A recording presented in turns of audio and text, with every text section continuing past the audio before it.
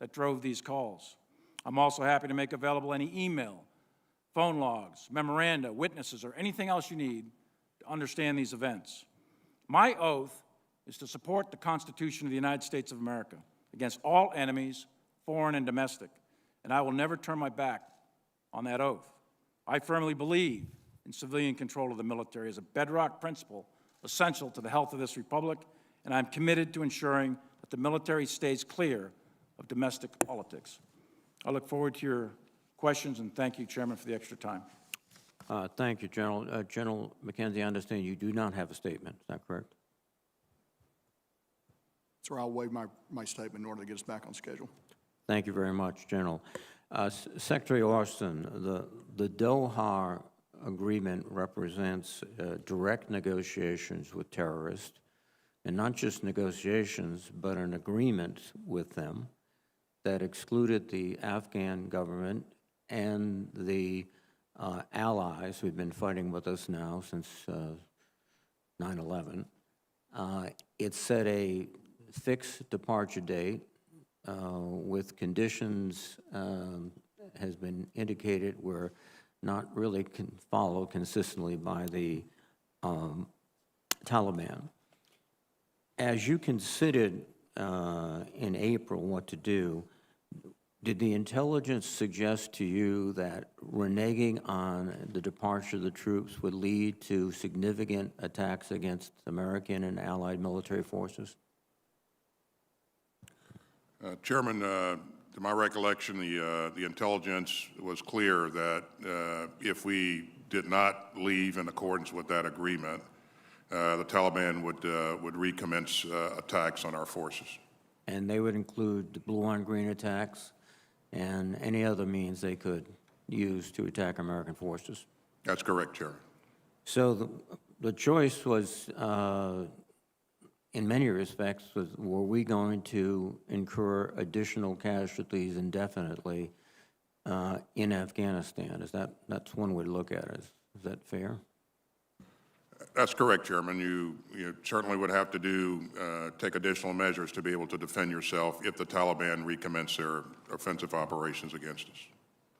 Now, General Milley and General McKenzie, did the Doha Agreement affect the morale of the Afghan forces, i.e., was there a sense now that even though it was months away, that the United States was leaving since we had agreed to leave? I'll let Frank talk the details, but my assessment is yes, Senator. It did affect the morale of the Afghan security forces. General McKenzie? Sir, it's my judgment that the Doha Agreement did negatively affect the performance of the Afghan forces, in particular by some of the actions that the government of Afghanistan was required to undertake as part of that agreement. And one of the critical issues was the agreement to withdraw contractors, which are basically the engine that maintains the Air Force of Afghanistan and many other logistical operations, and that was just as critical as the troop departure, I would assume. Chairman, it was. We had plans in place to try to conduct those operations from over the horizon. They were not as effective as having contractors on the ground on site with the aircraft. The momentum appeared to be shifting to the Taliban. Indications were their penetration of parts of the country in the northern sectors, particularly, which traditionally opposed the Taliban, the Northern Alliance. But that started, to be fair, that started long before Doha. There are some commentators who have suggested since 2014, the Taliban have been surrounding provincial capitals, insinuating themselves into the politics of the local communities, striking bargains. Is that your impression too, General McKenzie?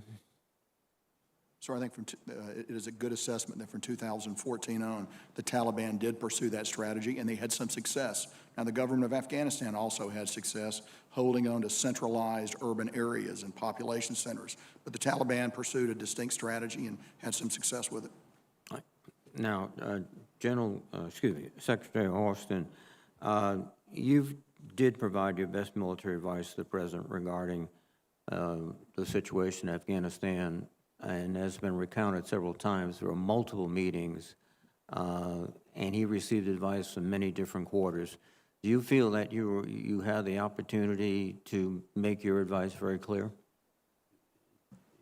I do, Chairman. As I've said before, I always keep my my advice to the President confidential, but I am very much satisfied that we had a thorough policy review, and I believe that all of the parties had an opportunity to provide input, and that input was received. Thank you very much. Senator Inhofe. Thank you, Mr. Chairman. It was 2 weeks ago that we had a closed classified hearing. We had General Miller's recommendation at that time. Well, let me first of all just mention that during their confirmation process, you committed, and I'm speaking now to General McKenzie and General Milley, to giving your honest and personal views of this committee, even if those views were differ from those of the administration, and I'm confident that you will be doing that. During this hearing that we had, it was emphasized to us from General Miller that he was recommending the 2,500 troops in Afghanistan. Now, we didn't receive the documentation from your offices, I say to the witnesses today, until, well, actually 10:35 last night. So there really wasn't time to get into a lot of the details, but I'd ask General McKenzie, did you agree to the recommendation that General Miller had 2 weeks ago? Senator, again, I won't share my personal recommendation to the President, but I will give you my honest opinion, and my honest opinion and view shaped my recommendation. I recommended that we maintain 2,500 troops in Afghanistan, and I also recommended earlier in the fall of 2020 that we maintain 4,500 at that time. Those are my personal views.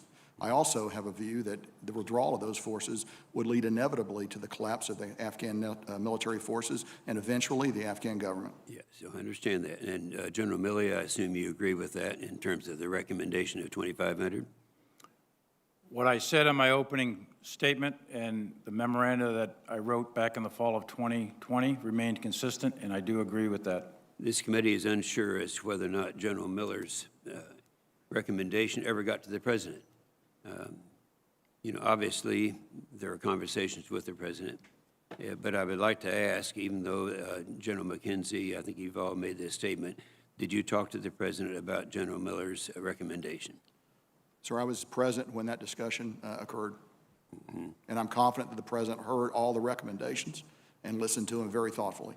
So one of the recommendations that was made by the three of you would be the recommendation that originally was made by General Miller's 2 weeks ago. During the August 18th interview on ABC, George Stephanopoulos asked President Biden whether U.S. troops would stay beyond August 31st if there are still Americans to evacuate. President Biden responded, and this is a quote, "If there's American citizens left, we're going to stay to get them all out." This didn't happen. The President Biden's decision resulted in all of the troops leaving, but the American citizens are still trying to get out. How many American citizens, is it your opinion, are still there? Just go down the line, each one of you. Anyone? Senator, I would defer to the State Department for that assessment. That's a dynamic process. They've been contacting the civilians that are in Afghanistan, and again, I would defer to them for definitive numbers. Mm-hmm. Go ahead. Others? Just same as the Secretary just said. There were numbers at the beginning of this whole process with the F-77 report out of the embassy, and we know that we took out almost 6,000, I guess it is, American citizens. But how many remain at deferred? Okay, do all of you agree that Secretary of State Blinken, when he made his analysis as to how many people would be here, but would still be there, he talked about the 10 to 15,000 citizens left behind, and then evacuated some 6,000. That would mean a minimum of 4,000 would still be there now. Would anyone disagree with that? By your silence, I assume you agree. I have no, I personally don't believe that there are 4,000 American citizens still left in Afghanistan, but I cannot confirm or deny that, Senator. So you think Secretary of State was probably wrong in his analysis? Thank you, Mr. Chairman. Thank you, and just for the record, the chair and the vice chair / ranking member have each abided by the 5-minute rule. So fair is fair. Thank you, Mr. Chairman, and thank you, Secretary Austin, General Milley, and General McKenzie for being here this morning. And Secretary Austin and General Milley, thank you for your effort to put into some historical perspective what happened in Afghanistan and for recognizing the incredible service and sacrifice of the troops who served there.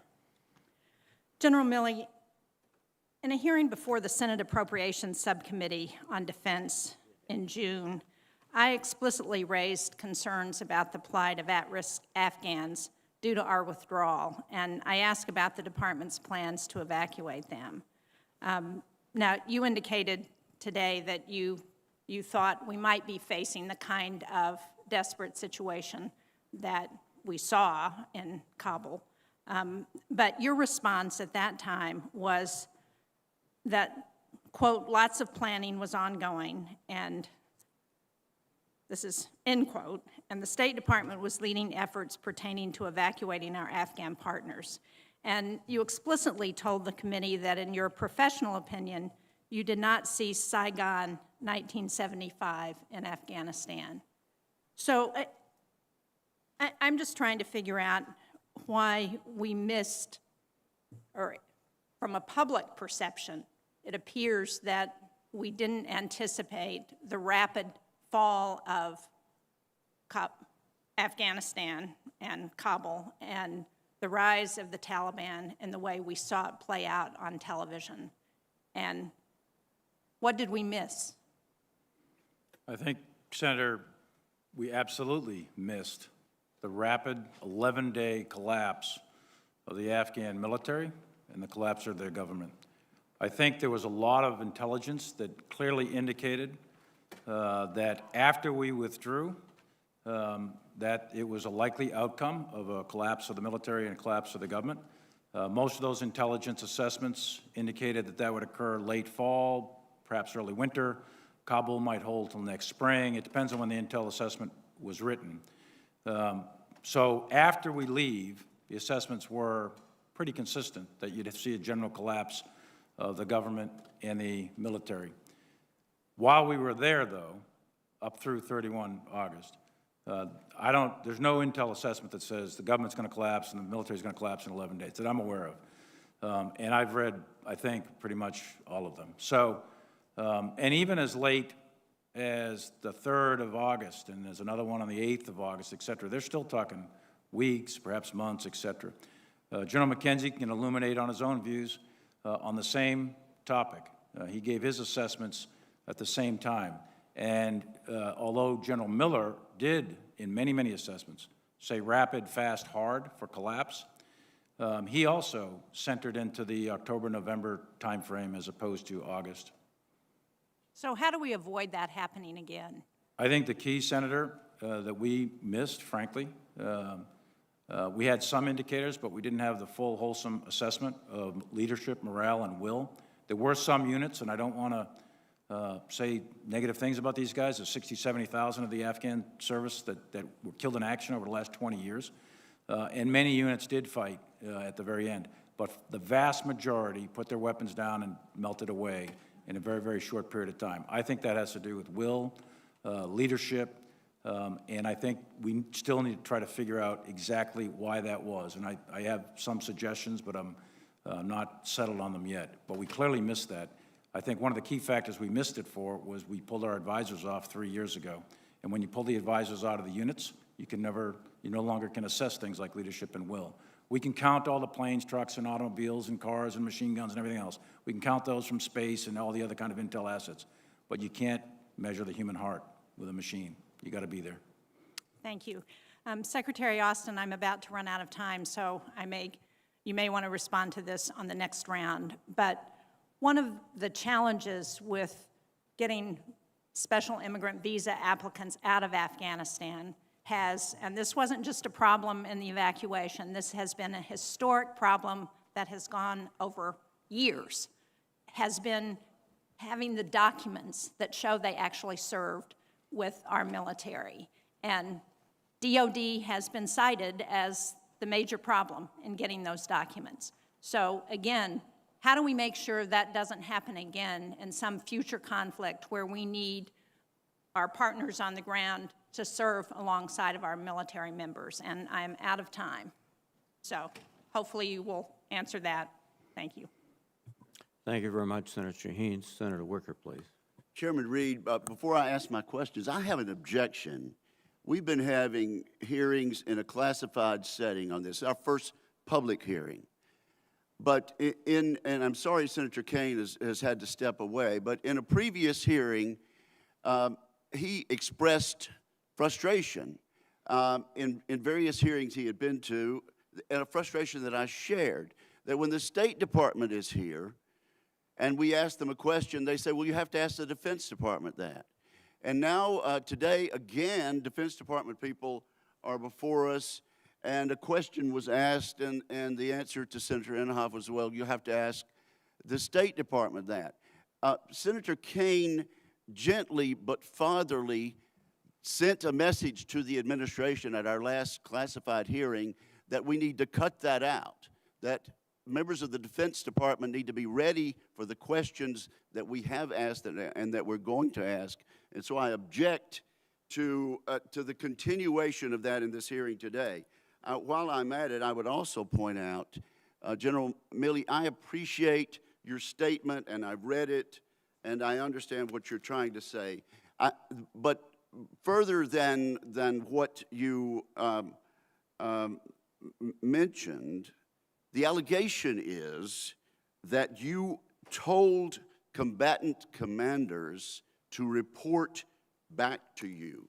Our clear understanding is that they are not in the chain of command. You are not in their chain of command, that they report directly to the commander-in-chief through the secretary. And so to the extent that you told them to report to you, they were not in your chain of command. Now let me see if I can get one question in here, having taken 2 minutes to mention a very important objection.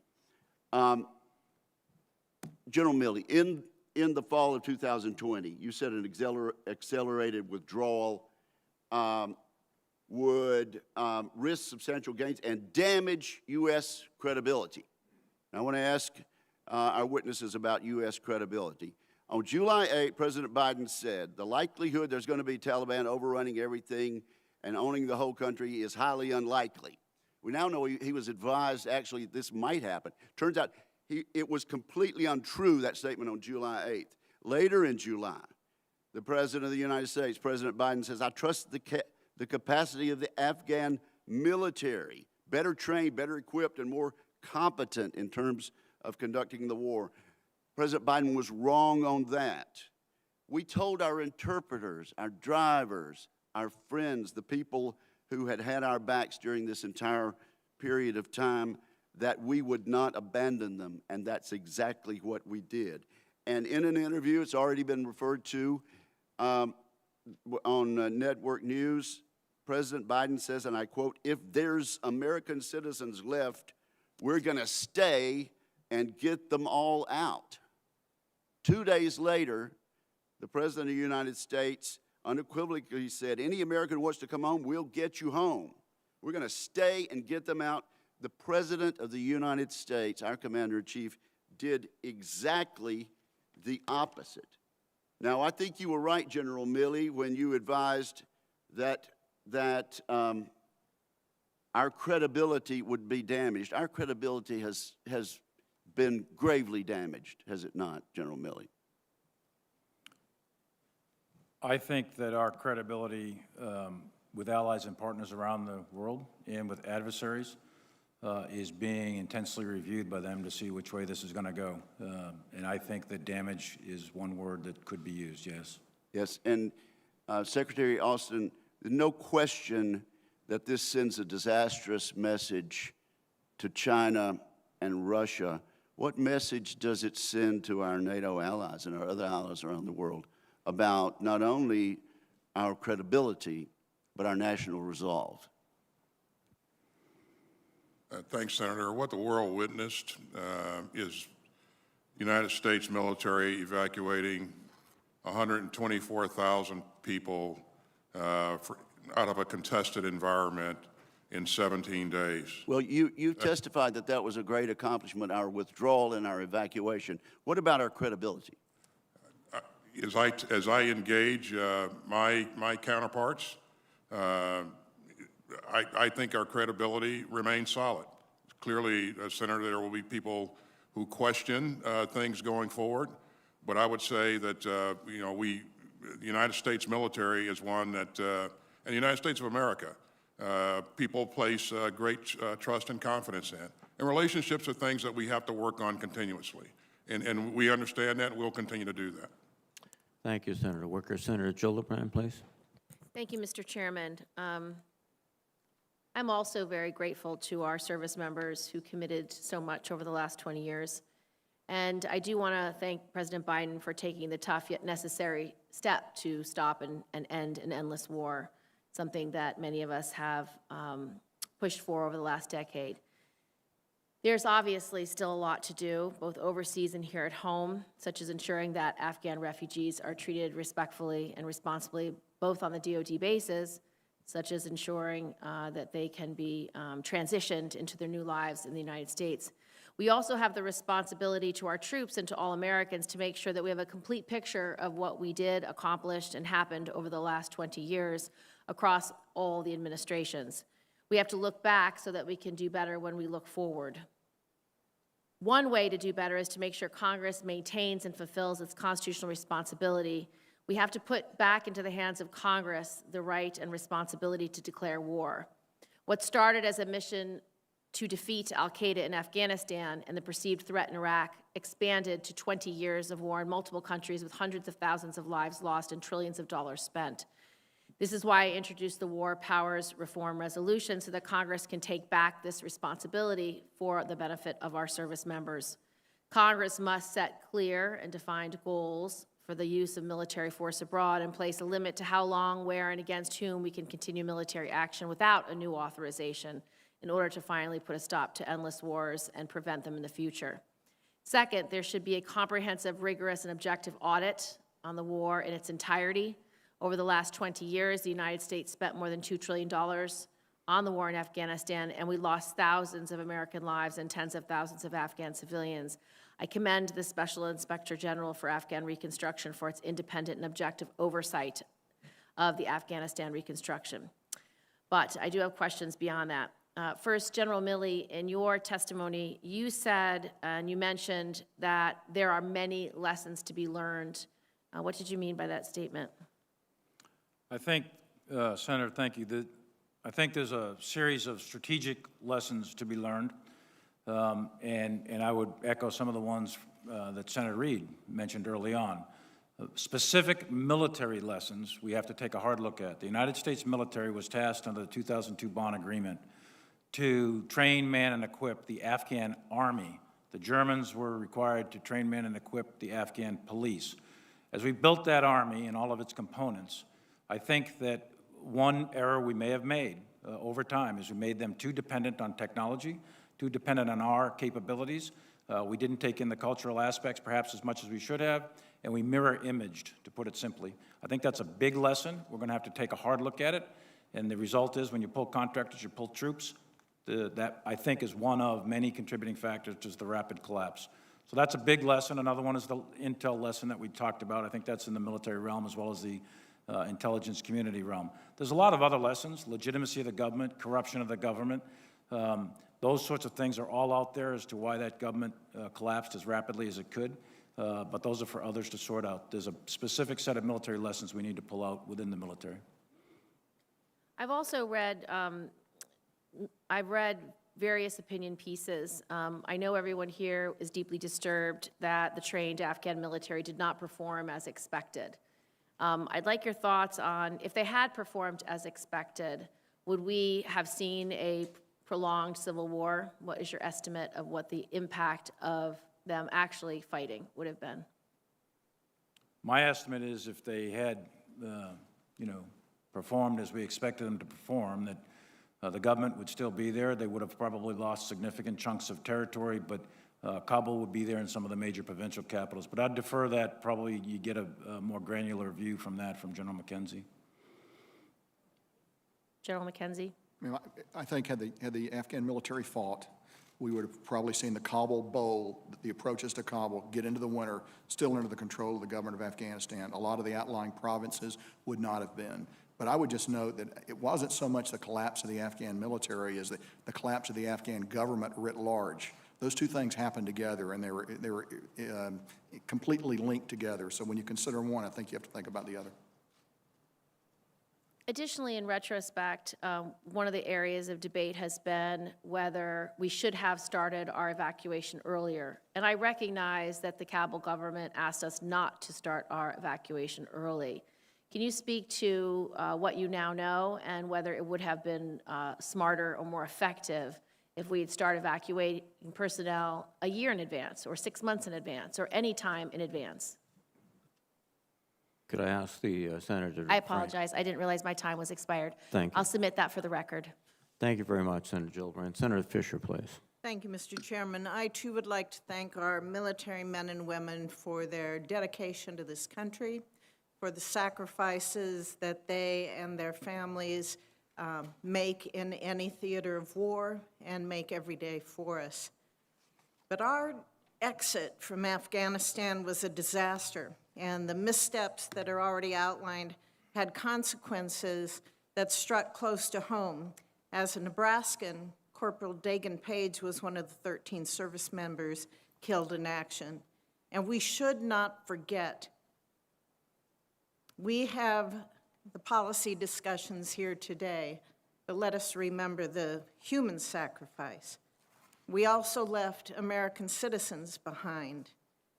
General Milley, in your written testimony, you stated withdrawal would increase risks of regional instability, the security of Pakistan and its nuclear arsenals, a global rise in violent extremist organizations, our global credibility with allies and partners would suffer, and a narrative of abandoning the Afghans would become widespread.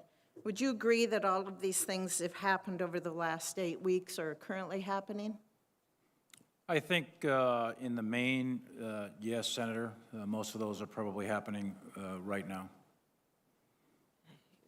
And I hope that we see in the future military advice having more consideration by the administration on what will happen from what you and General McKenzie have said today. If I may, Senator, I can tell you with 100% certainty that the military voice was heard and it was considered. It was considered but not followed, correct? We have, presidents are elected for reasons. They make strategic decisions. And I would no say this committee, General, has always stressed that commanders on the ground should be listened to. Would you agree with that? I would, and I would tell you they were listened to. I think there's a difference between us having an opportunity to have a voice, and I think it's very important that the military has a voice, but I firmly believe in civilian control of the military, and I am required, and the military commanders are required to give our best military advice, but the decision makers are not required in any manner, shape, or form to follow that advice. No, they are not, and I agree with you about the civilian control of this country. But I think it is also important to realize when we continue to see missteps by an administration that's costing lives. Secretary Austin, it's being reported right now that the Biden administration reached out to Russia about using Russian bases in the Central Asian nations bordering Afghanistan to the north for our strike assets to fly out of for the over-the-horizon counterterrorism missions. Is that true?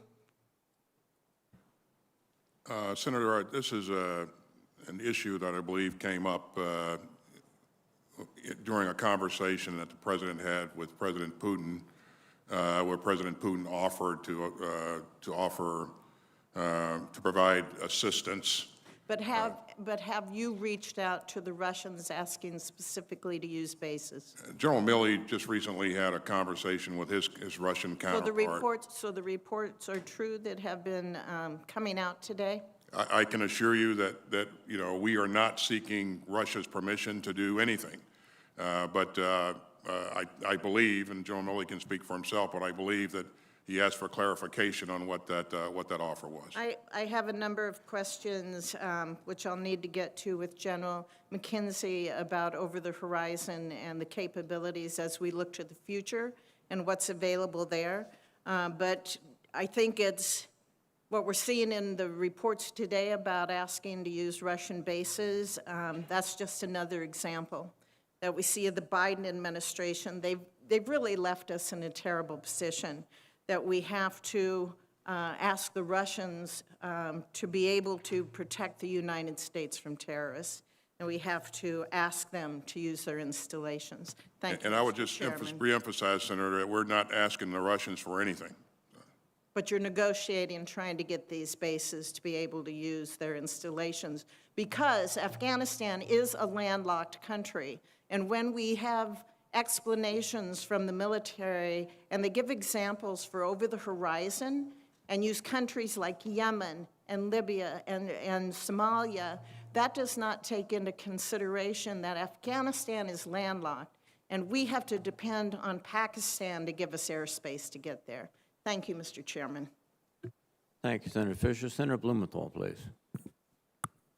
Thanks, Mr. Chairman, and I want to express my hope that this hearing is just the beginning, a first step in an in-depth analysis, going not just to the last 10 weeks or even 10 months, but 10 years and longer back, so that we can match the courage of the men and women of America who have sacrificed during this 20-year war, all of them and all of their families, not just in Afghanistan, but around the world. And we owe them, veterans of America, much more than we're giving them right now, because they have earned it. That in-depth analysis, looking backward, is essential, but I want to look forward right now to what is happening in Afghanistan with respect to Americans and our Afghan allies. After our withdrawal, it was left to an unofficial network or coalition of veterans, NGOs, some government officials. I was involved in an effort through chartered planes and airports outside of Kabul to try to airlift on a makeshift ad hoc basis Americans and Afghan allies still there. They have targets on their back. Their situation is increasingly urgent and desperate. And I have been frustrated by the lack of someone in charge and lines of authority, a point person. We need an evacuation czar, somebody who will provide a plan and supervise action so that we can get out of Afghanistan, the Americans that remain there. And I will tell you, we don't have an estimate on the number because nobody is in charge right now. So let me ask you, Secretary Austin, who at the Department of Defense has overall responsibility with overseeing the effort to evacuate? As you know, well, first of all, Senator, thank you for to you and your colleagues for all that you've done to help, continue to help get American citizens out of Afghanistan. The State Department, following the departure of the military, the State Department remained engaged and continued to work to get American citizens out. And as we've seen, some 85 American citizens and 79 legal permanent residents have departed via the Kabul airport. And so that work continues on. The State Department set up a cell to continue this work and develop a mechanism. That cell is headed up by Ambassador Bass. As you may recall, Ambassador Bass was one of the senior counselors on the ground at HKIA as we were conducting the investigation. I have a general officer that is a part of that cell, and we have reached out to, or Ambassador Bass has reached out to veterans groups and others who may have information that can help us continue to contact and eventually evacuate American citizens and LPRs. So this work continues, and we remain committed to continuing that work until we get out as many American citizens that are willing to come out. Well, there was a point, and you can call it the eye of the storm, when the Taliban had taken over the country but really wasn't in charge, when we could have evacuated a great many more Americans and our Afghan allies, the translators and others, guards, security officers. And I feel that the administration was on notice. In fact, a group of us went to the White House in the spring and urged that there be a plan for evacuation. And unfortunately, the withdrawal prevented there from being anybody on the ground. And in the wake of that withdrawal, there was a vacuum of leadership, and I would hope that there would be more effective action now to put somebody in charge and develop a plan, because we know that there are many Americans, whether it's green card holders or citizens or others, still there. In Connecticut, we have a resettlement organization called IRIS. Chris George, who heads it, has told us of individuals who are still there, more than 40 in Kabul. I'm sure other organizations similarly know of such Americans who are still there. Thank you, Senator Blumenthal. Senator Cotton, please.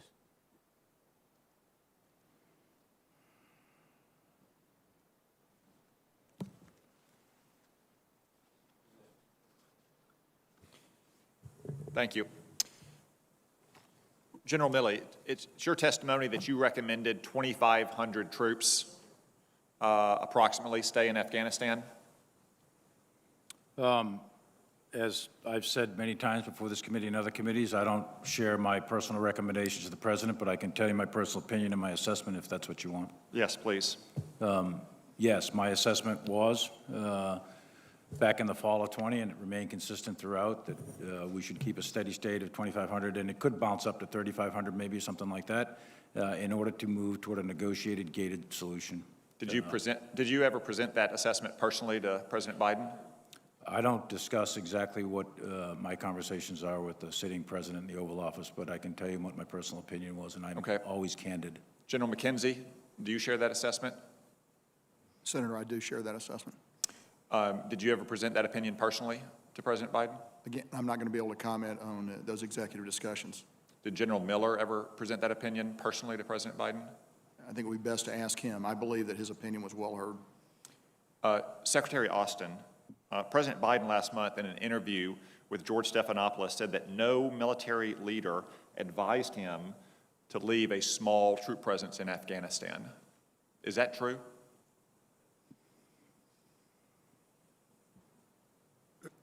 Senator Cotton, I believe that, well, first of all, I know the president to be an honest and forthright man. And secondly, it's a simple question, Secretary Austin. He said no senior military leader advised him to leave a small troop presence behind. Is that true or not? Did these officer and General Miller's recommendations get to the president personally? their input was received by the president and considered by the president, for sure. In terms of what they specifically recommended, Senator, as they just said, they're not going to provide what they recommended in confidence. I mean, it sounds to me, it's shocking to me. It sounds to me like maybe their best military advice was never presented personally to the President of the United States about such a highly consequential matter. Let me move on to another recommendation they are reported to have made. General Milley, Joe Biden has said that it was the unanimous recommendation of the Joint Chiefs that we not maintain a military presence beyond August 31st. We've heard testimony to that effect today as well. When was that unanimous recommendation sought and presented to the President? You're talking about the 31 August? Yes, the 31 August deadline for getting So out on of here. 25 August, I was asked to make an assessment and provide best military advice on... I'm sorry, my time is limited here. Okay. You gave me the answer that I needed to hear. August 25th? Correct. Kabul fell on August 15th. That's correct. You were not asked before August 25th? 16th. On August 25th, I was asked to provide best military assessment as whether we should keep military forces past the 31st. Secretary Austin, was anybody asked before August 25th if we should keep troops at the Kabul airport? This is, the President tasked us to provide an assessment on whether or not we should extend our presence beyond August 31st. And as General Milley just said, that assessment was made. We tasked him to make that assessment on the 25th, and he came back and provided his best military advice. Secretary, Kabul fell on August 15th. It was clear that we had thousands of Americans. It was clear to members of this committee who were getting phone calls that we had thousands of Americans in Afghanistan behind Taliban lines on August 15th. And it took 10 days to ask these general officers if we should extend our presence. I suspect the answer might be a little different if you were asking them 16 days out, not 5 days out. Again, my time is limited. I want to move on to another matter. President Biden's botched evacuation screwed things up coming and going as it relates to Afghan evacuees. We left behind thousands of Afghans who served us alongside of us, who were vetted and approved to come here. We brought out thousands who really have no particular connection, about whom we know nothing, and cannot be effectively vetted. You now have female troops who have been assaulted. You have Afghan evacuees committing sex crimes at Fort McCoy. What are we to make of this? What steps are we taking to ensure that thousands of Afghans about whom we know nothing are not going to be a menace to our troops at our military bases and to the communities into which they're about to be released? Well, Senator, I'm certainly aware of the allegations, and I take the allegations very seriously. And I can assure you that our commanders at our bases have what they need to be able to protect our troops and our families that work and live at those bases. And I'm in contact with General Van Herk, the NORTHCOM commander, who has overall responsibility for the operation on a routine basis. And this is an area that he remains cited on. All right, I've just got one final question. General Milley, I can only conclude that your advice about staying in Afghanistan was rejected. I'm shocked to learn that your advice wasn't sought until August 25th on staying past the August 31 deadline. I understand that you're the principal military advisor, that you advise, you don't decide, the President decides. But if all this is true, General Milley, why haven't you resigned? Senator, as a senior military officer, resigning is a really serious thing. It's a political act if I'm resigning in protest. My job is to provide advice. My statutory responsibility is to provide legal advice or best military advice to the President, and that's my legal requirement. That's what the law is. The President doesn't have to agree with that advice. He doesn't have to make those decisions just because we're generals. And it would be an incredible act of political defiance for a commissioned officer to just resign because my advice is not taken. This country doesn't want generals figuring out what orders we are going to accept and do or not. That's not our job. The principle of civilian control in the military is absolute. It's critical to this republic. In addition to that, just from a personal standpoint, you know, my dad didn't get a choice to resign at Iwo Jima, and those kids that are at Abbey Gate, they don't get a choice to resign. And I'm not going to turn my back on them. I'm not going to resign. They can't resign, so I'm not going to resign. There's no way. If the orders are illegal, we're in a different place. But if the orders are legal from civilian authority, I intend to carry them out. Thank you, Senator Cotton. Senator Hirono, please. Thank you, Mr. Chairman. Do I understand you correctly, General McKenzie and General Milley, that your personal recommendation was that the troops remain in Afghanistan, a certain number of them, beyond the August 31st deadline? No, Senator.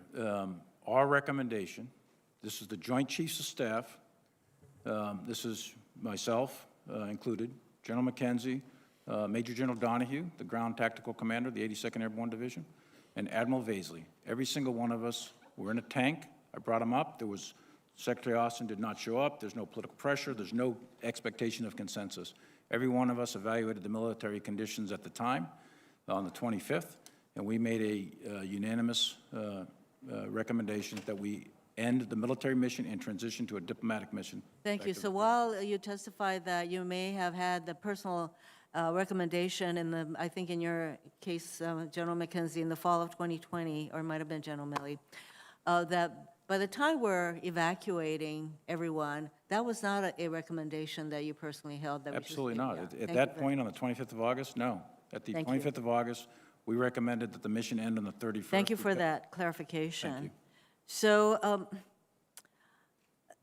the evacuation was chaotic, and yes, we are really grateful that our military performed magnificently in evacuating over 120,000 people. But Secretary Austin, Secretary Blinken acknowledged to my colleagues on the Senate Foreign Relations Committee that no one believed the Afghan government and military could collapse as rapidly as it did, especially in the first weeks of August. However, U.S. forces conducted at least a couple of airstrikes in the middle of July aimed at blunting the Taliban's rapid advance. So Secretary Austin, in July, you were aware, or the DOD was aware, that the situation was deteriorating rapidly by July. Why wasn't action taken to secure the Kabul airport or retake Bagram then? Thank you, Senator. You're right, the tempo had picked up significantly. The Taliban continued to make advances. Our entire chain of command, myself, the chairman, General McKenzie, routinely engaged the Afghan leadership to encourage them to solidify their defensive plans, to make sure that they were providing the right logistics to their troops, and further stiffen their defenses to no avail. And to compound that, President Ghani continued to make changes in the leadership of the military. And this created further problems for the Afghan security forces. Mr. Secretary, I don't mean to interrupt you, but my time is elapsing. So this gets to the overestimation, I think the overly optimistic assessment, because even as late as July, you're still encouraging the Afghan Special Forces, you're expecting the Ghani government to remain, but that was not the case. In December of 2019, the Washington Post reported that the U.S. military commanders privately expressed a lack of confidence that the Afghan army and police could ever fend off, much less defeat the Taliban on their own. So, General Milley, you noted that there were some specific military lessons to be learned. This is not the first time that I think we have relied upon overly optimistic assessments of conditions on the ground or conflict conditions. It certainly happened in Vietnam. So my question to you is, what specific steps can we take to make sure that our assessments are not overly optimistic so we can avoid the kind of reliance on assessments that are not accurate? I think in the case of working with other countries' armies, it's important to have advisors with those units so you can do a holistic assessment of things that are very difficult to measure, the morale factors, leadership, will. I think that's one key aspect. Another part, I think it's really important, and this is a lesson from Vietnam and I think today, is don't Americanize the war. We learned that in El Salvador or in Colombia, for example, where we did assist and help other countries' armies fight insurgencies, and we were quite effective, but it was their country, their army, that bore the burden of all the fighting, and we had very, very few advisors, and it was quite effective. Now, every country is different, every war is different, it has to be evaluated on its own merits, but I think those are some key points that are worth thinking about. I agree. Thank you, Mr. Chairman. Thank you, Senator Rona. Senator Rounds, please. Thank you, Mr. Chairman. Gentlemen, first of all, thank you for your willingness to appear before this committee to answer questions on the withdrawal from Afghanistan. You've received and will continue to receive tough questions on what led to this decision. This is an important constitutional requirement of the jobs that you have agreed to serve in, and I thank you all for your many years of service to our nation. I want to underline the fact that every single member of this committee, regardless of party, is grateful for the dedication and bravery exhibited by our service members, especially those who gave their last full measure of devotion at Abbey Gate. General McKenzie, General Miller told this committee that he recommended keeping 2,500 troops in Afghanistan, and this is back in January of 2021, because he felt that Afghan forces would not hold out long without our support. It seems to me that there would have been a process to convey General Miller's recommendation to the President. Can you share the process and who conveyed General Miller's recommendation? And was that recommendation delivered to both President Trump at the time and also to President Biden? So there is a process for delivering recommendations from commanders in the field. I was part of that process. While I've been very clear that I won't give you my recommendation, I've given you my view, which I think you can draw your own conclusions from.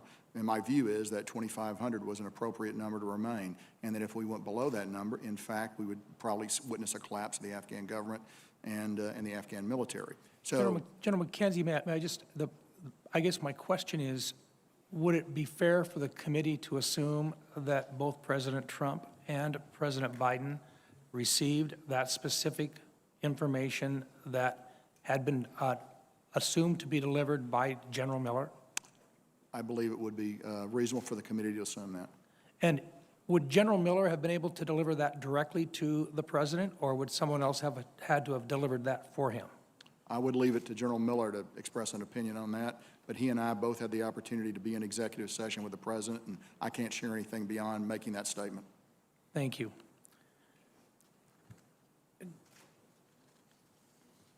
Secretary Austin, this committee was briefed on the series of rock drills, a rehearsal of concept drills, that examine the many potential scenarios that could arise through the execution of different types of actions and counteractions. We've been briefed by multiple leaders that the worst-case scenario, an unforecasted collapse of the Afghan government, was not something that these drills factored in as a possibility. Is it true that we actually did tabletop exercises and we actually went through these drills and we never assumed that there could be an immediate collapse of the Afghan government?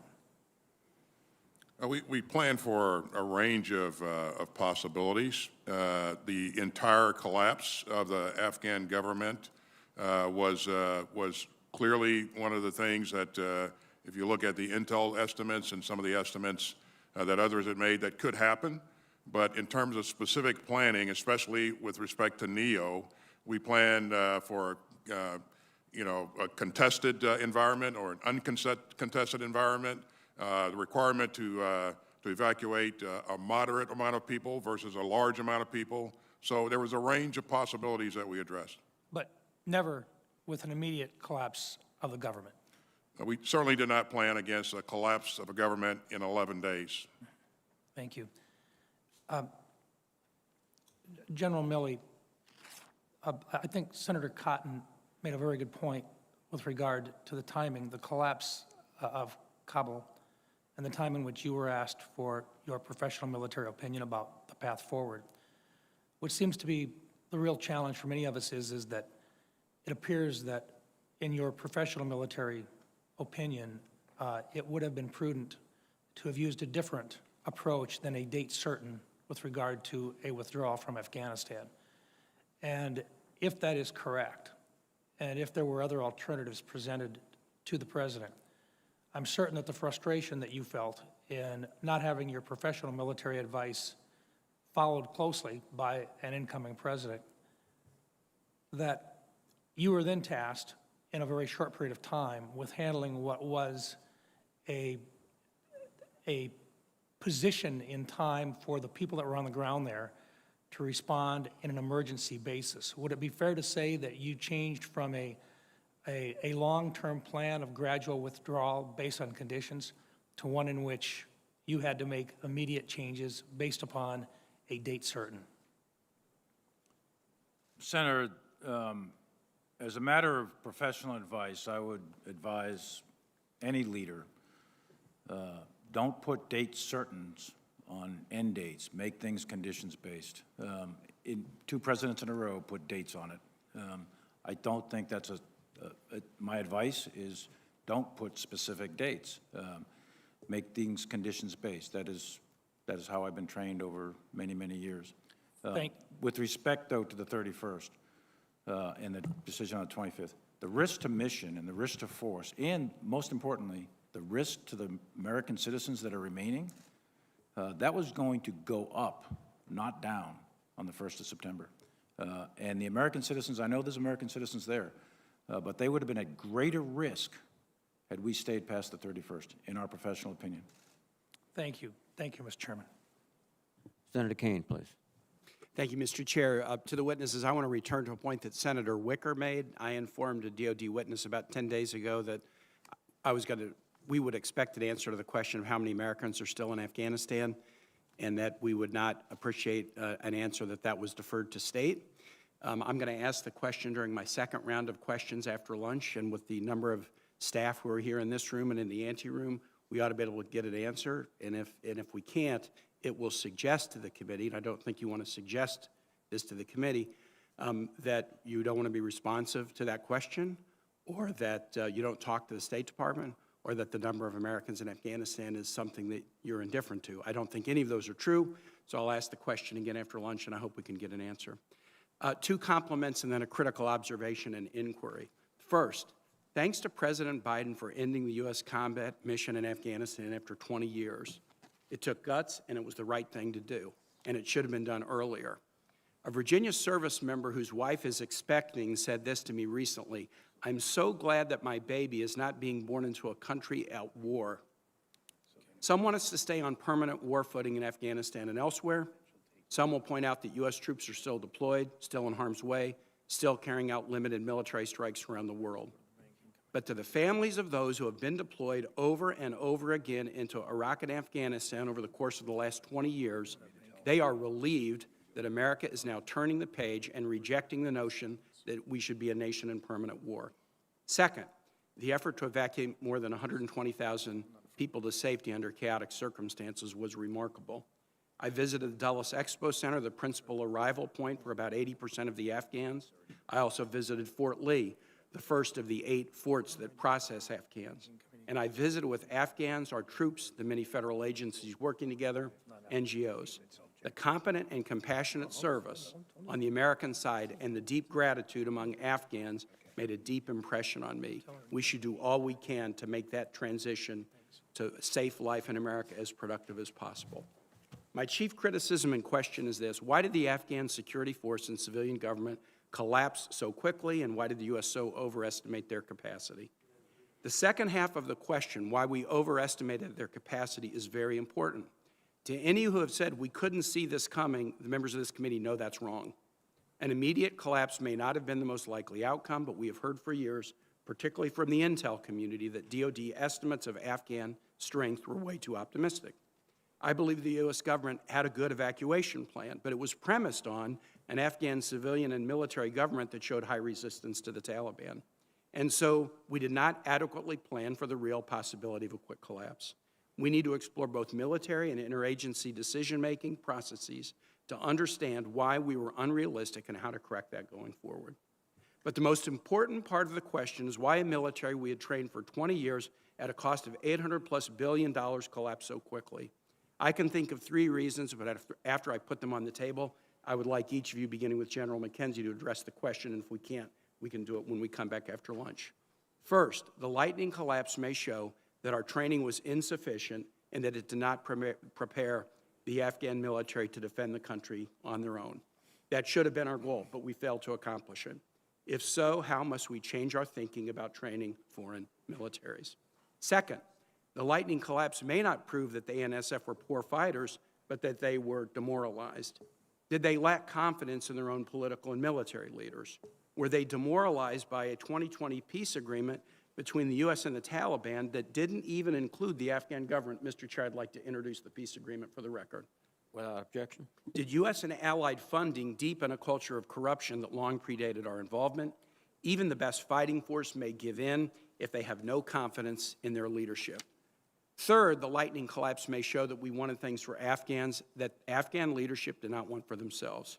We celebrated gains in public health and women's education, and we assumed that Afghans would fight to preserve those gains rather than allow the Taliban to take over. In other words, we thought we knew what Afghans wanted, what they feared, and what they would fight for. But was our belief, though well-intentioned, incredibly naive? We can't get 1/3 of Americans to take a COVID vaccine or accept the results of a presidential election. Do we really think we can transform the culture of another nation?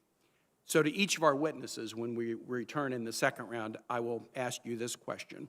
Why do you believe the Afghan military and civilian government collapsed so quickly? With that, I'll yield back, Mr. Chair. Thank you very much, Senator Kane. Senator Ernst, please. Yes, thank you, Mr. Chair. And gentlemen, thank you very much for being here today. And unfortunately, this morning's hearing is required due to the haphazard withdrawal of U.S. forces, American citizens, and many of our Afghan partners. However, we do want to thank the men and women in uniform that assisted the evacuation of those that were able to make it out, and of course, to those that have given their service and sacrifice over the past 2 decades of the global war on terror.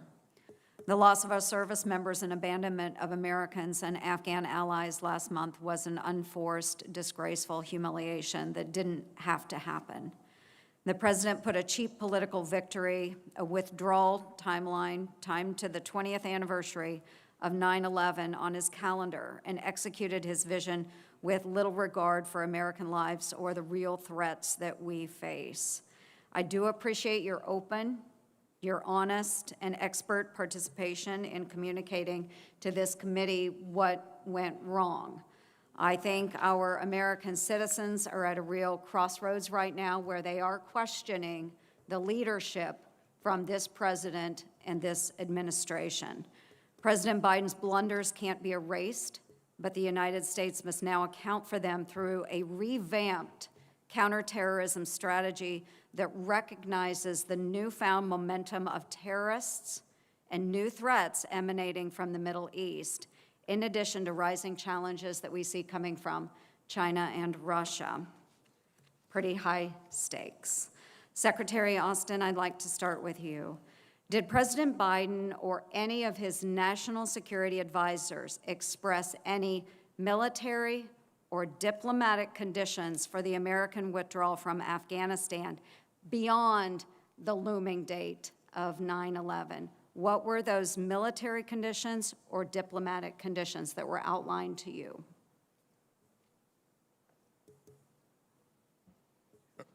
Again, once the president went through a very deliberate decision-making process and made his decision that to exit Afghanistan, there were no additional conditions placed on it.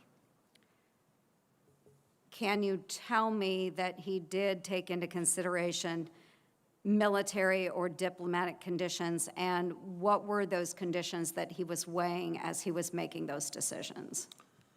Sure. One of the things that all of us wanted to see happen was for this conflict to end with a diplomatic solution.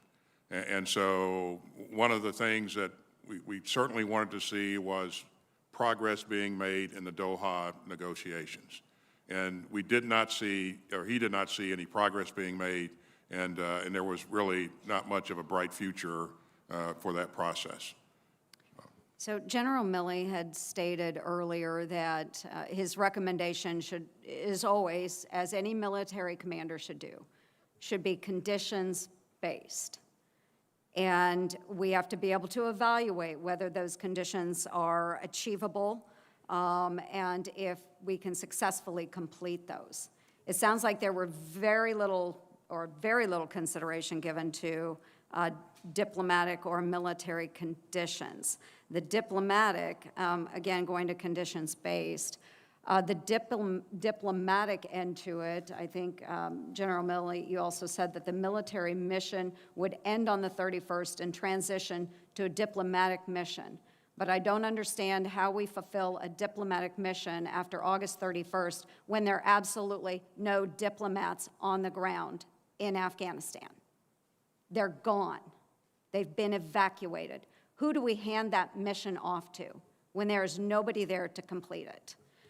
So can you then say that the president directed you, Secretary Austin, to execute an unconditional withdrawal from Afghanistan? Unconditional. August 31st, done.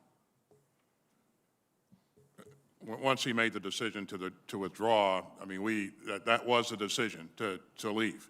And we certainly wanted to make sure that we shaped conditions so that our embassy could maintain a presence there and continue to engage the government of Afghanistan. So Secretary protection of the Austin. embassy was pretty important. Yes, Secretary Austin, you are extremely diplomatic in your answers. I can appreciate that.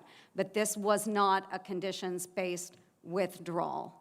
And I think all three of you have stated that you made your best opinion known to the President of the United States. He had no conditions other than to get our people out of Afghanistan, which he failed at because we still have Americans as well as Afghan partners in Afghanistan. Thank you, Mr. Chair. I yield back. Thank you, Senator Ernst. Senator King, please. Thank you, Mr. Chairman. I'm finding this a very interesting hearing. It's really two hearings at once. One is on the question of should we leave Afghanistan, and if we shouldn't, what should be the nature of our troop commitment and our commitment to the country. The other is the withdrawal, which I thought was the subject of the hearing. The decision to leave Afghanistan was made by President Trump and his administration on February 29th, 2020, where we committed to leave by a date certain. There was a particular provision or a condition, if you will, about negotiations between the Taliban and the Afghan government. There was even a date specified, March 10th, 2020, less than 2 weeks after the signing of the Doha Agreement. Clearly, that condition was not met. My question is, and General Milley, you were the only one who overlapped the two administrations, were there any efforts on behalf of the prior administration to enforce that condition of negotiation with the Afghan government and the Taliban? Senator, as I said in my opening remarks, the conditions that were required of the Taliban, none of them were met except one. My question is, did we attempt to enforce those conditions? Did we inform the Taliban, for example, we won't advocate for the release of 5,000 prisoners unless you begin negotiations, or something similar? I don't have personal knowledge of that, whether or not, Zal Khalilzad or others were personally saying that. I don't have personal knowledge of that, but I do know that none of the conditions were met except the one, which is don't attack American forces and coalition forces. That condition was. The conditions were not met, but you testified that the troop withdrawals and the release of the 5,000 Taliban prisoners did proceed, even though the conditions had not been met. Is that correct? That is correct. And you've testified you provide your best military advice to President Biden that there should be a residual force left in Afghanistan. Did you provide the same advice to President Trump when they were negotiating the Doha Agreement? Again, I'm not going to discuss precise advice. Was it your best military judgment that a residual force? At that time, yes, and that's what a series of memos and advice and meetings, et cetera, in the September-October timeframe, that's exactly what they were, and you can talk to Secretary Esper, he could tell you the same thing. So your military judgment didn't change on January 20th? No. Thank you. General McKenzie, you touched on something that you were the only one to mention it in this entire hearing.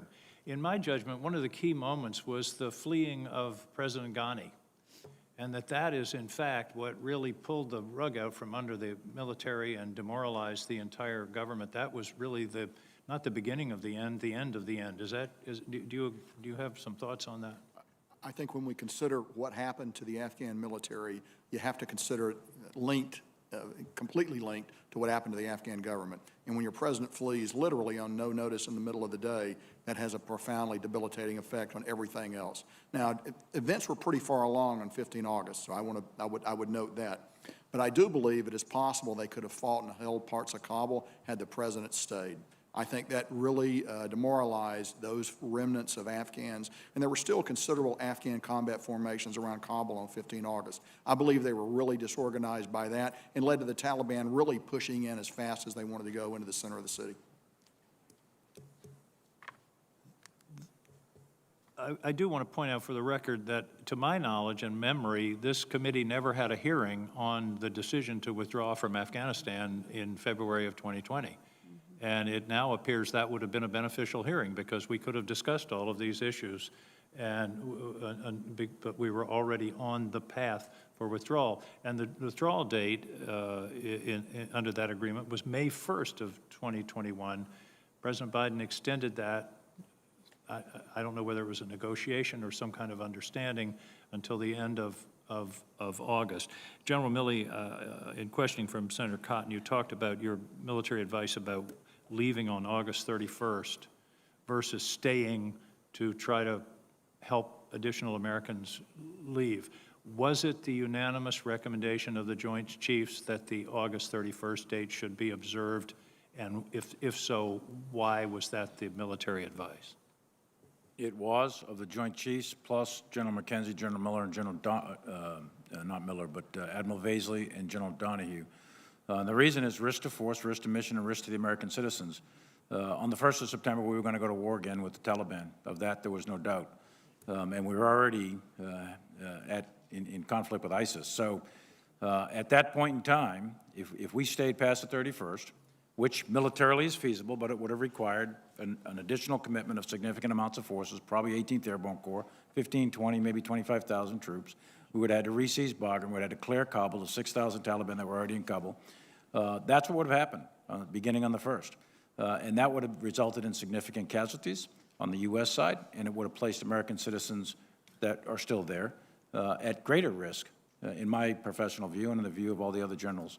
So on the 25th, we recommended that we transition to a diplomatic option beginning on the 31st. Thank you, General. Thank you, Senator King. Senator Tillis, please. General Milley, you said that the Taliban had not lived up to the terms of the agreement. Give me a rough date of when they first breached terms of the agreement. When they where you said they were not living up to the terms of the Doha Agreement. What was the first evidence that they were not living up to the terms of the agreement? Yeah, the memo signed 29 February. So through this, really the fighting season of the summer of 20, one of the requirements, for example. Okay, so more than a year ago. Absolutely. Okay. Sure. I don't buy the idea that this president was bound by a decision made by a prior president. This was not a treaty. And it was clearly an agreement where the Taliban were not living up to it. This president, President Biden, could have come in, reasserted conditions, and completely changed the timeline. He's not bound by the president's prior agreements any more than he was bound by the President Trump's decision to exit the Iran deal or the Paris Climate Accords. So that, to me, is a false narrative. I also have to say that this president, moving forward with a failed construct, has cost American lives, or has cost lives of North Carolinians. We're working on a case with an SIV holder who had a sister who worked for an NGO, Save the Children, and a father who was in the Afghan police force. And as we were working to get through them, the Taliban 2.0 is every bit as ruthless as the one that we replaced in 2001. They sent pictures of the slit throats of people that we were working personally with. They killed this pregnant woman. They killed this police officer. And they are killing countless other people now that we should have gotten out. Secretary Austin, I think we do owe a debt of gratitude to the people that got 120,000, 124,000 people out. It was a logistical success, but this is a strategic failure. General McKenzie, General Miller said 2,500. I've heard you and General Milley also say you agreed with the idea. You personally agreed. You didn't necessarily say that you recommended to the president the 2,500. I understood from General Milley or General Miller that there was a broader context within that recommendation. There were 2,500 fighters, U.S. fighters, but I understand almost 5,000 NATO allies or 5,000 others that were willing to remain on the ground, and as General Miller said, keep the hand on the shoulder of the Afghan National Forces so that we could have a counter to the Taliban. Is that correct, that it was bigger than that? It was in probably the 7,000 range? Senator, you're correct. Yeah. Our NATO allies would have been on board for. And also a CIA presence with bases out there for human intelligence to help us be more precise, more exquisite with the execution of whatever operations we had on the ground? That is correct, Senator. Okay. Now, I know that you won't say that you advised the president, but is it fair to say that when General Miller, he said that he advised all of you on his recommendations, it sounds like 2 of the 3 of you agreed with it, is it at least fair to say that in the interagency discussion that those recommendations were made and that in your best military advice, it would have kept the situation stable in Afghanistan? Well, I've stated consistently that my position was if you go below 2,500, you're going to look at a collapse of the Afghan military. I did not foresee it to be days. I thought it would take months. But the rest of the ecosystem would go out with it, too. The NATO partners are going to leave, the interagency is going to leave, and you're going to leave the Afghans by themselves. Did any of you embrace the notion that the 2,500 plus the several thousand, I think an estimated 5,000 NATO allies and partners who were willing to stay there as well, did any of you agree with the president's assessment that if he acted on that recommendation, that he would ultimately have to send tens of thousands more U.S. service members to Afghanistan? That if we held that one, that it would ultimately just delay the day where we would be back to 100,000 or 50,000 U.S. forces in Afghanistan? So, Senator, these discussions were occurring in January, February, March. They're separate from the late August discussions, so I want to make that point. But in your best military judgment, do you believe that the recommendations that General Miller put forth, with some 2,500, and I think General Milley said maybe flex up to 3,500, do you believe that that would have sown the seeds for ultimately having to send tens of thousands of U.S. service members back to Afghanistan, as the president has said publicly? Senator, I believe there was a risk you would incur increasing attacks by the Taliban. That was a risk with holding at 2,500. That was a very clear risk. But I'll tell you, Senator, I'm really humbled recently by my ability to deduce what the Taliban would or would not do, so I think it's hard to know. Thank you. And next round, I'll get on to the fate of the SIV holders and people that are stranded in Afghanistan. Thank you, Mr. Chair. Thank you, Senator Tillis. Let me recognize Senator Warren, and I'm going over for the vote. Senator Haruno will preside in my absence. Senator Warren, please. Thank you, Mr. Chairman. So I want to begin by zooming out because it is not possible to understand our final months in Afghanistan without viewing them in the context of the 20 years that led up to them. Anyone who says the last few months were a failure, but everything before that was great, clearly hasn't been paying attention. In 2015, the Taliban conquered its first province since 2001. By October 2018, the Afghan government controlled only 54% of the 407 districts, and by May 2020, the Afghan government controlled less than a third of Afghan's 407 districts. We poured money and support and air cover, and the Afghan government continued to fail. By 2021, it was clear that 2,500 troops could not successfully prop up a government that had been losing ground and support to the Taliban for years. Secretary Austin, I understand that you advised President Biden to stay in Afghanistan, but as you acknowledge, staying or withdrawing is a decision for the president alone. So I want to focus on what happened next. Once President Biden made the decision to have U.S. forces leave the country, who designed the evacuation? Well, Senator, again, I won't address what I advised, the advice I gave the President I would just say that in his calculus, this was not risk-free, and the Taliban, as we said earlier in this hearing, were committed to recommencing their operations against our forces. His assessment was that in order to sustain that and continue to do things that benefited the Afghans, that would require at some point that he increase the presence, our presence there in Afghanistan. So once he made the decision, then of course from a military perspective, in terms of the retrograde of the people and the equipment, that planning was done by Central Command and certainly principally by General Miller. Okay. Very, very detailed planning, and then we came back and briefed the entire interagency on the details of that plan. Okay, so the military planned the evacuation. Did President Biden follow your advice on executing on the evacuation plan? He did. Did President Biden give you all the resources that you needed? From my view, he did. Did President Biden ignore your advice on the evacuation at any point? No, Senator, he did not. Did he refuse any request for anything that you needed or asked for? No. So the president followed the advice of his military advisors in planning and executing this withdrawal.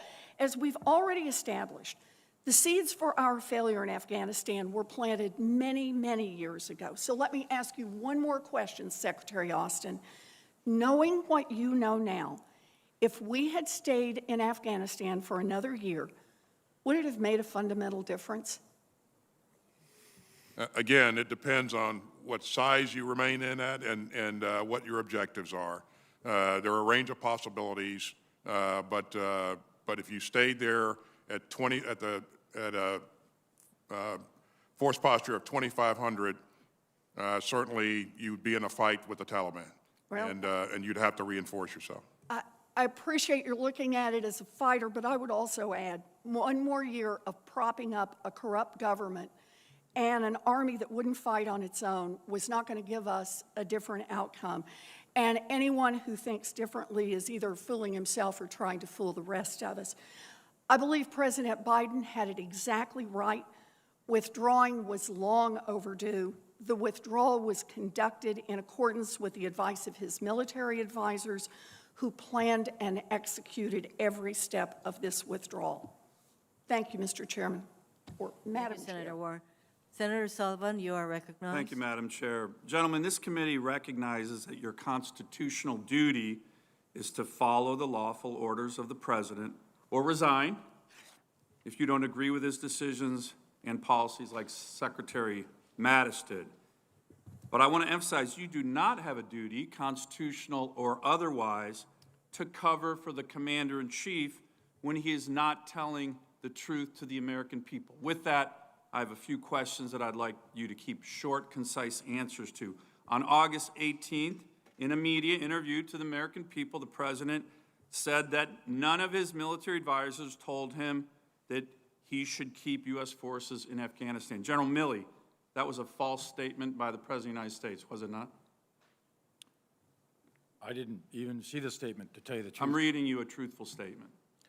That was a false statement. Yeah, look, I don't have a lot of time. Okay, Was that okay. a false statement to the American people I'm not going or to categorize a statement of a President of the United States. General McKenzie, was that a false statement? The President said none of his commanders said that he should keep troops in Afghanistan. Was that a false statement by the President of the United States? Remember, you do not have a duty to cover for the President when he's not telling the truth. Was that a false statement or not? I've given you my opinion on the matter. I've given you my judgment on it. And I think we all know it was a false statement, okay? That's number one. President also said if there's an American citizen left behind in Afghanistan, the military is going to stay until we get them out. General Milley, did that statement turn out to be true or untrue by the President? I think that was the intent, but we gave him a recommendation on the 25th of August to terminate the mission on the 31st of August. Statement was untrue. Let me ask another question. General Milley, General McKenzie, President around the same time said, quote, "Al-Qaeda was gone from Afghanistan," told the American people that. Was that true or not true? Was Al-Qaeda gone from Afghanistan in mid-August? True or not true? Al-Qaeda is still in Afghanistan. They were there in mid-August. They have been severely disrupted and attrited over many, many years. They are not. So it wasn't true. General McKenzie, was that true or not? Al-Qaeda was present in Afghanistan. Okay, so it wasn't true. Let me make one final one. The President called this entire retrograde operation an extraordinary success. General Miller, in his testimony, disagreed with that assertion. General Milley, was this Afghanistan retrograde operation an extraordinary success? There's two operations, Senator. Just yes or no. I have a lot of questions. Was this an extraordinary success? Senator, with all due respect, there's two operations. There's the retrograde, which Miller was in charge of, and there's the NEO, which CENTCOM was in charge of. The retrograde was executed and ended by mid-July with a residual force to defend the embassy. The NEO. You and I have discussed this. Would you use the term extraordinary success for what took place in August in Afghanistan? That's the non-combatant evacuation, and I think one of the other senators said it very well. It was a logistical success, but a strategic failure. And I think those are two different terms. Look, I think, here's the problem. I think the whole world knows, this is the cover of the Economist magazine, Biden's debacle. That had stories in it, articles in it called "The Fiasco in Afghanistan is a Huge and Unnecessary Blow to America's Standing." That was one article. Joe Biden blames everybody else. That's another article. China sees America humbled.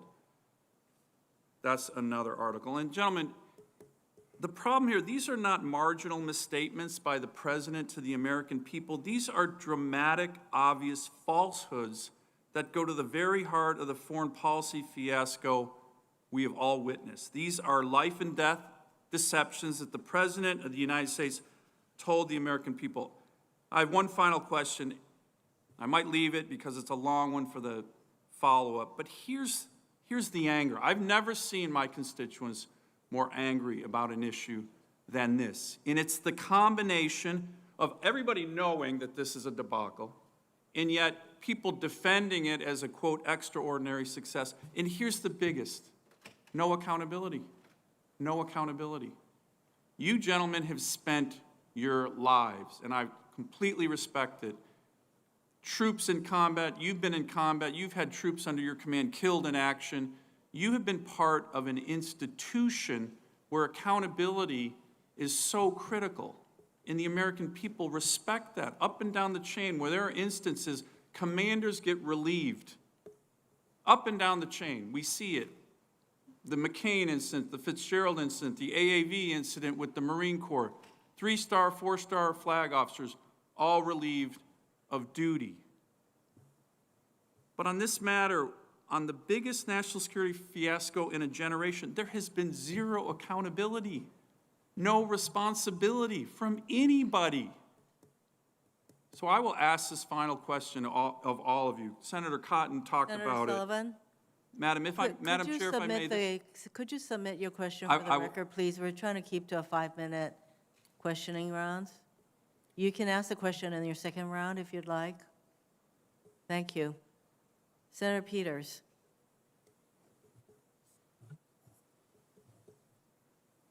Thank you, Madam Chair, and thank you to each and every one of you for your service to our country.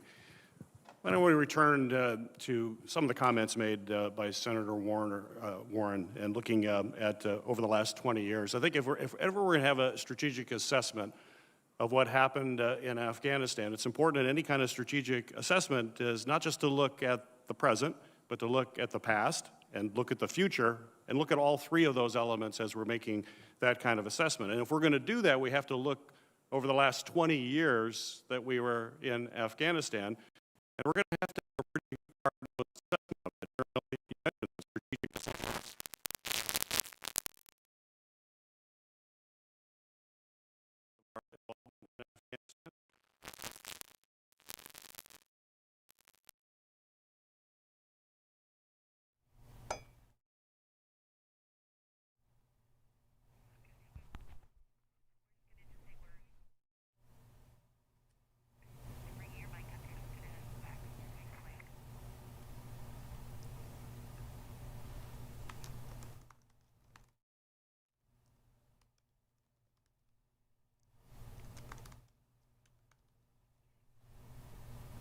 we're having an issue with the feed, but we'll be bringing this hearing of the Senate Armed Services Committee to you as soon as we get the feed restored.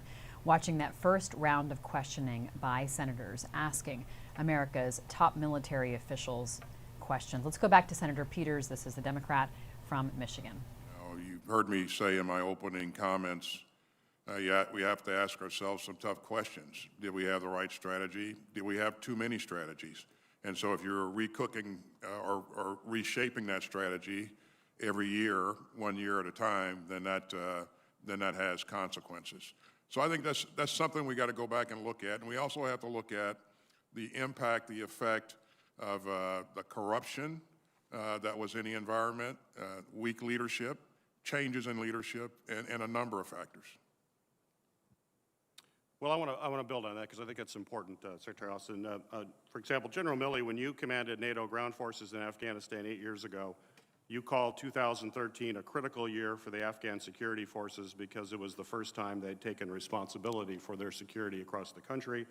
Secretary Austin, you offered similar assessments in 2015 and 2016 during testimony before this committee. As CENTCOM commander, you emphasized that there were 326,000 ANSF forces and they were ready to lead security operations. And I'll just say, from also my experience, especially when I was in Afghanistan, the input that I got from our commanders was that this year is going to be different. We're going to be able to do things better. But I got a completely different assessment when I went to the mess hall and ate with the soldiers and the Marines and the folks on the ground who said, I don't trust these folks that we're with. I don't know if they're going to fight. In fact, they don't even show up. They get their paycheck, but they don't show up. And now there may have been some instances where they've performed, and I know you've highlighted some of those. But my question from a strategic standpoint is, did we just become fixated perhaps on some tactical performance from our forces, their forces, and forget to measure the Afghan security forces' actual institutional health as a fighting force that could sustain a fight, even though they're in an incredibly weak economy and a whole host of complicated cultural issues? Clearly questions that we have to drill deep on.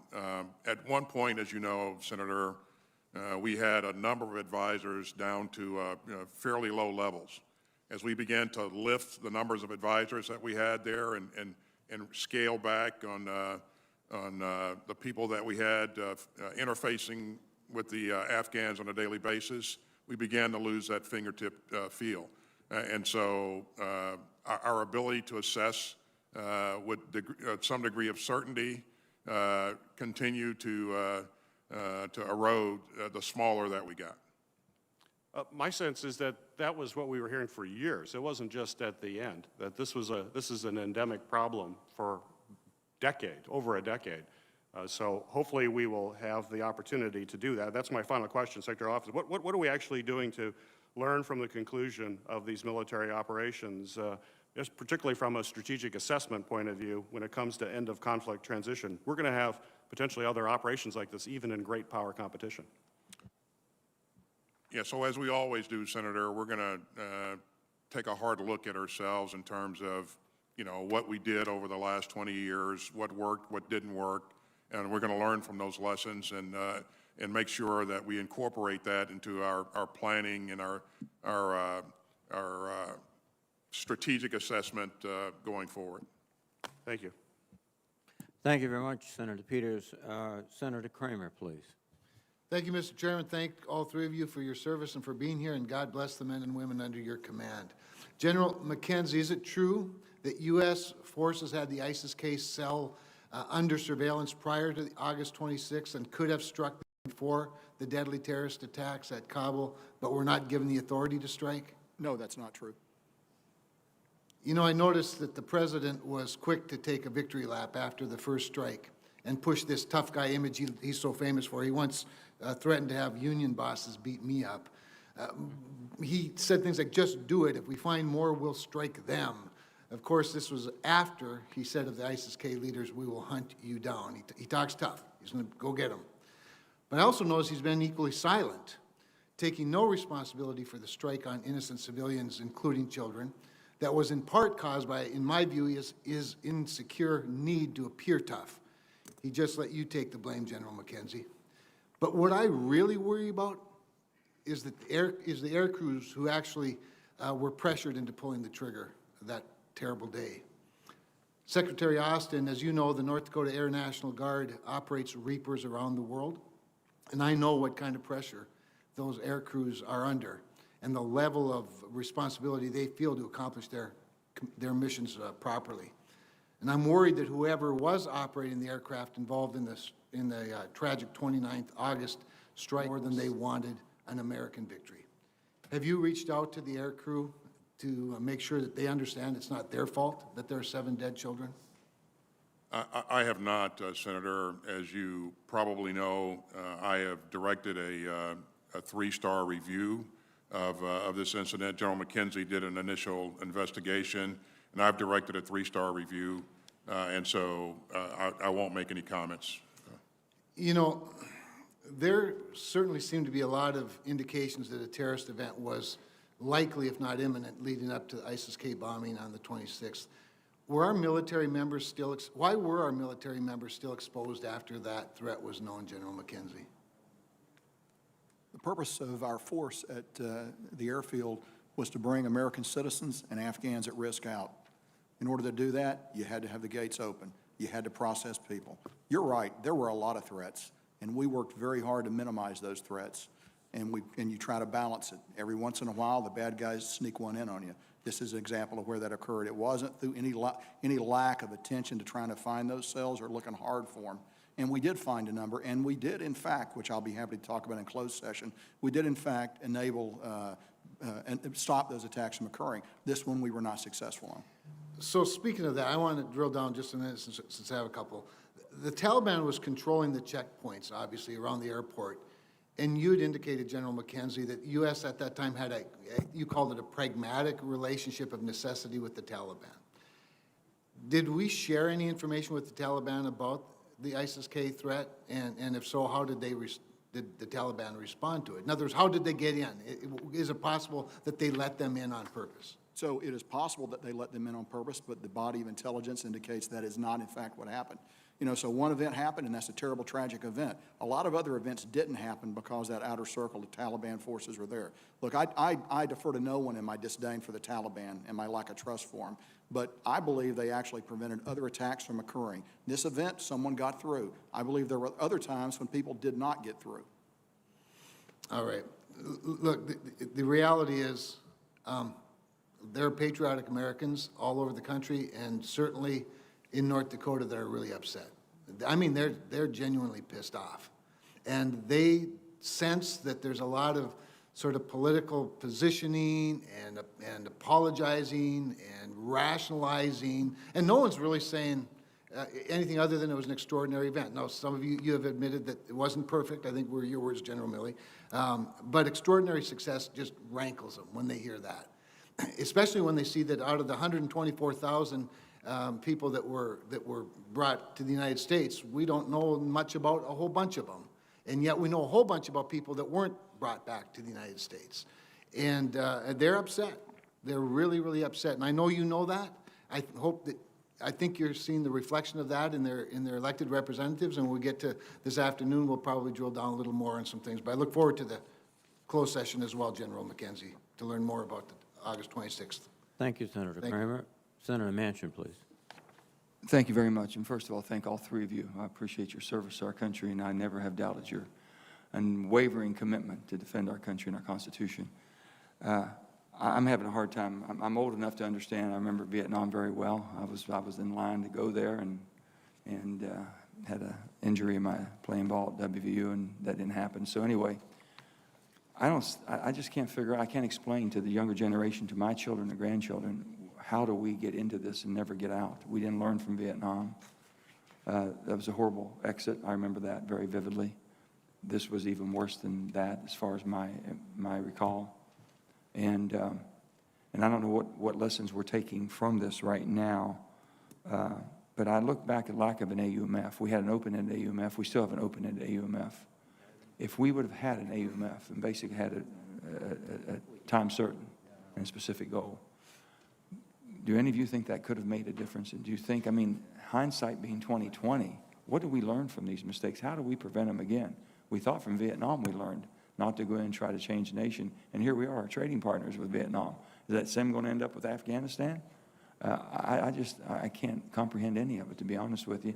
I have no explanation. So anybody that wants to help me, and General Milley, I know that you have a great knowledge of history and how we've gotten into situations and how maybe we should keep from repeating that. Yeah, as I said, Senator Manchin, in my opening comment, I'm sorry, I was conducting an ENR meeting and I wasn't able to be here for that. I'm so sorry.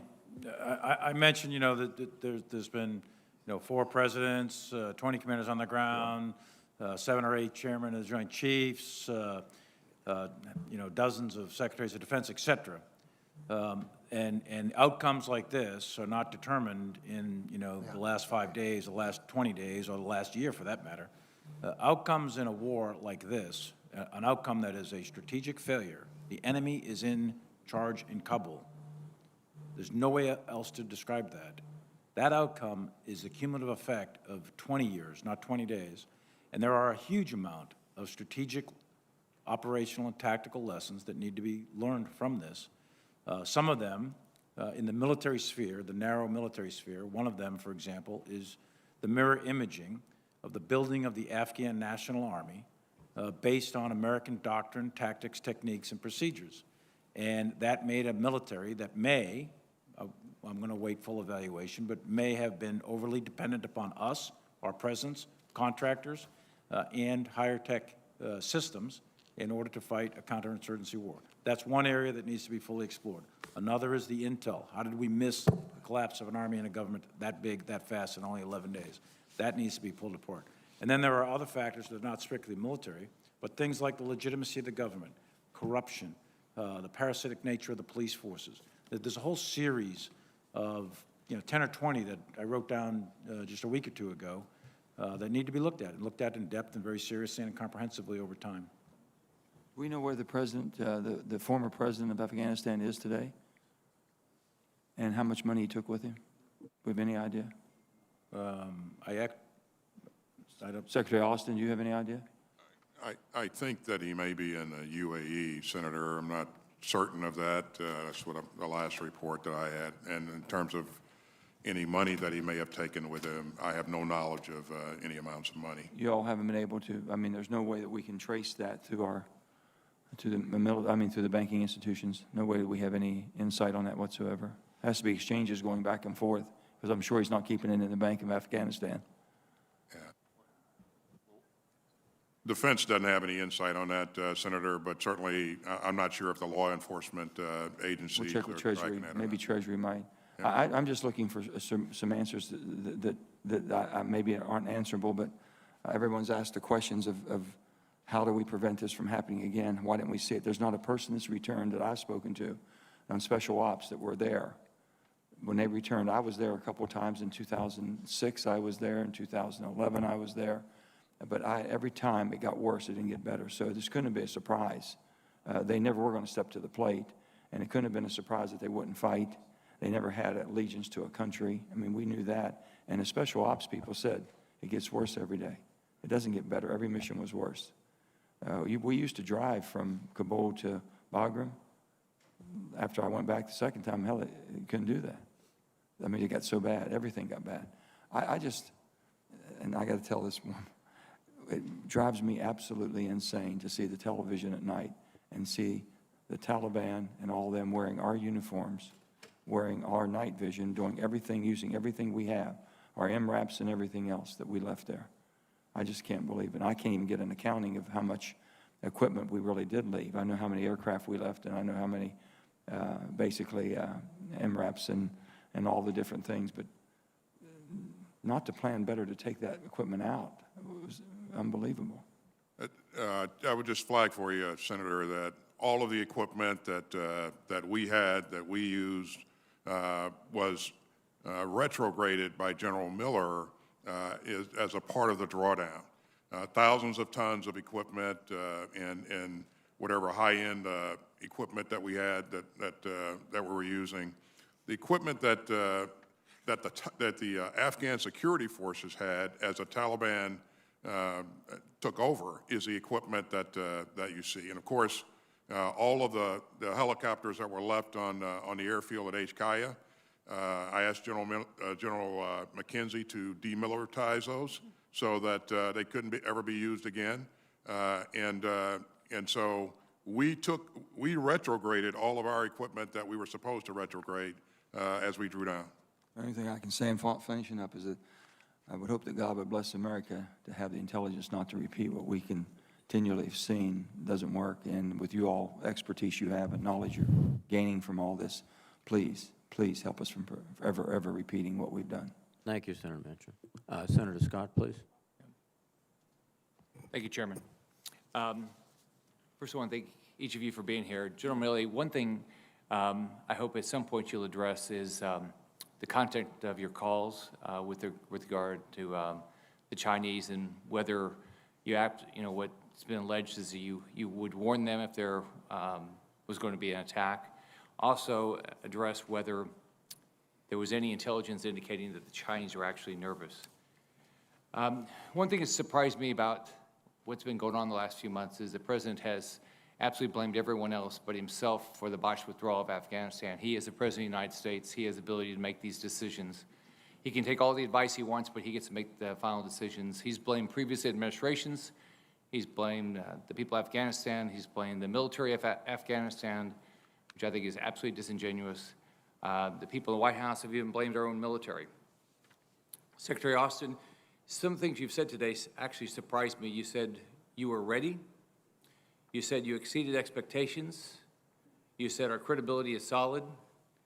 And you've said the President followed your advice on the evacuation. So let me just ask you, first question is, do you still believe that the most effective withdrawal strategy involves extracting the military, abandoning our military installations, and reducing our use of force and ability to use force before we got our civilians out? Thanks, Senator. First of all, the decision was to end our military operations and draw down all of our forces and retrograde all of our equipment, and that was accomplished. General Miller, I think, put together a great plan and executed that plan in accordance with the plan. Also, a key part of the plan was to maintain an embassy in Kabul. And maintaining that embassy would allow us to continue to engage the government, to continue to provide resources to support the Afghan security forces. So the plan was to leave a diplomatic presence there. And in conjunction with that plan, we also were going to leave a small military force there to help secure the embassy. So that was the plan, Senator. But you didn't address the issue that you made all these, if it was your plan, you've acknowledged it was your plan, and your plan said you would do all these things before we got our civilians out. I mean, when in the history of this country have we ever had the U.S. military say and have a plan that we will take our military out first before we take our civilians? I can't imagine that. When you say civilians, are you talking American about the citizens. American citizens? Yeah. Now, the American citizens would come out once a non-combatant evacuation is declared. And until that point, typically we don't evacuate all the citizens in the country. But we didn't hear. There's American citizens still there. And we continue to remain engaged and work to get those citizens out, Senator. But why would you propose a plan that didn't get all American citizens out? I just can't imagine ever in the history of this country our U.S. military would propose to leave a country without our citizens coming out first. I mean, have we ever done that before? All of the American citizens wouldn't leave, Senator, unless there was a non-combatant evacuation. And, you know, the plan was to leave the embassy there, to continue to address the needs of our American citizens, to engage with the government. And so that was a part of the plan. Not, again, the plan was never to evacuate the American citizens and leave the embassy there. Did it bother you when the President went on national television and said that he would not leave until all American citizens were taken out? Did it bother you that when he said that? Because it clearly is not was not truthful. Now, Senator, you heard me say several times that we're going to work as hard as we can for as long as we can to get every American citizen out that wants to come out. And we continue to do that to this day. Well, I'm running out of time, but one thing I want, when we have next round, I want to understand what decisions would you make differently today to save those 13 lives of servicemen and women that we lost at the Kabul airport? So, but thank you very much. Thank you, Mr. Chairman. Senator, if I could comment on your first opening comment, if I may. Go ahead, sir. Oh, sure. Yeah, I am happy to lay out every detail and all the intel to you as an individual, to any other member, or to a committee, or anything you want on these Chinese calls, at your convenience. Happy to do it. Thank you. Thank you. Thank you, Senator Scott. Senator Duckworth, please. Thank you, Mr. Chairman. I share my colleagues' concerns about the rapid collapse of the Afghan National Defense and Security Forces and the Afghan government and the failure of our intelligence. We need some answers. After investing 2 decades, nearly $2 trillion, and most importantly, the lives of almost 2,500 of American troops, our nation must conduct a thorough and honest review of the United States government's involvement in Afghanistan since the September 11th, 2001 terrorist attacks. For the sake of current and future generations of warfighters, we must capture the hard lessons from Afghanistan to ensure that these lessons are not forgotten or worse, repeated on a future battlefield. This is our moral responsibility as a nation. Gentlemen, all 3 of you have been involved in the war in Afghanistan multiple times in multiple different capacities throughout your careers. Secretary Austin, was the situation on the ground in Afghanistan over the last few months influenced by previous decisions made over the course of several years? I absolutely believe that, Senator. Foremost among those decisions is the Doha Agreement. I think that severely impacted the morale of the military. Thank you. Secretary Austin, if that's the case, is it possible to have an intellectually honest lessons learned exercise that only looks at the most recent events in Afghanistan of the last couple of months, or must any effective review look at the whole 20 years since September 11th? I think you have to look at the entire 20 years, Senator. I think there's some great lessons learned that we're going to take away once we do that. But yeah, I believe you got to look at the entire time span. Thank you. I agree that an effective review must be comprehensive. After all, the war in Afghanistan was shaped by 4 different administrations and 11 different Congresses. No party should be looking to score cheap partisan political points off a multi-decade nation-building failure that was bipartisan in the making. Instead, Congress should authorize a long-term effort solely devoted to bringing accountability and transparency to the Afghanistan war and lessons to be learned. That is why on Thursday, I will be introducing the Afghanistan War Study Commission. My bill would establish a bipartisan independent commission to examine every aspect of the war, including the political and strategic decisions that transformed a focused military mission into vast nation-building campaign. Importantly, this commission must produce actionable recommendations designed to guide the development of real reforms, just as the 9/11 Commission's work informed congressional lawmaking efforts in the years after its publication.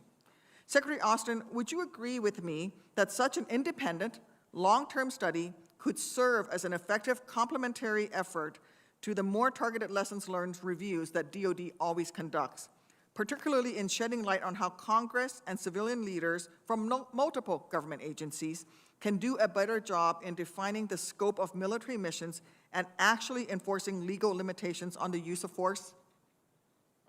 I would, and the point that you're making, it needs to, my view is it needs to be an interagency approach to this. So. Thank you, and I do want to note that my family and I were in Cambodia until the very end. I'm an American, I was born in Thailand, but my father worked for the United Nations, and to answer my colleague's question, my father chose to stay as long as possible to help the Cambodian people as long as possible. And he left after American troops had left. The American ambassador stayed behind after American troops had left. And in fact, after the last military transport had left, I know this because my father was on the last military transport to leave Cambodia, and the ambassador had to travel overland. So yes, we do leave Americans behind, but this is all tied to NEO operations and how that is planned, which is why I think it is so important that we have an independent investigation. Maybe the failure here was that we didn't have a NEO plan in place and we didn't activate it before all of our troops left. But if that's the case, we need to learn that. So I would ask for my colleagues to consider this independent commission. We put somebody in charge of it who was not in a decision-making capacity during the 20 years, make it nonpartisan, and let's get those lessons learned so we don't make these same mistakes over and over again. Our troops deserve better, and the families of the 2,500 American troops who laid down their lives to protect and defend this Constitution, who followed the lawful order of all of those presidents, they deserve better than partisan fights. We need to get some real answers. Thank you. I yield back, Mr. Chairman. Thank you, Senator Duckworth. Now let me recognize Senator Blackburn. Thank you, Mr. Chairman. Gentlemen, we thank you all for being here with us today. As you've heard from all of us, the American people, Tennesseans, are wanting some answers. They deserve to hear your testimony. And I think it is unacceptable that this is the first time that I'm hearing from you in any forum, despite attempts at outreach by both me and my staff, save a few short all-senator phone calls that we have had. And I want to emphasize, all of us here, every one of us, answer to the American people, and they deserve transparency and information regarding this administration's botched and disgraceful withdrawal. Tennesseans are really angry, and as you know, General Milley, Tennessee is home to the 101st Airborne, one of the most deployed divisions in the U.S. military. We're also home to the Specialized 160th SOAR, who were among the last on the ground extracting U.S. citizens from danger in Kabul. Tennessee National Guard units have deployed to Afghanistan at a high operational tempo, as well as providing vital logistical services such as refueling. We are home to more than 400,000 veterans, many of whom have lasting physical and psychological wounds from the time they have spent in service. And Tennesseans are heartbroken over the loss of one of our own, Staff Sergeant Ryan Knauss, a patriotic American who represented the best of all of us in the August 26 suicide bombing at Hamid Karzai International Airport. He made the ultimate sacrifice. So, how did we get here, and how did we get to what has been a complete letdown to most Tennesseans? And I've got a few questions. These are yes or no questions, so quick answers are appreciated. General Milley, were there options given for keeping American troops in Afghanistan rather than the unconditional chaotic withdrawal? Yes. You presented options, and those options were declined. There were options presented and debated. Yes or no? And a decision was made. Yes or no is fine. Did you at any point create options for keeping Bagram open beyond July 2nd? Yes. Did you provide options for keeping Bagram open directly to the president? Yes.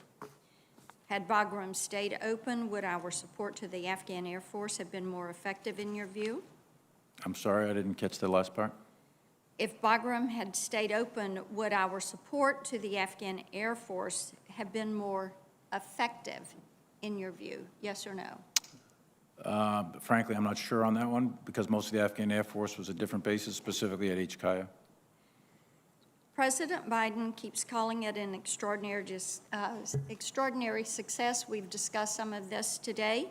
Is leaving Americans behind an extraordinary success in your view? Secretary Austin? We're not leaving Americans Yes behind. or no is fine. Is the killing of 13 American servicemen and women while trying to secure a chaotic evacuation of the president's own making an extraordinary success? The loss of any civilian life is always tragic. Is the fact that we failed to evacuate most of our Afghan partners an extraordinary success, or the fact that we have Afghans bringing child brides, people who are hardly vetted, Is that an extraordinary success? Again, these are issues that we continue to work to get our American citizens out and the Afghans who have helped us. Let me move on. Per Article 2 of the Constitution, the President may require the opinion in writing of the principal officer in each of the executive departments. Did the President ever require or request written recommendations related to the withdrawal of the Afghan forces? Yes or no? Secretary Austin, then General Milley, then General McKenzie. Yes or no? We provided, I provided our input as a part of a written form? policy process that was very well and deliberately run. We will note that you didn't completely answer that. General Milley, any written form? Yes. Would you make those available to us? Make it available to the committee upon request in accordance with appropriate classifications. We will do so. General McKenzie? Yes Yes. or no? And you will make those available? Based on guidance from the Secretary. Each of you had committed to make those available when you went through your confirmation processes. We'll come back to you for those. General Milley, yes or no to this? Did you talk to Bob Woodard or Robert Costa for their book, Peril? Woodward, yes. Costa, no. Did you talk to Carol Leonick and Philip Rucker for their book, Alone Can I Fix It? Yes. Did you talk to Michael Bender for his book? Book is Frankly, We Did Win This Election, The Inside Story of How Trump Lost. Yes or Yes. no? And were you accurately represented in these books? I haven't read any of the books, so I don't know. I've seen don't press know. reporting of it. I Okay. haven't read the books. Let's have you read the books and then let us know if you are accurately presented Absolutely. and portrayed. Happy to do that. Senator Blackburn, we're yield adhering back to my the time. 5-minute rule. Thank you. Senator Rosen, please. Thank you, Chairman Reed, Ranking Member Inhofe, for holding today's very important hearing. A critical part of this committee's oversight responsibilities, it's an opportunity for the American people to get answers about our withdrawal from Afghanistan and how we plan to counter terrorist threats in the future. I also want to sincerely thank the brave men and women who served our country in Afghanistan, many who made the ultimate sacrifice, and of course, their families as well. Secretary Austin, General Milley, and General McKenzie, I appreciate you all being here to address lingering concerns we have about the last 2 decades of war generally, and the past 2 months in particular. You are all men of honor and integrity who have served our country nobly, and I so look forward to your candid responses to my questions, even if they require admitting that in some cases, serious mistakes were made. Like all Senate offices, as the Taliban approached Kabul and eventually took over the city and the country, my team and I worked to help vulnerable individuals evacuate. These were people who in many cases had the State Department's approval to leave Afghanistan for the U.S. or third-party country, but due to crowds, Taliban checkpoints, or legitimate fear of being killed along the way, they could just not physically get to a gate to present their paperwork, no matter how many times they tried, or no matter how long they waited.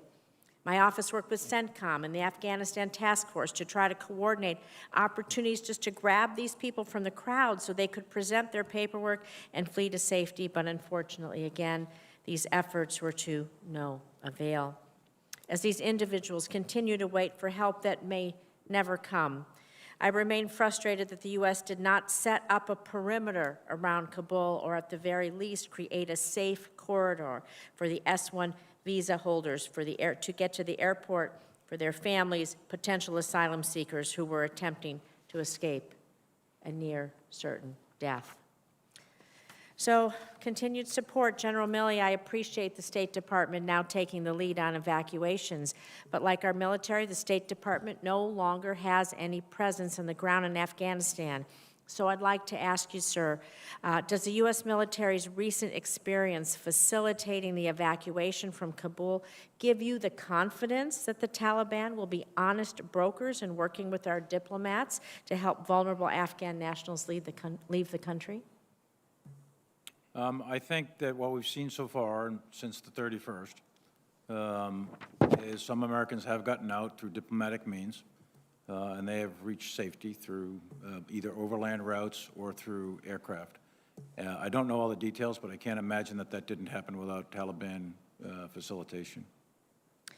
Well, we can get back to Afghan nationals, helping them leave the country as well, those SIV holders and others who supported us. But Secretary Austin, the administration has said they'll utilize every tool available to hold the Taliban accountable if they fail to meet their commitments to provide safe passage for anyone who wants to leave the country. Certainly, we know there are economic levers, but can you elaborate on what the military tools are, and could there be a shared interest in targeting ISIS-K?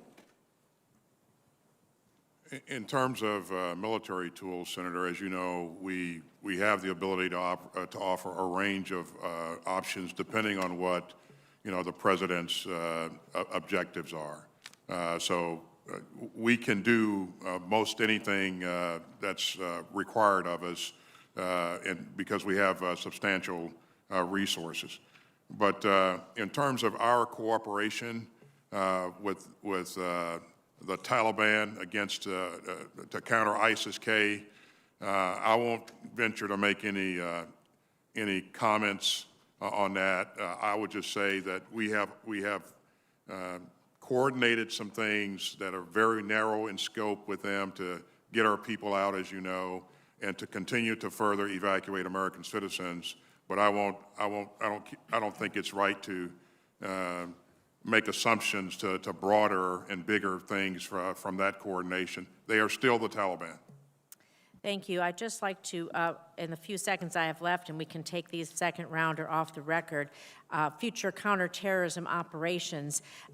We have to reorganize our counterterrorism capabilities and our assets in the region, of course, as we move to an over-the-horizon scenario. So Secretary Austin, General McKenzie, and we'll take these in the second round. Think about, I'd like the answer to what is the plan for an enduring counterterrorism strategy that is going to be able to address and counter the influence of the violent extremist organizations in Afghanistan. Thank you, Mr. Chairman. Thank you, Senator Rosen. Senator Hawley, please. Thank you, Mr. Chairman. Let me just sum up where I understand that we are based on what's been a fairly extraordinary hearing. Here's what I've learned so far. Number one, the President of the United States lied to the American people about the advice that you gave to him about the military judgment that you provided for him. I think you've all testified to that effect now repeatedly. Secondly, the State Department and maybe the White House appeared to have pushed back the evacuation to such a time that it became a catastrophe, apparently against your advice, although I'd like to learn more about that. And third, for some reason that we still don't quite understand, the Pentagon failed to plan for the potential collapse of the security forces or the collapse of the Afghan government, despite there being quite a lot of warning, Senator Kaine referred to this earlier, quite a lot of warning for really, frankly, years that the Afghan security forces were ill-equipped, ill-trained, and frankly not up to the job. I don't understand any of that. I'd like to explore those things with you in this round and the next, but first, before I do, Secretary Austin, I have to take issue with something you just said. I know this is an administration talking point. I've heard it out of the mouth of the press secretary and others. We are not leaving Americans behind. That was your quote of just a minute ago. With all due respect, sir, you have left, past tense, Americans behind.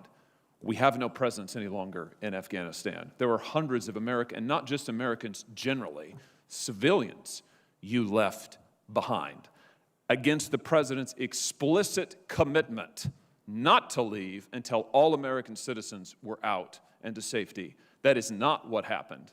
And now we have people who are desperately, frantically trying to get out of this country, coming to me, coming to members of this committee, asking for help.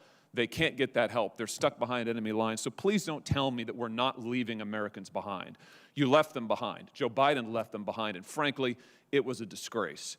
Let me ask you this, though. Senator, thanks for your help in continuing to help get American citizens and Afghans who have helped us out of the country. But as you've seen, we've continued to facilitate. Well, actually, I didn't ask you a question, but since you seem to want to address the issue, so since you do, isn't it true that you left Americans behind on August the 31st? There were Americans that were still in Afghanistan and still are. We continue to work to try to get those Americans out. Yeah, that's a yes. Let's not repeat, please, the frankly falsehood that we didn't leave Americans behind. Let me ask you this. Secretary Austin, you've alluded to several times the fact that the military was ready. You say this in your prepared remarks. By late April, you say military planners had crafted a number of evacuation scenarios. You refer later in your remarks to the fact that you were waiting for the State Department to make a decision about evacuations. NBC News is reporting this morning that the military wanted to begin evacuations earlier, but the State Department and the White House intervened, and by May the 8th said, no, we're delaying the evacuations of our civilians. Can you just help us get to the truth here? Was it your judgment and opinion that the evacuations of civilians should have begun before the middle of August? We provided our input to the State Department, and again, it is the call of the State Department to I understand that. I understand that, Mr. Secretary. I'm asking for what your judgment was, and I'm asking specifically about your testimony that in April you develop evacuation scenarios, and this is reported by multiple sources this morning in the news. So I just wonder, as of late April, was it your opinion that the evacuations of civilians should have begun before, should begin earlier than they did? We provided input to try to get out as many Afghans who have helped us along the way as early as possible. But again, the State Department has made its decisions based upon the fact that even President Ghani had engaged them and said, hey, we're very concerned about the mass exodus of civilians from the country. General Milley, let me direct this to you. Did you ever advise in the interagency process that the rapid withdrawal timeline that the White House, the Pentagon signed off on, General Miller proposed, effectively getting us to zero by the middle of July, that would negatively impact any effort to get out our civilians? In other words, if we'd drawn down to zero by July, if we then had a civilian evacuation ordered, we'd be in a lot of trouble. Did you ever advise to that effect during the interagency process? Did you warn about that possibility of drawing down so quickly before a civilian evacuation was underway? Yeah, but it's more complicated than that. The drawdown of the forces under Miller, those guys are advisors. They're not the NEO kind of guys. The NEO troops are Marine Expeditionary Unit, Special Purpose MAGTF, and elements of the 82nd Airborne Division. That's what you need in order to do the NEO. Those are the plans, I believe, that the Secretary is referring to that were developed early on. And there's specific triggers that are required, and the State Department calls the time of the NEO. Secretary, in fact, on the 12th of August, started pushing forward forces and orders, and on the 14th, the Ambassador Wilson, called the NEO. Should that have been called earlier? I think that's an open question that needs further exploration based on a series of meetings. But the April piece and the drawdown of the advisors, that's a separate and distinct task, and the retrograde of those forces. Those 2,500 advisors weren't the guys bringing out the American citizens anyway. Those were the advisors to the Afghan security forces. There were concerns that we raised throughout the interagency that when those advisors, if the advisors were to stay, then there's a possibility that the Afghan security forces would hang in there. We all knew that when we pulled the advisors out, when we pulled the money out, that at some point in the future, most said it was in the fall, that the Afghan security forces were going to fracture and the government would collapse. The speed at which that happens in August is a different animal. The advisors are already gone by mid-July. There is still a government. There is still an Afghan army. And the assumption was that it would remain, and the mission was to keep the embassy open, secure the embassy, transition that off to contractors, and then all the military would be out, and then it would be a diplomatic mission, and there'd be money and over-the-horizon thought. None of that happened because that army and that government collapsed very rapidly. As soon as those indicators came of fracture, Secretary Austin and others throughout the government executed and implemented a NEO plan for which there was contingencies that were built. There was a plan for a rapid collapse, and that was the NEO plan that General McKenzie had come up with, and that's what was executed. That's why those 6,000 troops could deploy as rapidly as they did. That's why all those aircraft showed up. That wasn't done without planning. That was done with planning, and that was done from an operational and tactical standpoint. That was a success. Strategically, the war is lost. The enemy's in Kabul, so that you have a strategic failure while you simultaneously have an operational and tactical success by the soldiers on the ground. So I think we're conflating some things. that we need to separate in this after-action review process so that we clearly understand what exactly happened. And I'm sorry for taking all that time, but I thought it was necessary. Thank you, Senator Hawley. Senator Kelly, please. Thank you, Mr. Chairman. Mr. Secretary, let me begin by expressing my gratitude to each of the over 800,000 Americans, many of them Arizonans, who served in Afghanistan over the past 20 years, and to their families. I also commend our service members' support of one of the largest airlifts in our country's history. We will never forget the achievements of the men and women who worked 24/7 in Kabul, managed impossible conditions on the ground, and above all, those who made the ultimate sacrifice, protecting innocent civilians. 124,000 people are safe today because of American troops and diplomats. Still, after decades of conflict, 2,500 American soldiers killed, and billions invested in security cooperation, the American people deserve to know why the Afghan government and security forces collapsed in a matter of days, and how there was a failure to prepare for this scenario and ensure that our people were out of the country before it fell. And I think we've established here that the withdrawal and evacuation did not account for real-world conditions and that the intelligence was flawed. The United States wields incredible power as a global leader, and our accountability must match our influence. For our own national security, and for each of those who served in Afghanistan during our longest war, we must understand what happened, but also look forward to ensure that our posture allows us to provide for our national security and prevent Afghanistan's use as a base for terrorist activity. So I want to transition and look forward and not ask you questions that you've already answered. General McKenzie, America's armed forces have been on the front lines fighting terrorists for the past 20 years. During this time, al-Qaeda and other terrorist organizations have been degraded. While our military presence in Afghanistan has ended, our commitment to fighting terrorism has not. With our withdrawal complete, the Afghan government collapsed and the Taliban seeking to fill the power vacuum left behind, how is Central Command postured to prevent terrorist organizations from gaining strength in the region? Senator, probably the details of this would be best left to the classified session, which we'll have later this afternoon. But I would tell you that I have today a headquarters that has the ability to look into Afghanistan, albeit limited, and we have the ability to fuse the different disciplines of intelligence to look particularly at ISIS-K and al-Qaeda. We are still refining the best practices on that, but we do have a way forward. I've told this committee before, it is very hard to do this. It is not impossible to do this.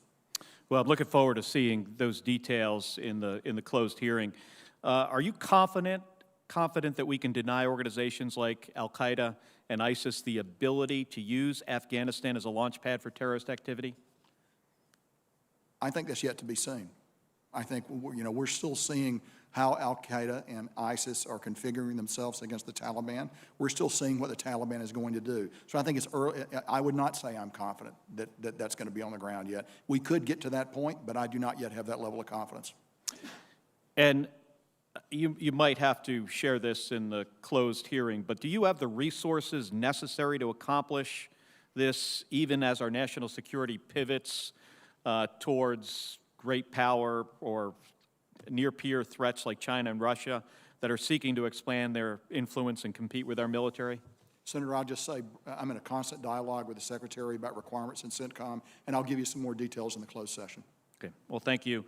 And I know you can't go into much detail about the analysis that led to the August 28th drone strike in Kabul in this open setting, but I would like to note my serious concerns and give you the opportunity to make any comment on how the American people can know that the military will be able to adequately assess targets before conducting future strikes and operations, even as we have even fewer local intelligence and surveillance resources to leverage.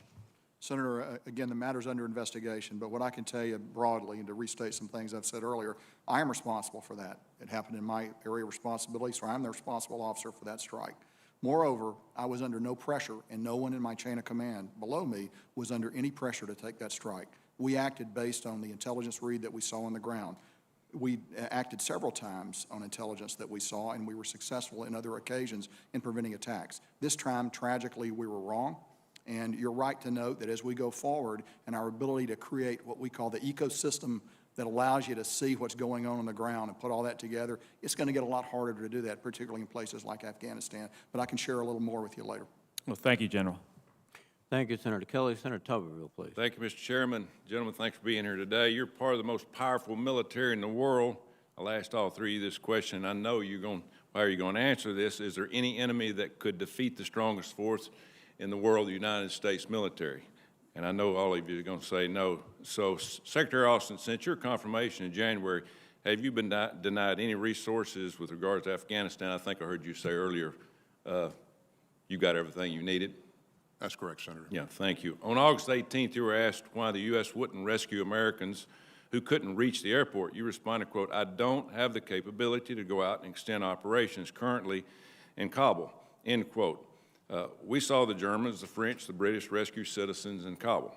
But from this administration, which commands the world's most lethal fighting force, we saw nothing but blame, weakness, and our American citizens were left to fend for themselves. Our fighting men and women have the courage, training, and discipline to defeat the enemy anytime, anywhere.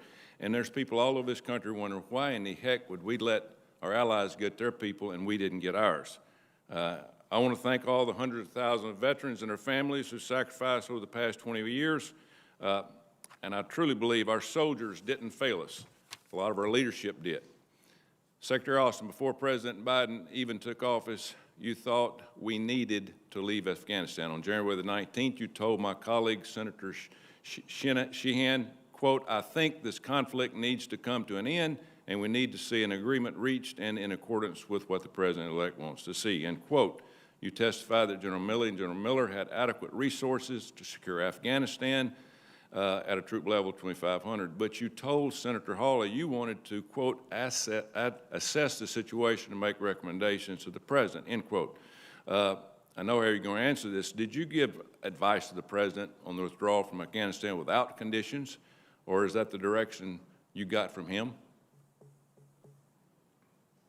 Again, my recommendations were a part of a very deliberate process where we presented a range of options for the President.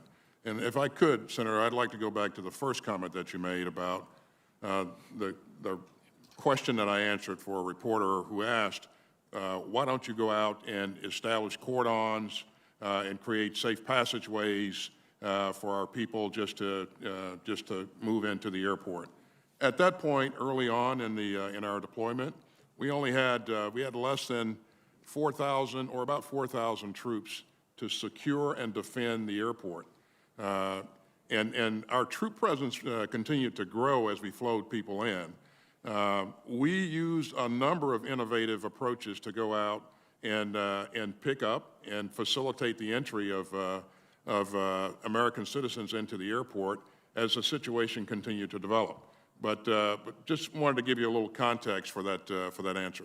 Well, thank you. And, you know, we're all talking about, did President Biden know all this? And, you know, my question about withdrawal, you know, basically there's two options. I can answer that for us. Either the President was given bad military advice or he gave his military the terrible decision and direction to surrender Afghanistan without condition. I'll have some more here in a few minutes. I just want to make a couple of statements. You know, the American people, especially the people I represent, they're disgusted by how this U.S. surrender happened in Afghanistan. And I know you've heard that yourselves, all three of you. Americans, veterans are pissed off that their service was squandered. Americans' allies are in disbelief, but Americans' enemies are delighted. The Taliban are euphoric at the job that happened with our military given the orders to retreat. President Biden abandoned our allies who fought alongside us for 20 years. This administration left American citizens behind enemy lines. We left $85 billion worth of equipment that the American taxpayers paid for, and this administration created sanctuary for terrorists to plot against the United States for years and years to come.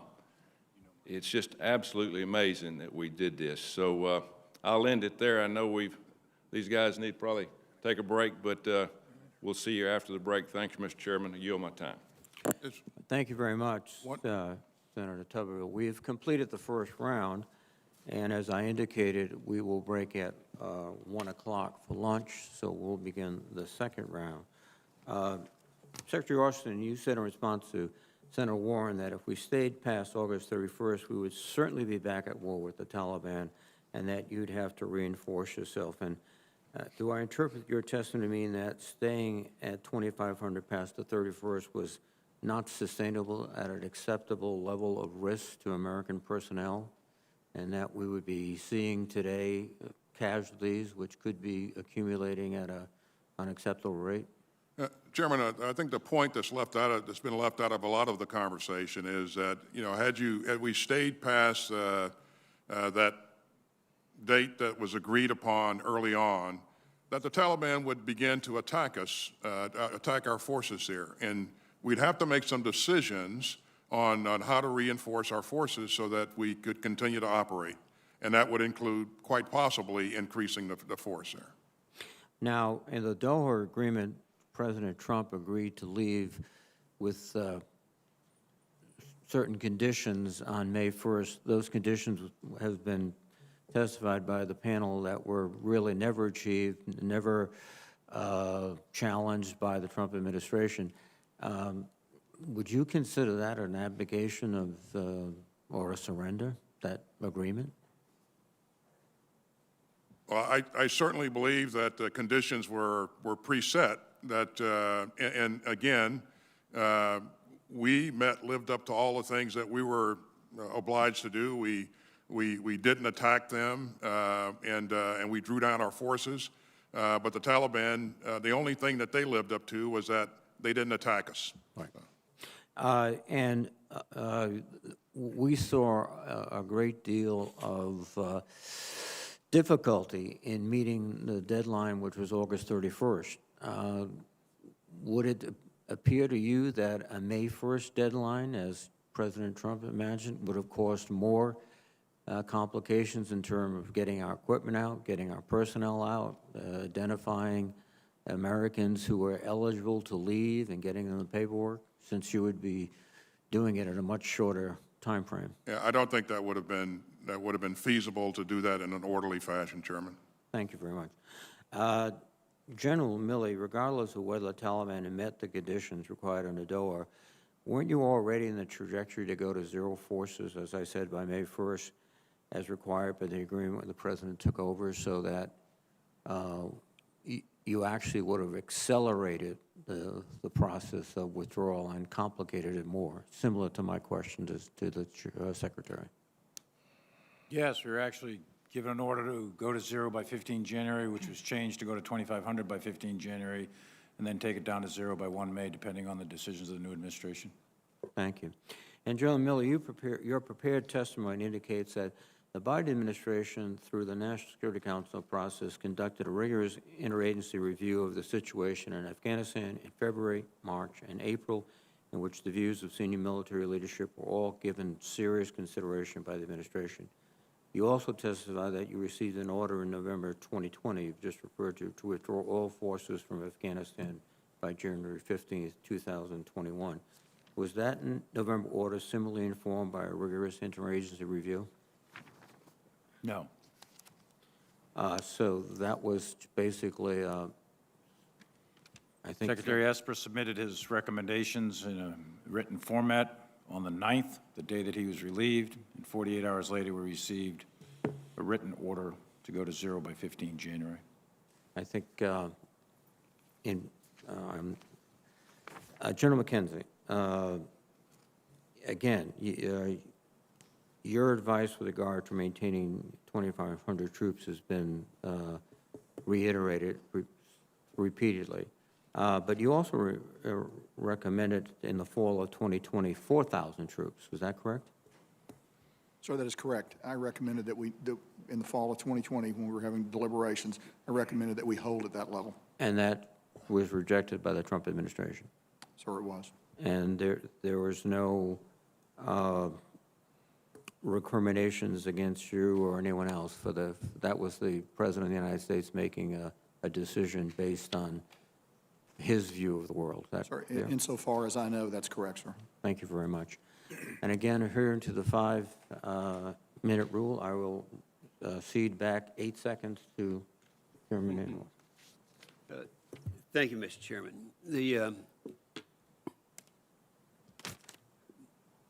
One good way to judge any president's decision is whether it's made American people safer. Generals, ask all three of you, you have both noted that the Taliban has not severed its relationship with al-Qaeda. President Biden stated on July the 8th that al-Qaeda is gone from Afghanistan. I'd ask you, is al-Qaeda gone from Afghanistan? Generals? Senator, I think there are remnants of al-Qaeda still in Afghanistan. Does anyone believe that al-Qaeda is gone from Afghanistan? President Biden stated at the United Nations recently that this nation is no longer at war. Is it your personal view that al-Qaeda is no longer at war with us? Start to the right, General. I believe al-Qaeda is in Afghanistan. I believe they have aspirations to reconstitute, and if they develop the capability, I believe that they have aspirations to strike. It's too early in the process right now, Senator, to determine the capability, but I do believe they exist. Do you believe that the personal view that was stated that al-Qaeda is no longer at war with us right now? Okay. I think al-Qaeda is at war with the United States still, and never has not. Thank you. Does the withdrawal from Afghanistan increase or decrease the likelihood of an al-Qaeda or ISIS attack on the U.S. homeland? You asking me, Senator? Sure. My view is that it makes it much more difficult for us to conduct intelligence, surveillance, reconnaissance, find, fix functions, and then we can strike almost from anywhere in the world, but the find, fix function, it's more difficult. We can still do it. It's not impossible, but it'll make it more difficult. General Milley and General McKenzie, we entrusted security to the Taliban, but they failed to prevent the ISIS-K suicide bomber on August 26th. We don't really even know if they wanted to prevent it. Now we're in the same situation, trusting the Taliban to prevent our attacks. The senator from Missouri brought up and talked again about the fact of what is the situation right now, and I think we don't really, after this several hours, have an answer to that. I do want to bring something in the record that I don't think has been put in the record already, and that is the conditions under which the previous president made after making the statement about the Taliban. Not only did the previous president have conditions, and the conditions included having a presence, a military presence, but they also had 4 other things that were stated that were those conditions. 1, to prevent al-Qaeda and the terrorists from threatening the United States from Afghanistan. Secondly, to make statements and commandments to its members against the threatening United States, against threatening the United States. Thirdly, deny residence and visas and passports to those threatening the United States allies. And fourthly, begin negotiations with the Afghan government. Those are conditions that were made at that time. And this has been stated several times. It's my opinion and the opinion of many who have testified at this hearing that there were no conditions. It was, I believe that is the case. Thank you, Mr. Chairman. Thank you, Senator Inhofe. Senator Shaheen, please. Thank you, Mr. Chairman. Secretary Austin, I'm going to go back to my question earlier about the records that special immigrant visa applicants really need in order to qualify for those visas that, and there's not been a good process through DOD to ensure that they get those records. Is that something that the department is looking at, and would you be willing to work with this committee or others to see if we could set up a process that would ensure that those folks who worked with our men and women actually have the documentation they need to show that? I know that one of the challenges is that many of those records have been destroyed, but I would hope there's some way that we can ensure that those people are able to get the documentation they need to come to this country.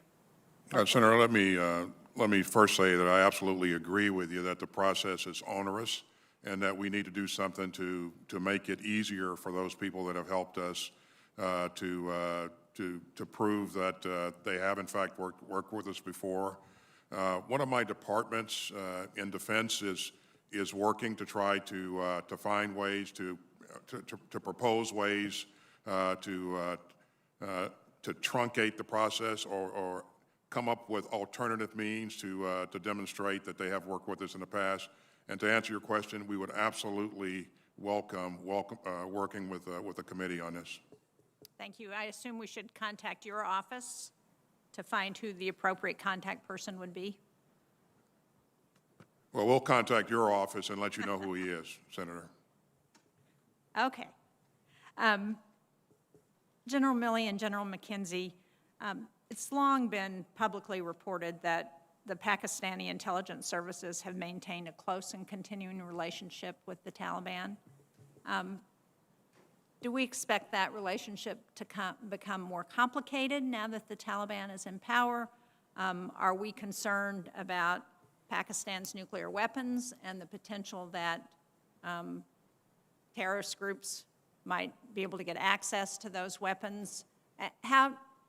Can you talk a little bit about how you see the relationship with Pakistan and the Taliban playing out and the challenges that presents for the United States? I'll start. Which one of you would like to answer that? Go ahead, Frank.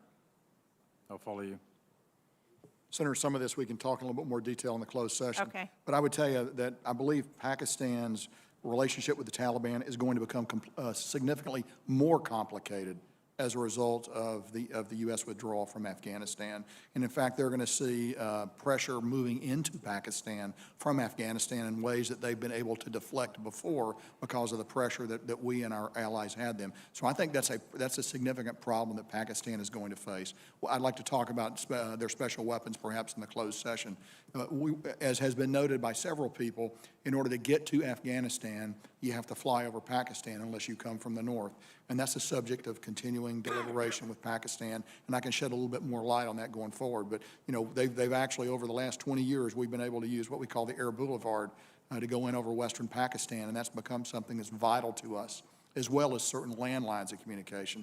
And we'll be working with the Pakistanis in the days and weeks ahead to look at what that relationship is going to look like in the future. But I can, again, talk a little more in the closed session.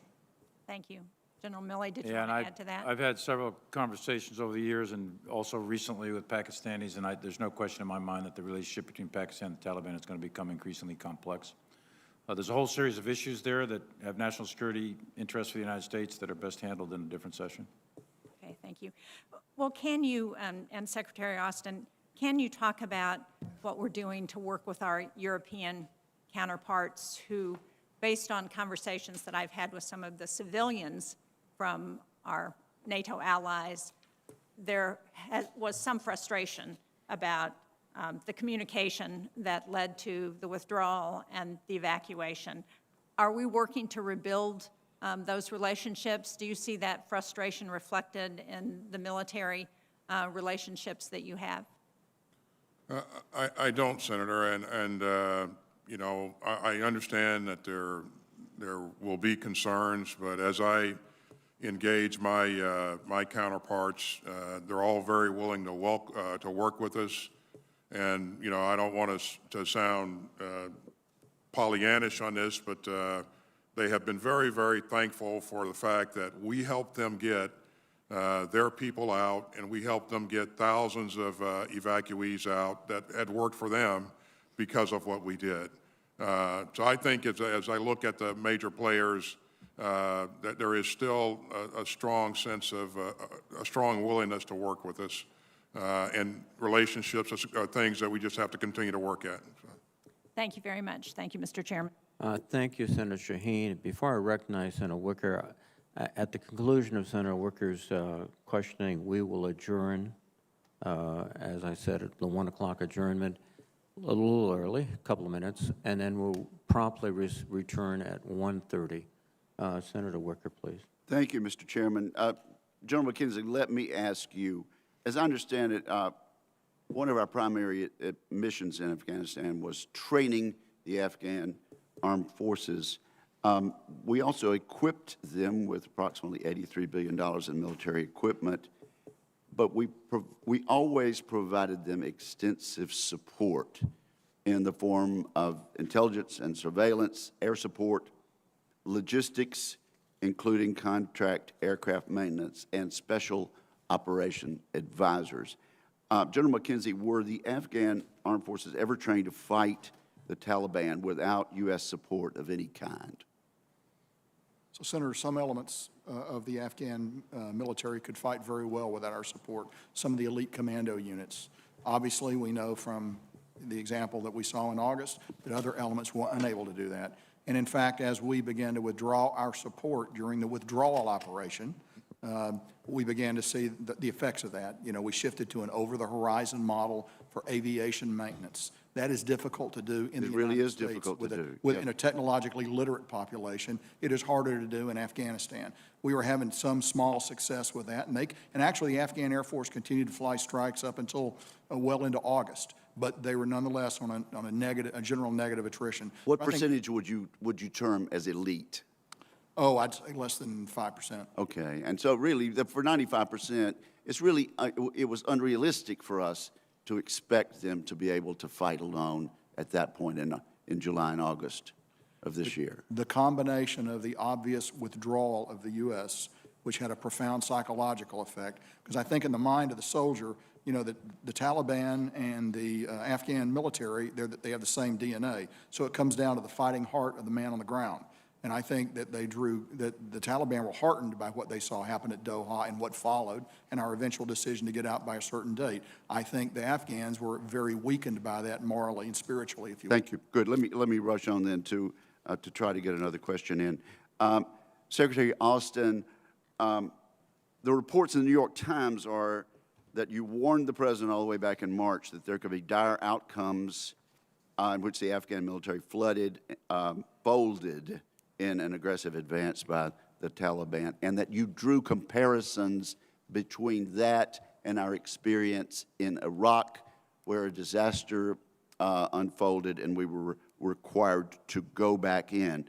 According to the same article, you warned the president, we've seen this movie before. I know you don't want to tell us what advice you give to the president. What was that your feeling, and did you make known the comparison with Iraq, and did you feel we had seen this movie before? Thanks, Senator. Again, you're right. I won't.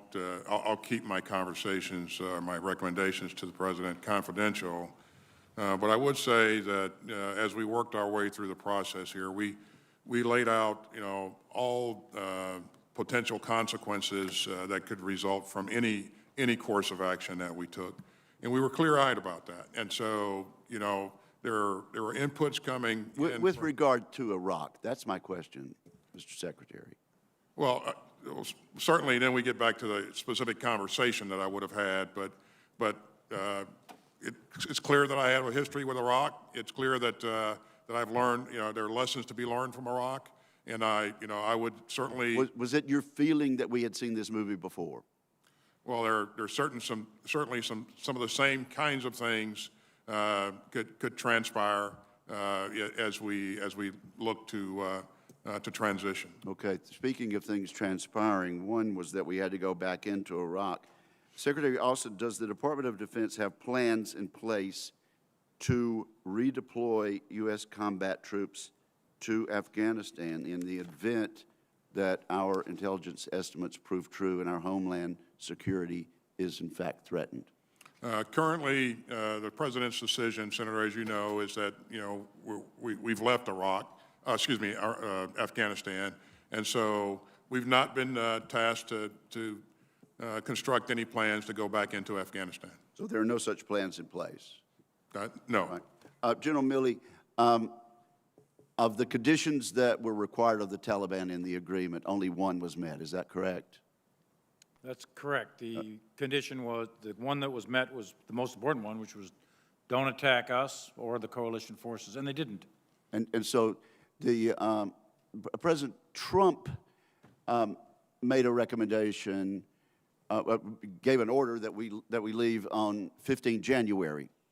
Correct. And the advice came back from the military strongly that that was not a good idea. And based on that advice, the President rescinded that order. Is that correct? Correct. And none of those conditions that President Trump based his decision on had been met in 2021 when President Biden made the same, in fact, the same decision. Is that correct? Those conditions were never met. That's correct. All right. Thank you very much. Thank you, Mr. Chairman. Thank you, Senator Wicker. At this point, the committee will stand in recess until 1:30. Thank you very much.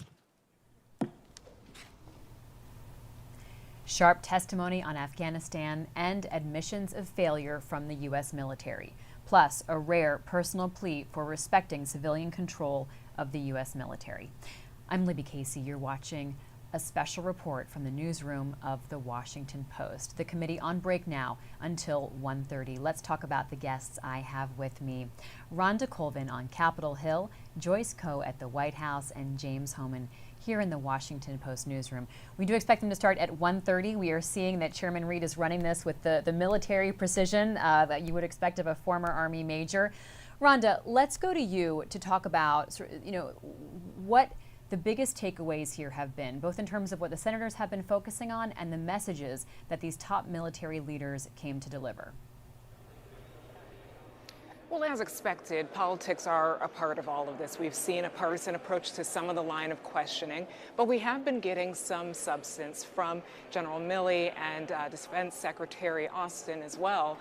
One of those things is General Milley said one of the things he thinks contributed to the chaotic withdrawal was that the advisors on the ground were taken away 3 months earlier from the withdrawal, and that may have assisted this chaotic withdrawal. He also pointed out that he feels that if the U.S. would have stayed, then the Taliban may have gone to war with U.S. forces, and that's something that they wanted to, of course, avoid. He also talked about there may have been some missteps in what he called mirror imaging, where they applied Western military approaches and did not take into account the culture there in Afghanistan, specifically when it came to relying on technology.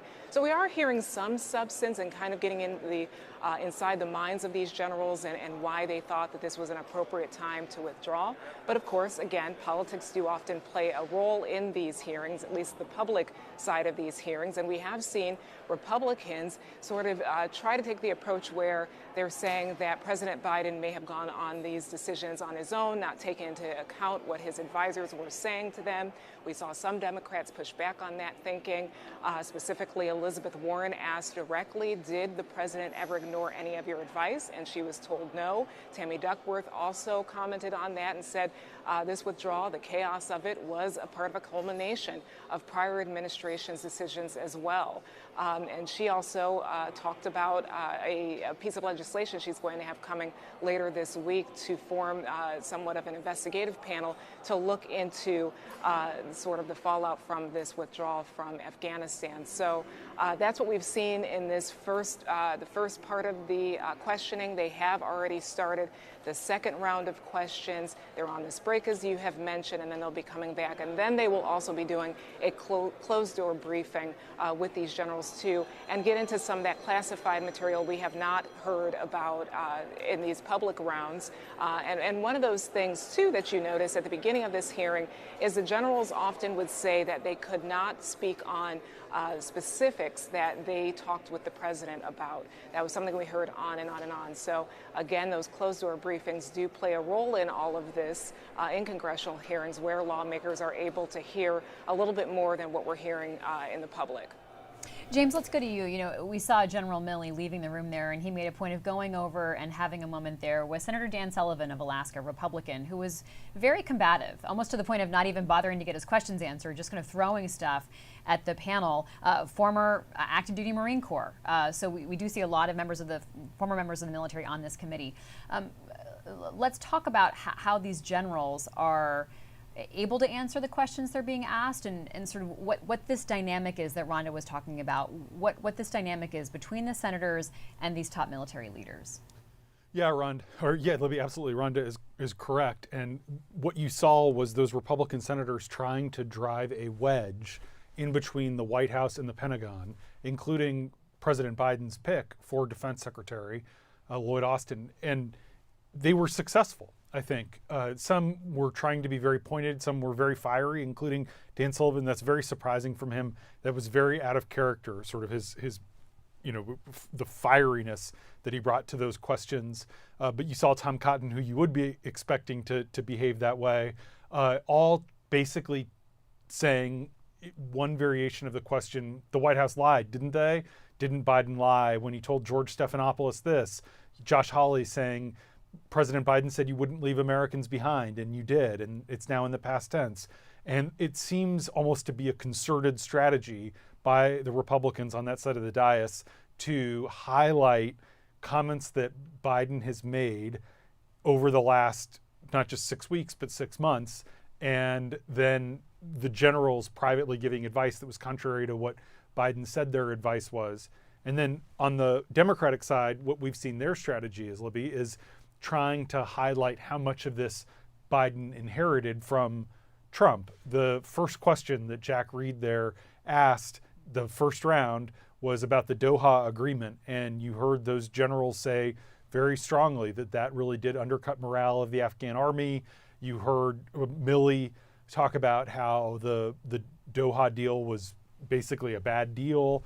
That you heard them say that the Taliban didn't live up to their side of the deal except for not attacking U.S. troops, but the U.S. did live up to all the parts of the agreement. That deal was negotiated under the Trump administration by Zal Khalilzad, who was Trump's special envoy. So you saw those lines get drawn in the sand, but this wasn't like one of those typical partisan hearings in the sense that you did see a lot of frustration on the Democratic side about what a debacle this has been. And Jean Shaheen from New Hampshire saying, who should I be contacting for all these people my office is hearing from? And the general saying, we'll get back to your office with who to talk to. But that is a reflection of what is a lot of very sincere frustration. Tim Kaine, Dick Blumenthal, a bunch of Democrats kind of taking objection to the Biden administration, which is pretty unusual. Let's go to Joyce Koh, who's reporting from the White House. Joyce, what's standing out to you about the tone of today's testimony, focusing on those actions in Afghanistan? Well, Libby, it was clear that the military was blunt about their failures in Afghanistan. Just from the testimony alone, it's clear that the Pentagon did predict that Afghanistan would eventually fall to the Taliban, but the crux of this really seemed to be that they did not know how quickly that would happen. We heard from Secretary Lloyd Austin at the beginning, his opening statements, where he defended the preparations that the military took prior to the complete withdrawal. But he's also said that there were failures there. There were red flags that they did not see. He also admitted to a number of mistakes that were made. Take a listen. We didn't fully comprehend the depth of corruption and poor leadership in the senior ranks, that we didn't grasp the damaging effect of frequent and unexplained rotations by President Ghani of his commanders, that we didn't anticipate the snowball effect caused by the deals that the Taliban commanders struck with local leaders in the wake of the Doha Agreement, and that the Doha Agreement itself had a demoralizing effect on Afghan soldiers. And finally, that we failed to grasp that there was only so much for which and for whom many of the Afghan forces would fight. We provided the Afghan military with equipment and aircraft and the skills to use them. Over the years, they often fought bravely. Tens of thousands of Afghan soldiers and police died. But in the end, we couldn't provide them with the will to win, at least not all of them. And as a veteran of that war, I am personally reckoning with all of that. Now, in the immediate aftermath of both the initial chaos at the Kabul airport, the Hamid Karzai airport there in Kabul, and the attacks at the Abbey Gate at the airport, which killed 13 U.S. service members, we heard from President Biden following both of those instances. And President Biden really defended the withdrawal, and his tone was different than what we heard today from the leaders there at the Pentagon who testified. You know, we heard from President Biden blaming the president of Afghanistan, President Ghani, for fleeing. He also blamed Afghan forces for capitulating. And one of the things that we heard today from General Milley was an echoing of that sentiment, but also really taking accountability for the key factors that they missed, which allowed that to happen. You know, Rhonda touched on some of these, but one of them was that they were too dependent on technology, that they armed, trained Afghan forces, and they equipped them with all of their weapons. However, they were unable to gauge the morale of the Afghan forces because they had pulled contractors from the area. And 3 years ago, they pulled advisors who were really, you know, that liaison between Afghan forces and the U.S. military, really gauging where their heads were at and what that morale level was like. So Milley saying, quote, "You can't measure the human heart with a machine," really referencing the amount of weapons and equipment that went into Afghanistan, but not really being able to gauge the willpower of those Afghan forces. Another thing that he mentioned was just the cultural differences. He said, quote, "They tried to mirror image on Afghan forces and that they shouldn't have done that, really, which led to the rapid collapse there." The other thing that he said was that they did not really gauge the legitimacy of the Afghan government, saying that there was corruption in their government and that was one of the reasons why this fall happened so rapidly as well. So certainly details that we heard from President Biden following those two instances where he came out and spoke to the American people, spoke to the press, answered questions. However, I feel as though, hearing the tone of these generals and Secretary Austin today, there was certainly more of a tone of accountability and identifying and detailing the steps that went wrong, the key factors that were missed in order for what happened to really take place. More on the question of the timeline of evacuating American civilians, but also those Afghans who either held the visas and the permissions to come overseas or qualified for them and we're still in the process of applying. We heard Senator Shaheen there trying to get at this answer of how can we help these people. But let's talk about the focus on the timeline and why more effort wasn't put in earlier to get civilians out, Rhonda. Yeah, and this is a question, too, that was asked to Secretary Blinken when he was here in front of both a House and a Senate panel, and he was asked about the evacuations and the timelines of those special immigrant visas. And lawmakers say that the evacuation part of all of this, all of the withdrawal issue, is really key to them. They really want to understand what the breakdown was and why Americans, as well as those who worked with Americans, translators and others, why they weren't out of the country before this. Why was it crunched down to those really key days, 3 days or so before the end date of the withdrawal? And the administration has really stood next to the idea that they did let Americans know ahead of time. I believe Blinken said back in March the State Department did reach out to Americans telling them they need to make preparations to leave. So the administration is trying to sort of buckle down and saying that they did all of these things right to their knowledge. They just were overtaken with this the fast takeover by the Taliban, and they didn't see that coming.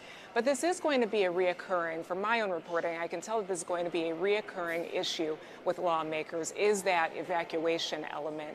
And you know, earlier today, we did see lawmakers ask these generals about the evacuations, and we saw them say, that's a question you're going to have to ask the State Department about.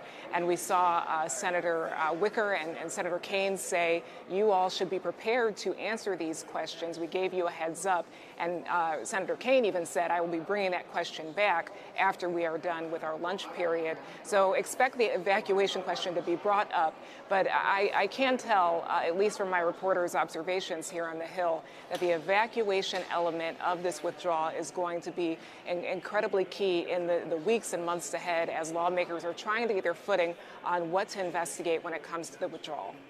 James, one element of this was concerns from the Afghan government about what it would look like, what the morale might be if there were these evacuations. Would it cast doubt on the government, which of course crumbled and the president fled?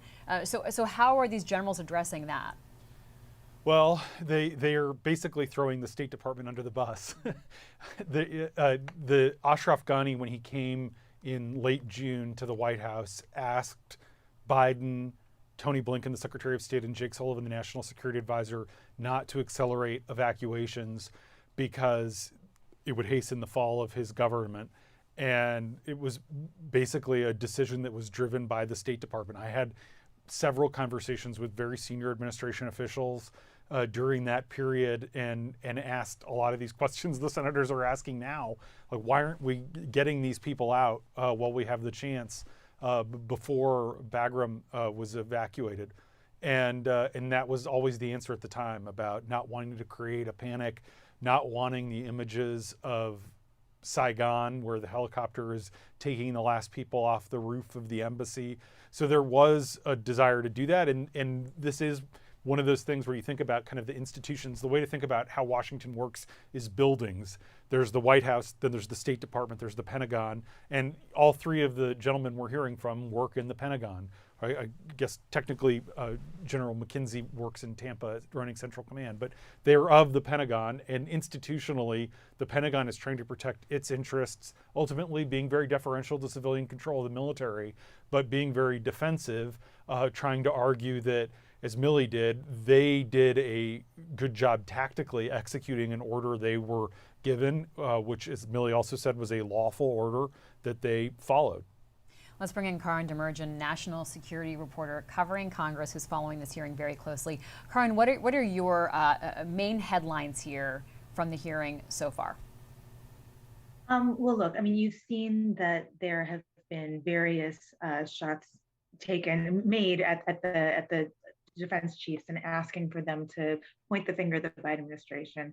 And sometimes those have landed. You've seen they have said that this was a strategic failure. You've seen that they have been very quiet when they were asked about, is Biden telling the truth about having never been advised by his generals that they should be leaving troops on the ground and not leaving by August 31st. That disclosure, that unanimous statement that the president made was related to a recommendation that came only 6 days before the end of the evacuation, was rather striking. You've also seen, though, those same generals and military leaders say that, look, because of the Doha agreement that President Trump signed, we had no choice here. We were between a rock and a hard place. It was going to go bad if we had stayed another day, and that we would have seen many more. We would have seen the resumption of a war, basically. And so what you're seeing right now is you're seeing a lot of the reflections about mistakes made in the recent past. You're not seeing a whole ton of reflections about the 18 to 19 years before the immediate past of the duration of the war in Afghanistan ran. This was never going to be the forum for that, though. You were always going to see a somewhat politicized atmosphere about this. And I think it's rather striking that you've seen at times the defense chiefs not actually be in unanimous agreement. I thought that moment where they were asked, is this going to do damage to the credibility of the United States? And you saw disagreement between Milley and Austin answering that question was rather striking. This is why there are questions about, is the Defense Department going to be able to do this soul searching as they go forward? What is going to be the result of it? And should there be independent reviews of that process as well in order to kind of get a universally or close to universally agreeable conclusion about what went wrong here and what can change going forward. That's such a great point, Karin, that sometimes the differences, because we don't expect to see them, are so significant and sort of surprising.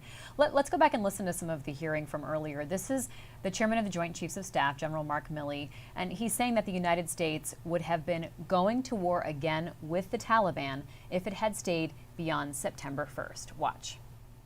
Was it the unanimous recommendation of the Joint Chiefs that the August 31st date should be observed?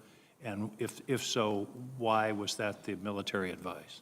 The reason is risk to force, risk to mission, and risk to the American citizens.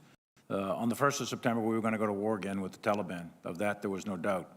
And we were already in conflict with ISIS. So at that point in time, if we stayed past the 31st, which militarily is feasible, but it would have required an additional commitment of significant amounts of forces, probably 18th Airborne Corps, 15, 20, maybe 25,000 troops.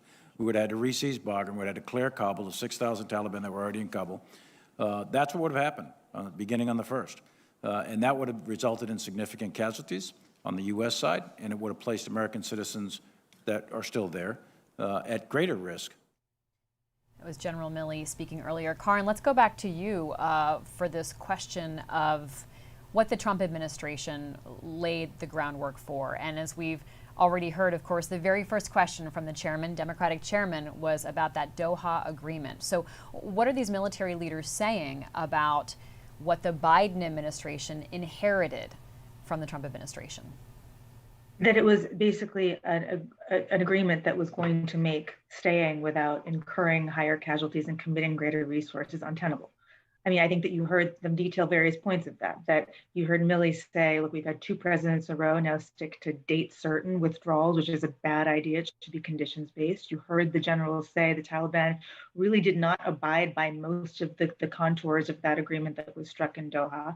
And you also heard them say, look, when you've agreed that you're going to withdraw all of the resources that undergird the Afghan military, Afghan Defense Force's ability to operate in their own country, you take out the contractors and you don't have somebody that's going to step in. You heard Milley multiple times mention this idea of mirror imaging, what we do as a really, really elite fighting force in the United States, trying to impose that from the ground up in Afghanistan, and yet leaving it so reliant on the United States sponsored Western support operations that are then wrested away as part of this agreement, that it was basically an inevitable conclusion that something was going to falter, that we had really crippled the Afghan Defense Forces at that point. And when you've crippled the Afghan Defense Forces, you've crippled the government. Now, they qualified that by saying we did not realize in all of our imaging that it was going to be 11 days until things that the whole country basically collapsed. We didn't realize that the Afghan president was going to renege on his commitment to fight to the death and flee the country. All of that exacerbated the situation, but the situation was fundamentally going to go bad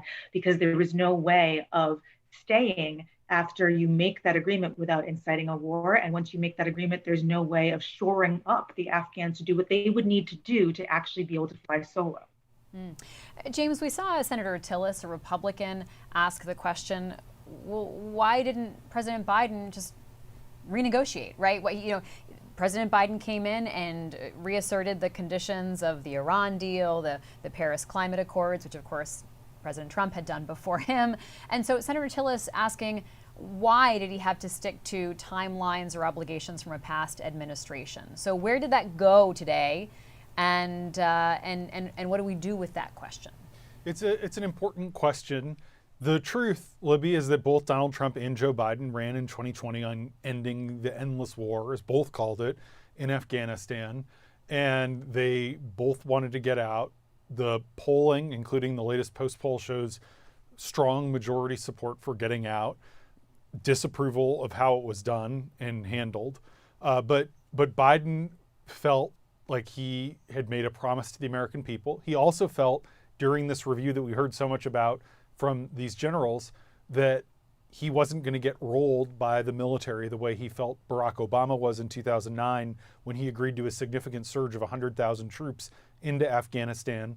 Biden heard everyone out this time, but one of the reasons we know from our reporting that the generals didn't push as hard as they might have is because they knew that his head was in a place where he wanted to get out. And indeed, the reason that he picked Lloyd Austin to be his defense secretary rather than Michelle Flournoy, who would have been the first woman to have that job and was widely considered to be the front runner, is because Flournoy wanted to keep troops indefinitely in Afghanistan, and Austin made clear that he would support the president in pulling out. As a former general, he's someone who's comfortable taking orders, and that ultimately is why Biden picked him to be defense secretary. So we knew that this was something Biden wanted to do, and Biden felt like he was showing intestinal fortitude by actually doing it, knowing that he could get these kinds of bad headlines.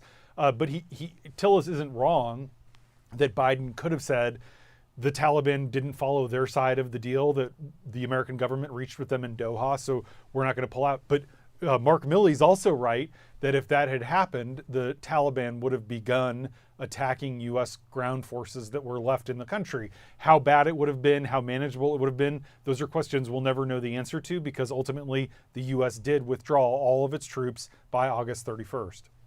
James, we heard a handful of senators say this is very important to people back home. And we saw Republicans in particular mentioning members of the military that had been lost, especially in that last terrible explosion that killed so many Afghans as well as Americans. So let's talk about that relationship. They're bringing this, into the room, their constituents from back home. Yeah, and it was also striking that I think every single Republican, but maybe one or two, went out of their way to say at the beginning, thank you for your service. We are sad about the 13. We're appreciative of all the 100,000 Americans who've served in Afghanistan over the last 20 years. And it is a reflection of the fact that a lot of these places like Tennessee, Marsha Blackburn spent a minute talking about all the different major bases in her state, which is true. Tennessee has an outsized troop presence. And so it was, I think, important for those senators to not seem like they were criticizing the military, even as they were criticizing the brass and the administration.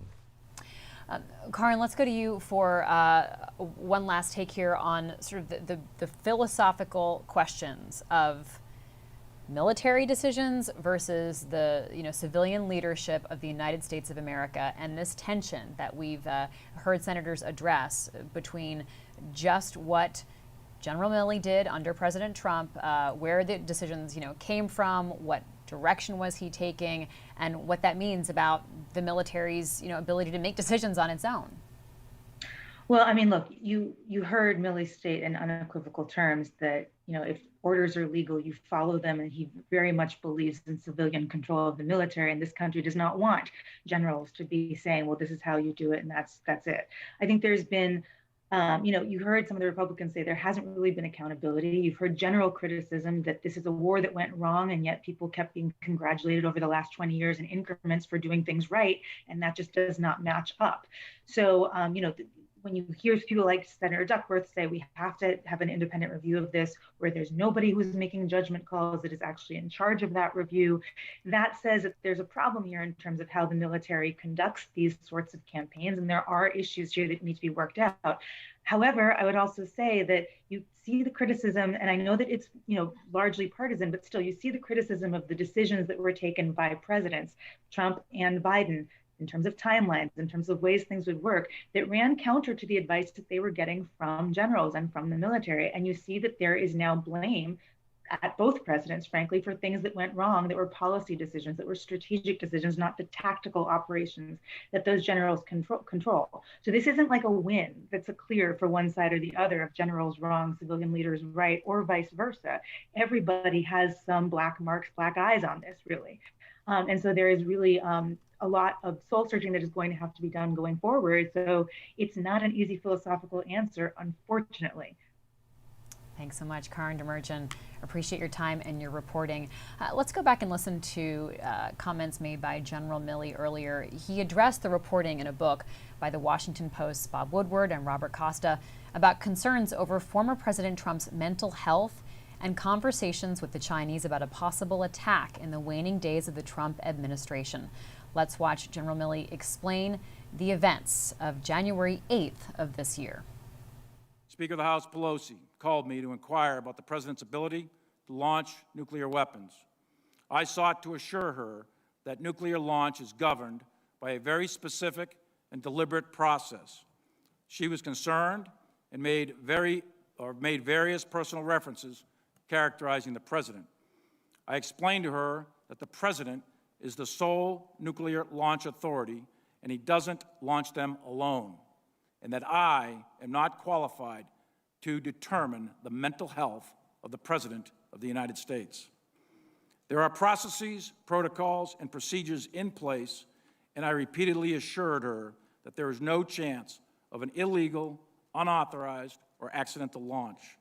My oath is to support the Constitution of the United States of America against all enemies, foreign and domestic, and I will never turn my back on that oath.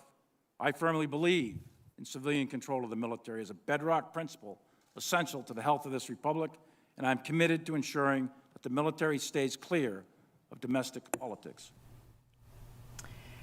Rhonda, that conversation happened just days after the Capitol insurrection and right before President Biden was set to be sworn in. So we're talking about the waning days of an increasingly desperate, frankly, Trump presidency. So let's talk about how General Milley is trying to explain these conversations.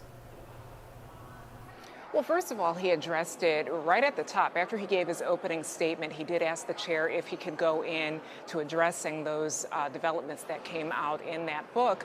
But we did know back then, on the week of January 6th, we knew that Speaker Pelosi had that conversation with him.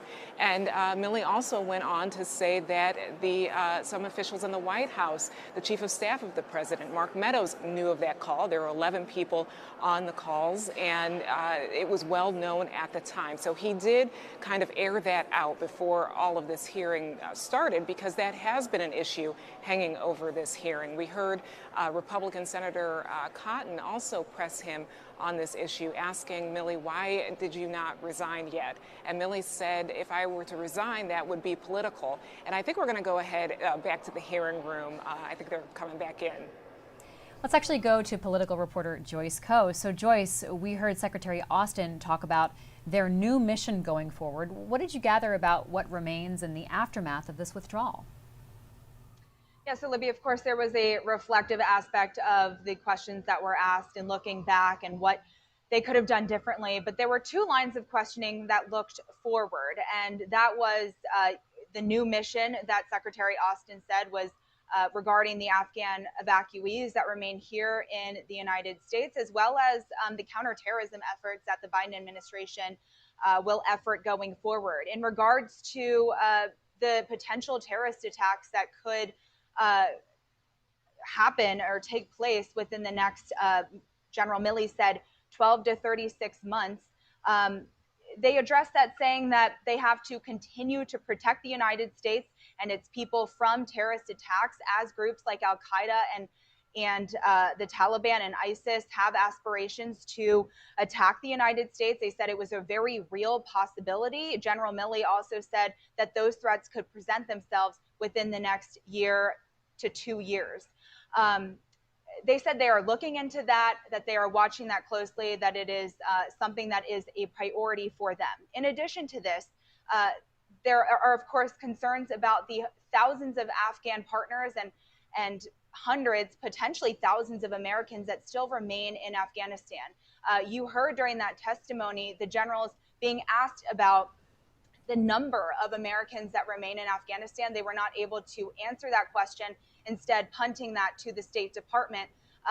But they, clearly see that as a priority to get those Americans and Afghan partners out of the country, as well as focusing their attention on the tens of thousands of Afghan evacuees that remain in our country and are here at bases across the country. Just to name a few, at Fort McCoy in Wisconsin, there are more than 12,000 Afghan evacuees, more than 9,700 at Fort Bliss. So there are thousands of Afghan evacuees, and I'll send things back to you. Libby? Right, thanks so much, Joyce. We see the chairman, Senator Reid, taken. He's back in the seat. Another round of questions here. We have most of the panel still to get their second opportunity to ask the top military leaders questions, just 5 minutes each, and then they go into a closed-door session later on today. You'll also see these leaders head over to the House tomorrow to answer questions from a House panel. So this is a big week for these military leaders on Capitol Hill as we see Senator Reid, the chairman of the Senate Armed Services Committee, prepare to gavel back in this hearing. Let's go live to the hearing room now. You're watching with the newsroom of the Washington Post.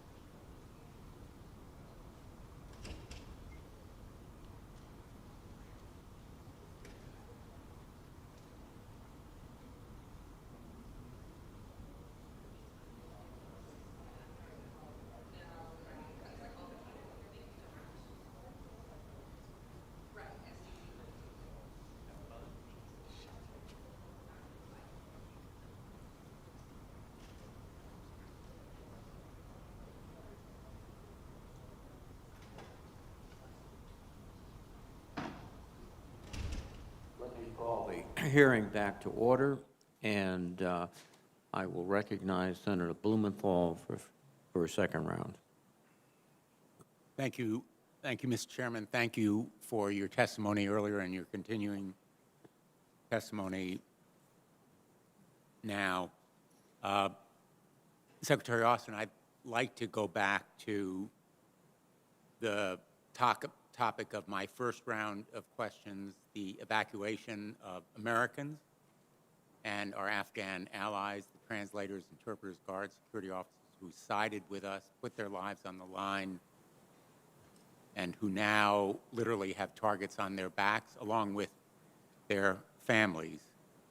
I asked you who at the Department of Defense is in charge of our efforts to evacuate them, and with all due respect, you didn't give me the name of the person at DOD leading these efforts, but you pointed me instead to the Department of State and interagency efforts. I've been involved in working on this evacuation issue and on the refugee question for some time, along with this coalition of veterans, NGOs, concerned citizens, and some government officials. And the frustration I've encountered is that I've been directed repeatedly and constantly from one agency to another. DOD sent me to state, who then sent me to the National Security Council, who would send me back to the Department of Defense. It was a Kafkaesque exercise in bureaucracy and red tape with no clear lines of authority while lives were on the line. And this private network or coalition was doing the work that the United States government would have done if it had maintained a presence there, but it had none. And that's why at Mazur and Kabul, it was doing that work. So I'm concerned that despite this committee's efforts to call attention to the looming crisis in the evacuation, we were unprepared. And as I mentioned earlier, a number of members of this committee went to the White House in the spring, asked for a plan, a strategy, and none was forthcoming. I'm concerned we'll repeat that mistake as we work to avoid a humanitarian crisis during refugee resettlement. And that will be a huge undertaking with hundreds of thousands of Afghan refugees who are literally escaping torture and murder, coming to this country, many of them with nothing more than the clothes they had when they left.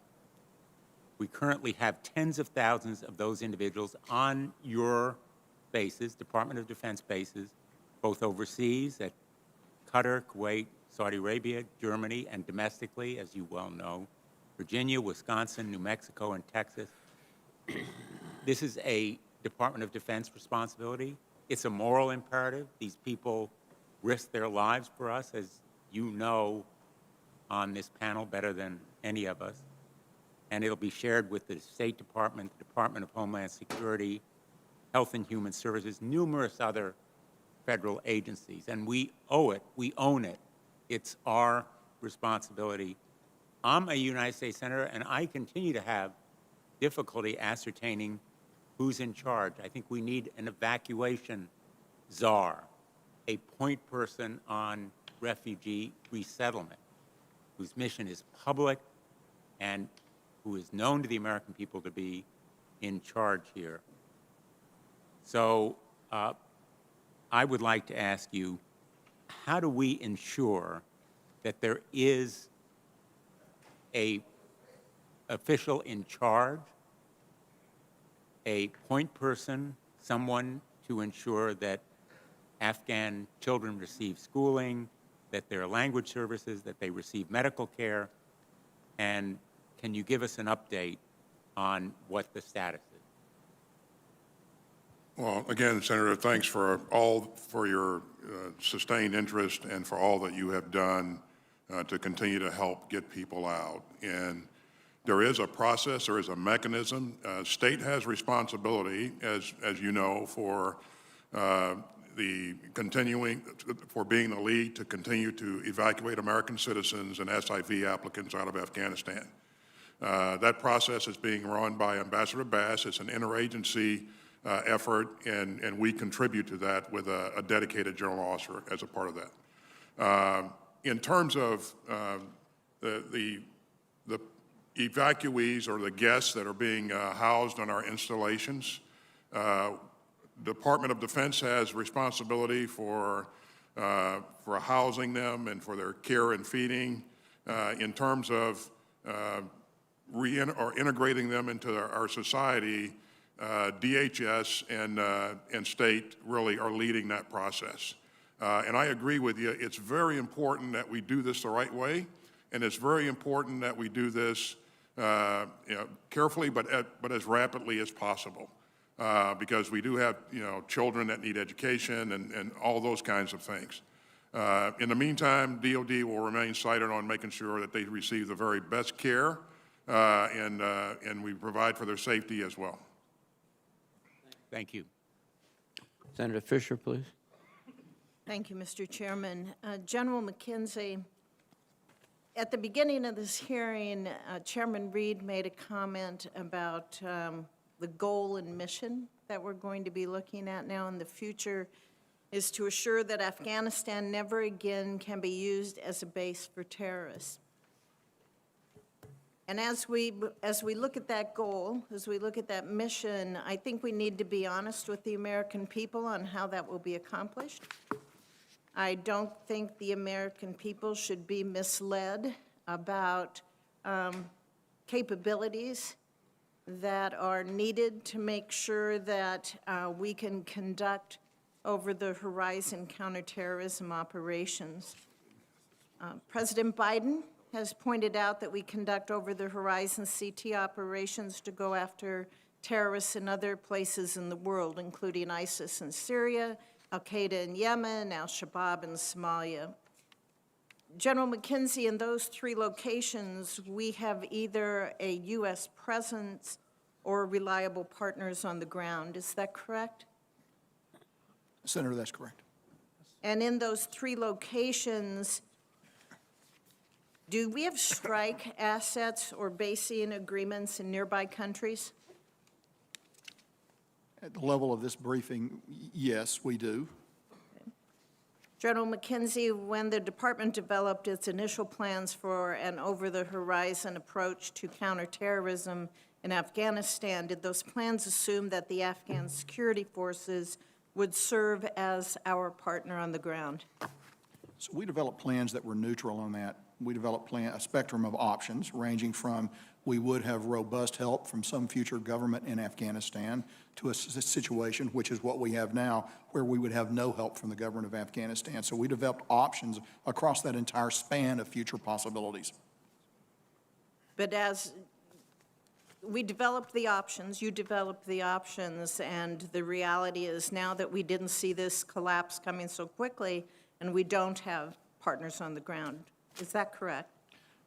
We always had one of the options for CT in Afghanistan would be that we would be at a state where there would be no diplomatic presence there and there would be no help from the government of Afghanistan. So from the beginning, we always saw that as one of the possible futures. And that's the situation we're in right now? That is correct. You stated that during the evacuation, we developed a pragmatic relationship with the Taliban, but you're not saying we should consider the Taliban to be a reliable partner by any means, are you? I do not trust the Taliban. I do not consider the Taliban to be a reliable partner. And anytime you deal with the Taliban, you have to look at what they do and not what they say. General McKenzie, Yemen, Syria, and Somalia all border an ocean or a sea, and we can use carriers or other sea-based assets to conduct CT operations. Afghanistan, however, is a landlocked country, so we cannot use our sea-based assets in the same way. Our nearest strike base, or our nearest base, in Qatar is about 1,600 miles away from northern Afghanistan. So our strike assets are significantly further from potential targets than they are in other operating locations. Is it fair to say that it is more difficult to hit targets that are further away from where the strike asset is based? Senator, in general, that's a factor, but I would tell you because of our ability to refuel aircraft, to position, for example, during the withdrawal, we positioned a carry off the Makran coast of Pakistan, which shortened the range considerably. So there are ways to get to that finished solution. But Senator, if I could just add, it is not the finished part of the problem that is the most difficult part of the problem. It is the finding and fixing the target where we've run into great difficulties, particularly associated with Afghanistan, because of, as you noted, its landlocked location, its great range from our bases. And while we do have platforms that can fly in there, it eats up a lot of time and a lot of platforms to conduct that mission. That's why I said from the beginning, hard to do, very hard to do. It's not impossible to do. But there are, and we can talk more about it in the closed session. Right, and it's hard because of lack of partners on the ground. That is a significant factor that you look at when you look at any CT operation of this nature. To even reach Afghanistan, our strike assets, they have to fly over other countries. So without an agreement from Central Asian nations north of Afghanistan, is it accurate that we're reliant on the continued use of Pakistani airspace for our over-the-horizon strategy? Senator, you are correct. And that is not a sure thing for the future, correct? Senator, I wouldn't predict the future. I know they were very supportive during the last phase of our engagement in Afghanistan. I think we're now talking to them at various levels about how we might maintain the ability to do that in the future, but I wouldn't want to get out ahead of the department, the secretary, and the policy people on this. But they also have a strong relationship with the Taliban. Would you consider that that's going to grow? I would consider that they're going to be very conflicted about this, as they have been for the last 20 years. Okay, Thank you very much, Senator Fisher. Senator Kane, please. Thank you, Mr. Chair, and to the witnesses. I guess I'll direct this to Secretary Austin. What is the administration's current best estimate of the number of Americans that are in Afghanistan? Senator, according to state, there are currently fewer than 100 American citizens who want to depart and are ready to leave. We got out 21 American citizens today, along with their family members. And we'll continue to work this, as you've heard us say earlier. The numbers fluctuate daily, and because more people come to light as time goes by and they see opportunities to safely leave. And so this has been a dynamic process, but again, we will stay focused on this. I understand that. I'm aware that you've had success in getting Americans out because I've advocated on behalf of some of them, and I've seen the results of your effort, and I know you will continue that. If I remember correctly, there started to be communiques to Americans in Afghanistan that they might possibly consider returning to the United States as early as March. Is that correct? I don't have knowledge of those communiques. I think that may be from a foreign relations, State Department standpoint. Obviously, you can't bring folks home who don't want to come home, but the number that you're currently looking at, and I understand that it changes, who want to come home is now less than 100, and I trust that you'll continue to be diligent about that. To the question that I posed in my first round of questions, and General McKenzie, I'd like to start with you. All three of you are leaders, but you also have on-the-ground experience, and I know you have a deep connection to Afghanistan and people that you fought together with, and your partners and colleagues there, as well as the Americans who sacrificed so bravely. And for the purposes of the committee, we really want to dig into this question about why did the security force and government fail so quickly, because it bears upon future train and assist efforts or future humanitarian efforts. Beginning with you, General McKenzie, what are your own thoughts about the speed of the collapse of both the military and civilian government? So, Senator, I believe that the collapse of the military and the government are completely linked. You can't consider one without looking at the other. And I believe probably the primary accelerant to, I'll take the military side first, the primary accelerant to lowering morale and general efficiency of the Afghan military was what they saw coming in the heels of the Doha Agreement, what they believe was forced upon them. And so I think that had a negative effect. Plus, as we get closer to the date that we're leaving, the clear vision that the United States is going to leave, and we're going to apply a system of, at best, partial remedies from their perspective to continue the maintenance of not only the main force, the conventional force on the ground, but also the really high priority items like their Air Force. And as I've noted before, we had an over-the-horizon solution to do that. It wasn't a perfect solution, but it was our best attempt to do that. So I think that affected the military. But I would tell you what I think the DNA of those Afghan soldiers is the same DNA the Taliban had. And the Taliban fought pretty hard. And so I think it comes down to will to combat and fighting spirit. And I think that's where you get the link to the government of Afghanistan. And when your president leaves suddenly in the middle of a campaign for the capital, I think that finishes any chance at all you might have had of making a stand there. And that wasn't, and there were signals before then of disaffection and fractures in the Afghan government. Probably better people than me to talk about that. But I think all those came together and had a very powerful negative synergy towards the end. And this is not new. We've been able to see it for years. But Senator, the one point I would make is this is not inherently a military problem. Mm-hmm. There are larger factors here than just the U.S. military and what we did or didn't do training the Afghans. So I'll pause there. To your last point, of the 2 points you made, you could have the best fighting force in the world, but if they don't have confidence in their military or political leadership, it's hard for them to put it all on the line for a leadership if they lack confidence in the leadership. To Secretary Oster and General Milley, any additional thoughts? The three choices that you laid out for us was, your questions were, was it because of insufficient training? Was it because the troops were demoralized? Or was it because we wanted things for them more than they wanted it for themselves? I would agree with General McKenzie that, the Doha Agreement had a significant impact on the morale of the troops. But I would say that's compounded by weak leadership, corruption in the government, and the fact that the Taliban made a concerted effort to really reach out to provincial leaders and convince them that the Taliban was going to be in charge, and so they might as well side up with them early on. So. My time has expired. I yield back. Thank you. Thank you, Senator Kane. Senator Cotton, please. General Milley, in the final 2 pages of your written statement, you lay out in some detail the circumstances of your phone calls with your Chinese counterparts on October 30th, 2020 and January 8th, 2021.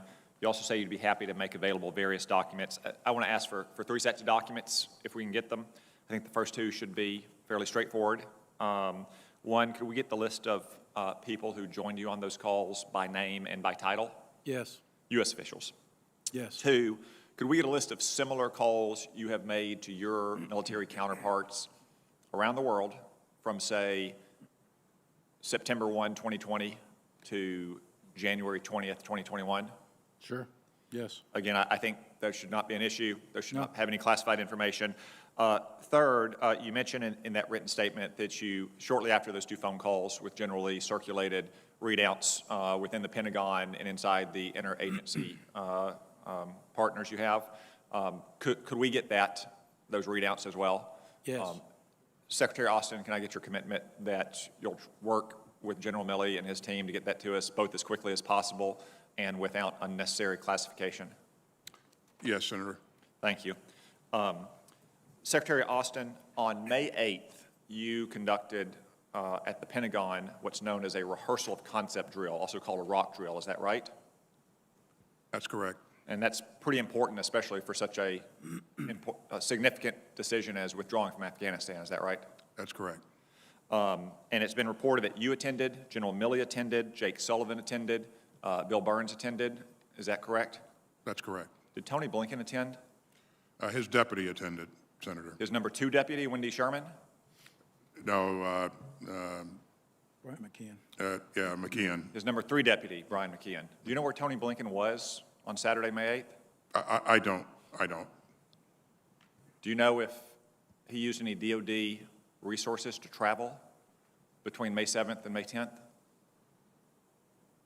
I can certainly find out, but that's not something I was saying. Yeah, I understand it's not right at your fingertips, but I think we should probably get it pretty quickly. I'd like to know if Secretary Blinken used any DOD assets, whether aircraft or air bases or personnel, air crews or ground crews, to travel between May 7th, 2021 and May 10th, 2021.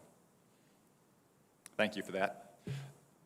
Secretary Austin, who chose September 11th as the date by which we would withdraw from Afghanistan?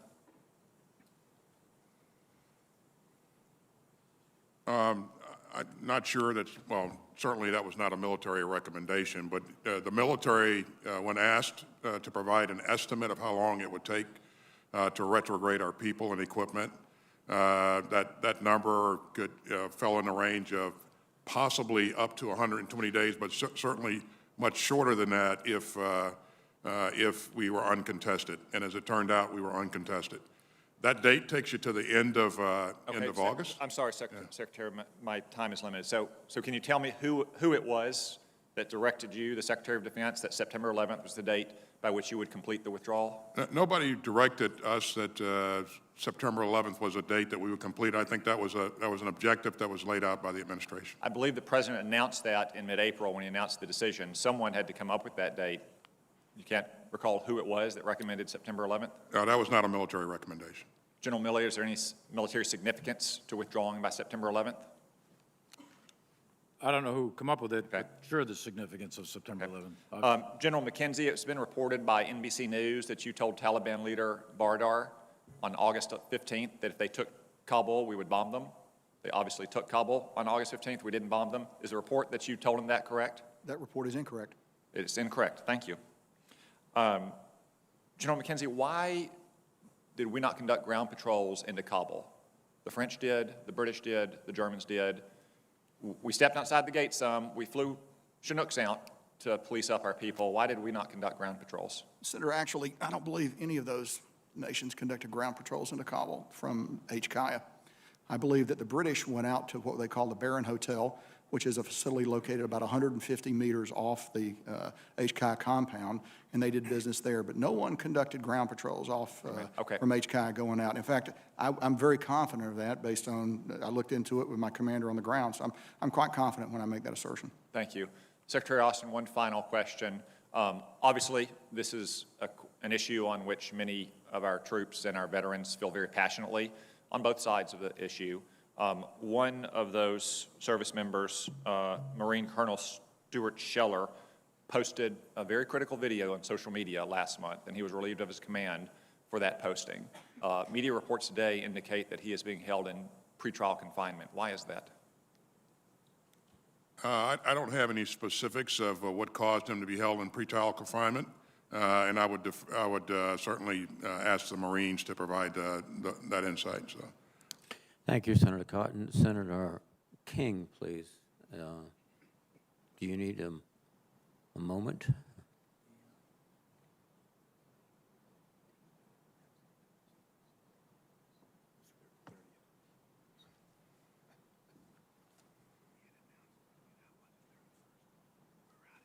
discussion that we've had thus far today is a peculiar one about decisions. And the assumption seems to be that you could make a different decision, for example, on August 31st, and everything would have been okay and we would have gotten more people out. My understanding, General Milley, is that it was your view that making that decision to go beyond August 31st, and I'm using this as an example, would have had consequences which you and your colleagues judged would be far more damaging and dangerous to American lives than the decision to leave on August 31st, including being back at war with the Taliban, subject to terrorist attacks, and subject to perhaps airplanes being shot down by the Taliban. Can you, am I right about this, about where the risk calculus was? That's correct, Senator. We said risk to mission, risk to force, and risks to remaining American citizens in Afghanistan was going to go to extremely high, beginning 1 September if we stayed past 31st with U.S. military forces. And you use that term risk to mission, risk to force as a kind of, that's a descriptive phrase, but we're talking about potentially hundreds of American lives, are we not? Well, when we talk risk to force, we're specifically talking casualties killed and wounded. And our estimate, my estimate at the time, this is 25 August we're talking about, is if we go to war with the Taliban on the 1st of September, there were 6,000 Taliban and 56 checkpoints in Kabul at that time. We would have had to clear Kabul. We would have had to re-seize Bagram and in the road, this 30 miles of road in between Bagram and Kabul. That would have taken a significant amount of force. We're looking at probably a core operation. We probably, my guess is that we would have had significant amounts of killed and wounded. Exact numbers are always imprecise when you're doing those kinds of estimates, but it would have been significant U.S. military killed and wounded, and the remaining American citizens would have been at greater risk. You mentioned we'd have to retaken Kabul. They had 6,000 troops. As I remember discussions in this committee when we were talking about retaking Mosul, the generally accepted rule of thumb is that it takes 10 troops to dislodge one in a city, that dislodging troops in a city is very difficult and takes a large number of attacking troops. Is that correct? It is, but the disposition and composition of the Taliban in Kabul at that time was not the same as ISIS in Mosul. Mosul was a prepared defense. They were dug in, they were ready to go, underground positions, et cetera. The Taliban had just moved in, so it would have been not that level of fight that you saw in Mosul, but it still would have been significant. 6,000 is 6,000. And you're in an urban area of about 5 million people. So it would have been a significant level of effort, and it would have resulted in significant U.S. casualties. Thank you.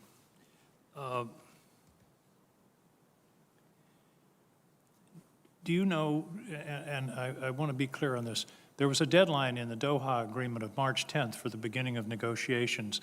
Did the administration, the former administration, make any objections or raise problems with the Taliban because of their failure to meet that deadline, or indeed to ever meet that deadline in terms of negotiations with the Afghan government? I don't have personal knowledge of that. Zal Khalilzad might be a good one, our former Secretary of State, but I don't personally know.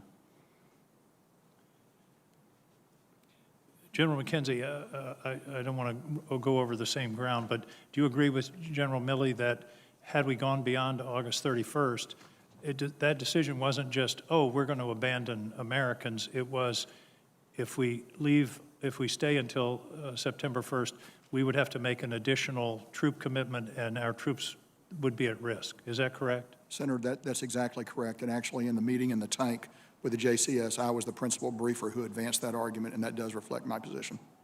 Thank you. Thank you, Mr. Chairman. Thank you, Senator King. Senator Rounds, please. Thank you, Mr. Chairman. In listening to your testimony today, and I've appreciated the amount of effort that you've put into being very clear with us, it seems to me that we have left a power void in Central Asia that has already increased the threat of terrorism and has provided significant opportunities to our adversaries. Secretary Austin, a little while ago you indicated that, and I believe your term was that if we would have had to have made an earlier withdrawal, perhaps in April or May, that it would have been very, very difficult to have had that completed in an orderly manner. And I think that's the way that you described it. Is that correct, sir? That's correct, sir. I think also, sir, you would probably agree that the withdrawal on the August 30th, August 31 deadline was probably not done in an orderly manner either, was it? There are two issues here, Senator, if I may. First of all, you'll recall that we stated that General Miller planned for an orderly evacuation of people and retrograde of equipment. That plan was laid out, it was rehearsed, and it was executed so that by early July, all of the equipment that we wanted to retrograde had been retrograded, and most of the people were out, except for a small element that was in around the embassy and on HKIA. Mr. Secretary, the American people watched with horror on TV during the last days in August, in which our young men and women in uniform not only died, but they were in the middle of huge throngs of individuals desperately trying to get out. I don't believe that you would suggest that that was being completed in an orderly manner. No, so that's the second. The second operation was a non-combatant evacuation, which was, I think you heard me say early on, Senator, we had some challenging times early on. We recovered from that, and were able to. But you would, Mr. Secretary, you would not consider that to have been done in an orderly manner, would you? I would say overall we endured challenges, but again, we were able to get out an enormous amount of people. I don't disagree that the young men and women who wear the uniform of this country on that particular very challenging time period did everything they could, but clearly it was not in an orderly manner. They were in a very disastrous, and I think we would all agree, a very deadly situation. Would you agree, sir? And you heard me say so, Senator, that it was a very dangerous situation that we're in, and despite that, they were able to fight through the challenges. And because of their heroic efforts, we were able to do what we did. So. Mr. Secretary, the reason why I asked this is because I think not only American citizens saw this, but I think our allies saw it as well. And I think what they saw was, first of all, that because of the date certain rather than a conditions-based withdrawal, because of a decision that was made by our president, because of that, we left American citizens behind. And we did leave Afghans behind who had served directly with our U.S. forces. And it appears that many of them believe that we did not appropriately consult with them about our activities in a timely fashion. And finally, to look at and to see American equipment being left there, even if it's not quite ready for use, but most certainly there in the hands of the Taliban, did not help our position with our allies, sir.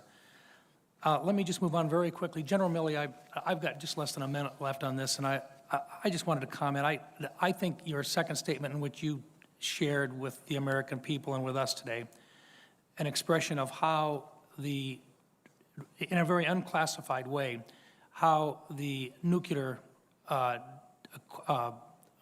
chain of command works. Part of this, and some of us have had the opportunity to observe in a tabletop exercise how that actually works with the processes working their way through with the president on down and the questions that are asked and the responses required and so forth. The 2022 NDAA has some very specific exercise requirements that the White House and other members are required to follow through. Do you know if either President Trump or President Biden had the opportunity to do a tabletop exercise and actually listen to the questions that were going to be asked of them should there ever be the possibility of the use of nuclear weapons? I do not know if either one, President Trump or President Biden, has gone through that tabletop exercise. Thank you. Once again, thank you, gentlemen, for your service to our country. Thank you, Senator Rounds. Senator Rono, please. Thank you, Mr. Chairman. Secretary Austin, my colleague, Senator Duckworth, mentioned the idea of an independent commission to evaluate what happened before, during, and after the war in Afghanistan. So, Secretary Austin, are you open to such an effort? Senator, I will always, as you would expect, always cooperate with my oversight committee. Yes, because I, for one, very much agree that this is a 20-year war, and there are 4 presidents involved, and I'd like to ensure that there are some lessons learned from a 20-year forever war.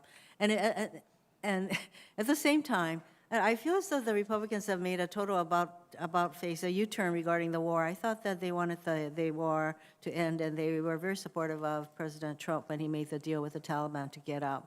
So there's that, and clearly there are lessons to be learned in terms of the evacuation, but I think the decision to get us out of this forever war was a good one. Secretary Austin, the President, I want to move to a slightly different topic. The President has touted the Afghanistan pullout as necessary to free up time and money to deal with near-peer competitors like Russia and China, but that stated rationale is somewhat, I think, at odds with the administration's budget, which fails to align funding priorities with the lines of effort identified in the Indo-PACOM Pacific Deterrence Initiative. Secretary Austin, I had brought this up before when we had a posture hearing, so you don't have to get into it now, but I would very much appreciate the efforts and where we are in terms of meeting the 5 lines of effort under the Pacific Deterrence Initiative. Could you provide us with that? We can, and I would just add, Senator, that I've spent a fair amount of time with our combatant commander since we last talked. He's laid out his plans and his intent, and I'm fully behind the effort that he wants to undertake, and so we look forward to discussing that with you. Thank you. And along those same lines, nuclear disarmament talks with North Korea remain stalled, and I'm concerned that steps taken by the DoD, including zeroing out funding for the Homeland Defense Radar Hawaii, HDRH, and objecting just last week to congressional action to reauthorize funds to keep that program on track, put Hawaii at risk in the near future. And what is DoD's credible alternative to HDRH Hawaii going forward? This is the second time that Congress has had to put back money for that radar. So what is the alternative that the DoD has that will protect Hawaii? Well, the capability that we currently have, Hawaii is protected, and again, this is an issue that we continue to look at, and you can rest assured that Hawaii will not be unprotected. Well, I know that we're protected as of today. I'm looking at the future. So a lot of us have concerns about what is going to happen to the Afghani women and girls with the Taliban coming back. I'd be interested, Secretary Austin, to hear your perspective about concrete steps the U.S. can take to influence a future for Afghan women and girls that honors their human rights and freedoms. Well, I certainly share your concern, Senator, and Taliban's track record on this is absolutely horrible. We'll have to continue to work to use economic levers and also international pressure to hold the Taliban accountable for some of the things that they said they're going to do. And again, I think it'll have to be an international effort to maintain pressure on the Taliban. And at some point, I think we'd like to know, specifically what kind of international efforts are bearing fruit with regard to what the Taliban is doing with the women and girls of their country. Regarding our relationship with Pakistan, so I think I'll submit that for the record because I know we're trying to keep to a 5-minute. But the relationship with Pakistan going forward with regard to the Taliban. Thank you. Thank you very much, Senator Hirono. Senator Ernst, please. Thank you, Mr. Chair. General Milley, In the previous round, we established that the withdrawal achieved no security conditions other than an unconditional withdrawal. We had to withdraw by a time certain, a date certain. Has the military, and these are yes or no questions, please, General Milley. Has the military's task to defeat terror threats from Afghanistan gotten harder? Yes. Does the Taliban and its other terror partners have more ability to train and prepare in Afghanistan now that we've left? More ability, yes. Has President Biden or his policy staff provided any updated guidance or direction for countering terror from Afghanistan? Yes. Are we at a greater or lesser risk of terror attack from Afghanistan as a result of our withdrawal? Too early to tell. Too early to tell. Yeah, I think we've got about, to elaborate a little bit, probably got about 6 months here to really sort this out, to see which direction things are going to go. It's not much time, but that's my personal estimate. It could be out to 12. And then we're going to have some indicators and warnings of what direction this is going to go. But that's where I'd put it. In the previous round, and this is a comment, but in the previous round, each of you had admitted that your best recommendation was to leave a residual force in Afghanistan. Clearly, the president disregarded that opinion, that recommendation, that advice, and I do believe that this has left us less safe. A number of my colleagues have mentioned over the horizon. General McKenzie, you referenced the fact that we don't know yet how effective that will be. We don't have partners on the ground. Talked about the airspace that would have to be used for over-the-horizon capabilities. There is still a terrorist threat in Afghanistan. Now, on August 20th, President Biden had stated, what interest do we have in Afghanistan at this point with al-Qaeda gone? First, I didn't recognize that al-Qaeda was gone. General McKenzie, is al-Qaeda gone? Senator, al-Qaeda is still, maintains a presence in Afghanistan. And Secretary Blinken had said on August 22nd that the threat of terrorism metastasized out of Afghanistan a long time ago. General McKenzie, is there any terrorist threat in Afghanistan now? There is what we see is ISIS newly rejuvenated with the prisoners that came out of Parawan and Polycharky prison. They're gathering their strength. We have yet to see how that's going to manifest itself, but we know for a certainty that they do aspire to attack us in our homeland. And we know the same for al-Qaeda. So that threat, it has metastasized, and it is resident in other parts of the world. In my part of the world, though, it certainly is in Afghanistan. Yes, it has been reported that the top 22 officials of the new Taliban government are known associates of al-Qaeda, including 5 terrorists who were once imprisoned at Guantanamo Bay and 13 more who were sanctioned by the UN, the United Nations, as terrorists post 9/11. And I'm very alarmed, Secretary Austin, that your Undersecretary of Defense for Policy, Colin Kahl, claims there is a minimal threat. He called the terror threat from Afghanistan insignificant on a call with senators less than a month ago. He's wrong. I think all of you would admit he's wrong. The FBI director even said that he was wrong last week. He's in denial or he's lying. I would hope that his testimony and comments are not indicative of your own thoughts. And if they are different, I just truly hope they are. Let's just leave it at that. So if the Department of Defense can't get their lead policy official off the couch, which is where he told me he was during closed testimony last week, that he was sitting on the couch. He didn't really care what General Miller's opinion was. If that's the type of thought process that we put into decisions that are made at the Department of Defense with this lead policy official, maybe he needs to go back to the couch.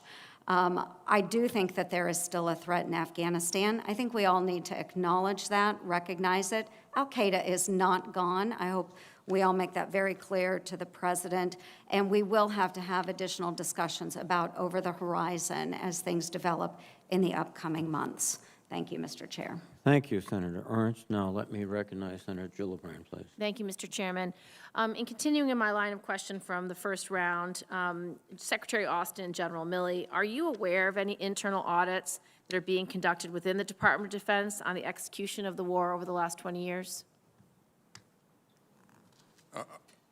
I am not, other than the AAR activity that we will conduct within the department What's that? After action review. And what will make up that review? We'll focus on you know, the things that have occurred as a part of this latest operation. But I think your initial question was, is there a review over the last 20 years? And the answer to that is no. And do you think a review of broad scope would be useful to the DoD and useful to policymakers in the future, particularly this committee? I do, Senator, and I also think that, as I mentioned earlier, that should have an interagency flavor as well. And do you have any recommendations for an external independent review of the war in Afghanistan? For example, what do you think Congress's role should be, and how would such an audit be conducted? What U.S. agencies, countries, and organizations should be included in the review of America's longest war? Yeah, I don't have any recommendations at this point. I can certainly take that for the record, Senator. I would be grateful for that. Secretary Austin and General Milley, this is something that hits a little closer to home. A number of our diplomats, intelligence officers, and service members who assisted with evacuation, including the 10th Mountain Division from Fort Drum, New York, were subjected to acute trauma and chronic stress, a problem we are not unfamiliar with after the last 20 years of war in Afghanistan and Iraq. Families at Fort Drum have told my office it felt like a full deployment compressed into the time of a few weeks. Further, so many of our service members have lost their lives to suicide, which has been devastating. What is DoD doing to ensure that our combat veterans and their families are getting adequate mental health assessment and the resources they need? Well, thanks, Senator. I'll make a comment, and I'll let General Milley comment as well. I think you asked him as well. But you've heard me say before that, you know, my belief is that mental health is health, period. And there should be no stigma associated with seeking help if you're dealing with issues.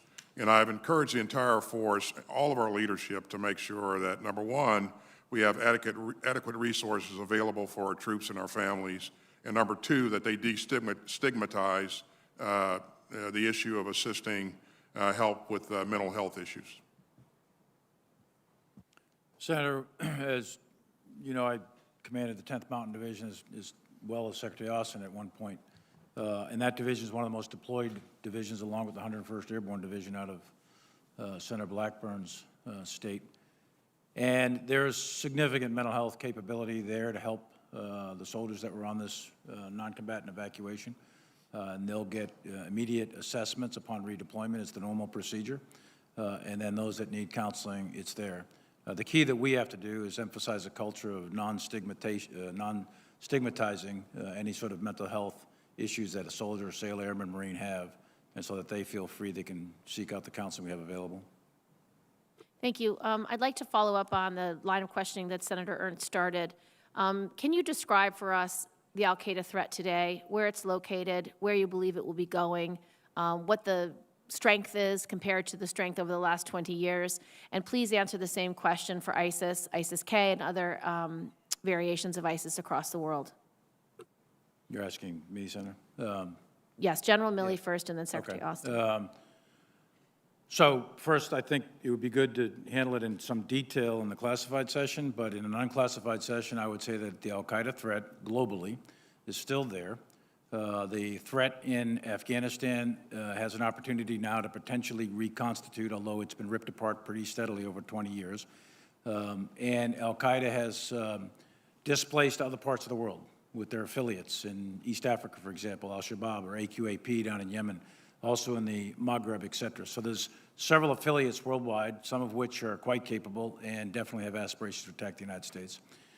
With respect to ISIS, we saw ISIS core in Iraq and Iraq and all that. That was all ripped apart, but they still exist up there, by the way. And ISIS has found a new home in parts of Afghanistan, although right now they're at war essentially with the Taliban. But ISIS has affiliates as well in other parts of the world because of their brutality. So there are other regions of the world which have high concentrations of very lethal terrorist organizations that have aspirations to conduct operations against the United States. And we have operations in intelligence, surveillance, reconnaissance, et cetera, in all of those parts to continue to watch that. But it has moved in various parts, and we can cover that in some detail in a classified session, if that's okay. Thank you, Mr. Chairman. I'll pursue both questions for both in classified setting. Thank you, Senator Gillibrand. Senator Tillis, please. Thank you, Mr. Chairman. General Milley and General McKenzie, I ran out of time before I could thank you for some of the work that your staff did in August. We were working several cases. I was involved. I remember a conversation with one of your staff, General McKenzie, at about 3 o'clock in the morning while we were trying to shepherd someone out, and we did get them out successfully along with some American citizens. But unfortunately, we have a much longer list of people that we were not successful with getting out. Between SIV holders and family members, my office alone has over 900 people still on a list of people who are still in Afghanistan. And we communicate with these people through WhatsApp. We were trying to shepherd them to HKIA and then back and forth, and ultimately operations were shut down and they were stranded and left behind. So what role, and Secretary Austin, maybe I'll start with you, what role, if any, and actually before I answer that on the mental health issue, we were working with a Marine who was trying to get an interpreter out, had been maintaining contact for years. We had all the authenticating documentation. We weren't successful in that case. That Marine committed suicide about 3 weeks ago, retired Marine. So this is having real-life consequences not only in Afghanistan but here in the United States. So Secretary Austin, what role, if any, does the DOD play in helping us draw down this list of people that we believe we have documentation that suggests they should somehow get shepherded out of Afghanistan? Senator, first of all, my deepest condolences on the loss of our Marine. Really saddened to hear that. Thoughts and prayers to his families. DOD continues to work as a part of the cell that you may have heard me mention earlier. That's actually run or headed up by the State Department, and Ambassador John Bass is running that. And we're trying to pull in as much information from every corner that we can and refine lists and refine contact information so that we can reach out and make sure that people have the right credentials to be able to leave the country. And so we continue to work with, as a part of the state effort on this issue. So. I think it'd be helpful to find out what our point of contact was. It was literally me reaching somebody to see if they could help me or moving it up the chain of command to where I was able to personally intervene in several cases. General Milley and General McKenzie, some people have said we're glad that we've ended this war. Is the war on terror over? General Milley? Absolutely not. General McKenzie? The war on terror is not over, and the war in Afghanistan is not over either. Has the exit from Afghanistan made the war more challenging for us or less challenging with respect to continuing to try and protect the homeland and U.S. interest abroad? Senator, just made it more challenging. General Milley, you agree? Yeah, absolutely. A related note, a Wall Street Journal article published on August 31st said U.S. officials acknowledged the military has lost 90% of the intelligence collection capabilities it had using drones before the drawdown.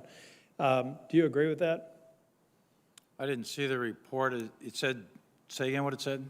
It said we have lost 90% of our intelligence collection capabilities it had using drones before the drawdown. I'd have to go look at the actual math. I've got my J2 actually doing that right now to determine the level of ISR assets and the statistics. It is significant. I don't know if it's 90%, but it's significant. On the SIVs and folks that are stranded in Afghanistan, is it fair to say that our human intelligence network, given the current status and the fact that many were left behind, is it fair to say that that's been stressed even more so than our drone surveillance capabilities? I mean, do we have much in the way of human intelligence on the ground in Afghanistan today? We can explain that, I think, in good detail in a classified session, Okay. but there is still, yes. Do we also, back to General or Secretary Austin, I think it's so important for us to show that we're going to move heaven and earth to try and get these others out of Afghanistan, because this not only has an impact in Afghanistan, it has an impact anywhere. You know, SIVs are not unique to Afghanistan. People working with us, human intelligence on the ground, keeping our forces safe is something that's standard operating procedure in a lot of dangerous areas. So I hope that we recognize that we owe it to the people of Afghanistan, but we owe it to our men and women in uniform to get this right. Thank you. Thank you, Senator Tillis. Now let me recognize Senator Warren.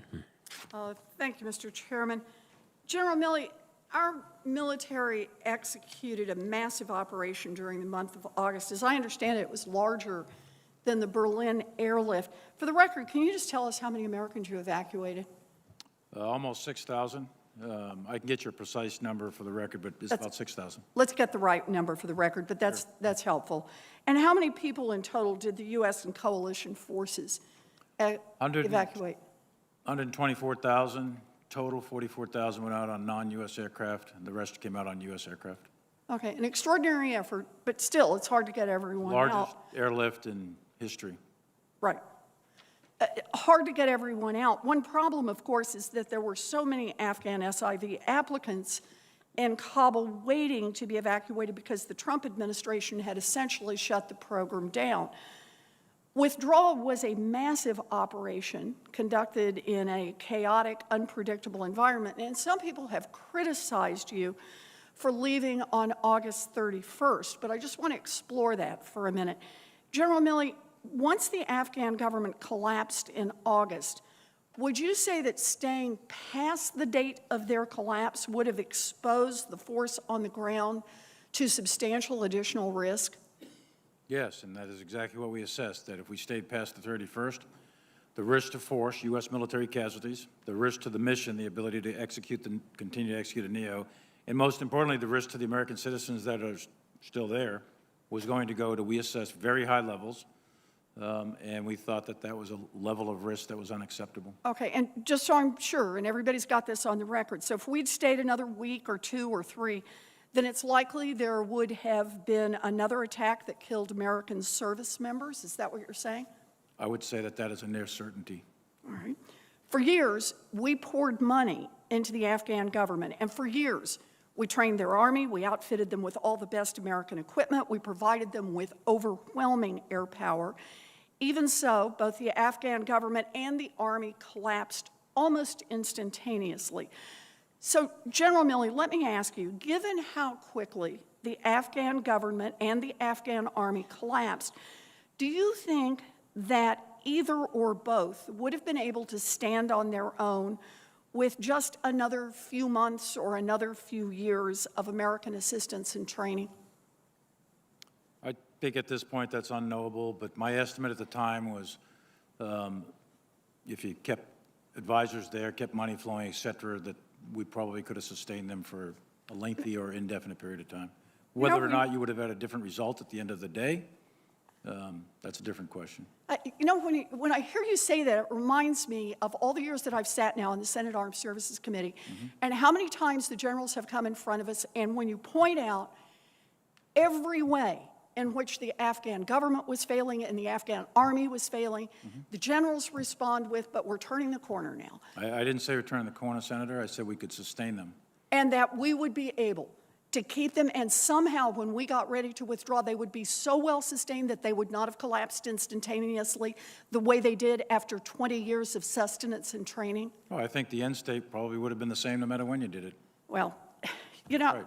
I believe that leaving a force behind would have necessitated that force staying indefinitely. That's right.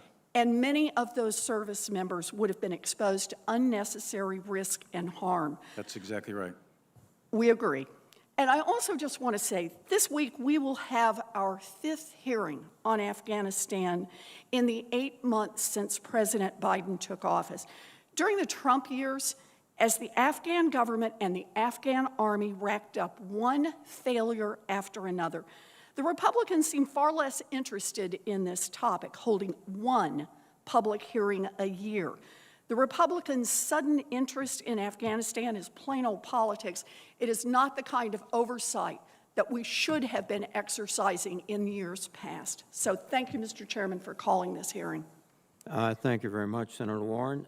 Senator Sullivan, Thank you, please. Mr. Chairman. And just to my colleague's statement, it's a little bit rich coming from one of my colleagues on this committee who wants to gut the military and its readiness. So, but that's a whole nother issue. I want to get back to my line of questioning from this morning, and I will tell you again, gentlemen, I've never seen so much anger, at least from my constituents, who've witnessed a fiasco, a humiliation, a president who is consistently telling falsehoods to the American people, and the issue of there's no accountability. And you gentlemen have spent decades serving your country honorably in combat. I have the utmost respect for your service, your fidelity to America. And importantly, you've dedicated your lives to an institution that has a culture of strict accountability and responsibility up and down the ranks. I mentioned a few examples this morning, the collisions of the USS McCain and Fitzgerald. Everybody up and down the ranks, including the three-star admiral, was relieved. The recent, very tragic Marine AAV accident, everybody up and down the ranks, including the commanding general of the 1st Marine Division, was relieved. If you're a Marine or Army second lieutenant training your platoon on patrol and one of your soldiers loses his NVGs or his rifle, that lieutenant is going to get relieved. But on this issue, one of the biggest national security fiascos in a generation, no one is accountable. And the American people are livid because they saw it, they see it, they know. It's a debacle. General Milley, this morning you called the Afghan retrograde a logistical success, but, quote, a strategic failure. I appreciate your honest assessment. I believe the President of the United States is solely responsible for this. Mr. Secretary, do you know if anyone, the National Security Advisor, the Secretary of State, or Undersecretary for Policy of DOD has offered their resignation to take responsibility for this fiasco? I do not. Okay. I do not, but I don't believe they have. Okay, thank you. Given the military culture of accountability that all of you gentlemen come from, and again, I respect that more than almost anybody, have any of you offered your resignation to the President at any time since his decision to withdraw? And General Milley, I understand your earlier answer to this question, that senior military advisors and officers can't resign every time they disagree with the President. I actually agree with that. But after the President's decision, when the American people see such a strategic failure, as you called it, that's undermining our national security, they expect accountability, and there has been none. So have any of you accepted that accountability or responsibility? I'm accountable for my actions. And No, I'm just accountable talking for about a resignation. I have not submitted my letter of resignation. Mr. Secretary? No. General? I have not submitted a letter of resignation. Mr. Secretary, I want to know, what will it take for someone, anyone in the Biden administration to take responsibility or accountability for this national security fiasco? Anyone? Senator, from a DOD perspective, again, you heard me say that we'll continue to review our actions, and we won't hesitate to be critical of ourselves. And if there's someone that should be held accountable for an action, then we'll certainly do that. I want to switch topics here very quickly. General Milley, do you think if the Chinese Communist Party decided to invade Taiwan, would their military leadership call and give you a heads up? I think there'd be a period of increased tension, indicators and warnings, and I think there'd be an exchange of various communications at all levels. Department You really of State. think the Chinese, And I think you really think the Chinese Communist Party head of the PLA would call and say, "Hey, General, FYI, we're going to get ready to invade Taiwan. I just thought I'd give you a heads up." You honestly think that? I know I'd call him and ask him. No, I I'm would call asking him the and other ask him question. outright. You think he'd give you a heads up I think on the that, invasion of Taiwan?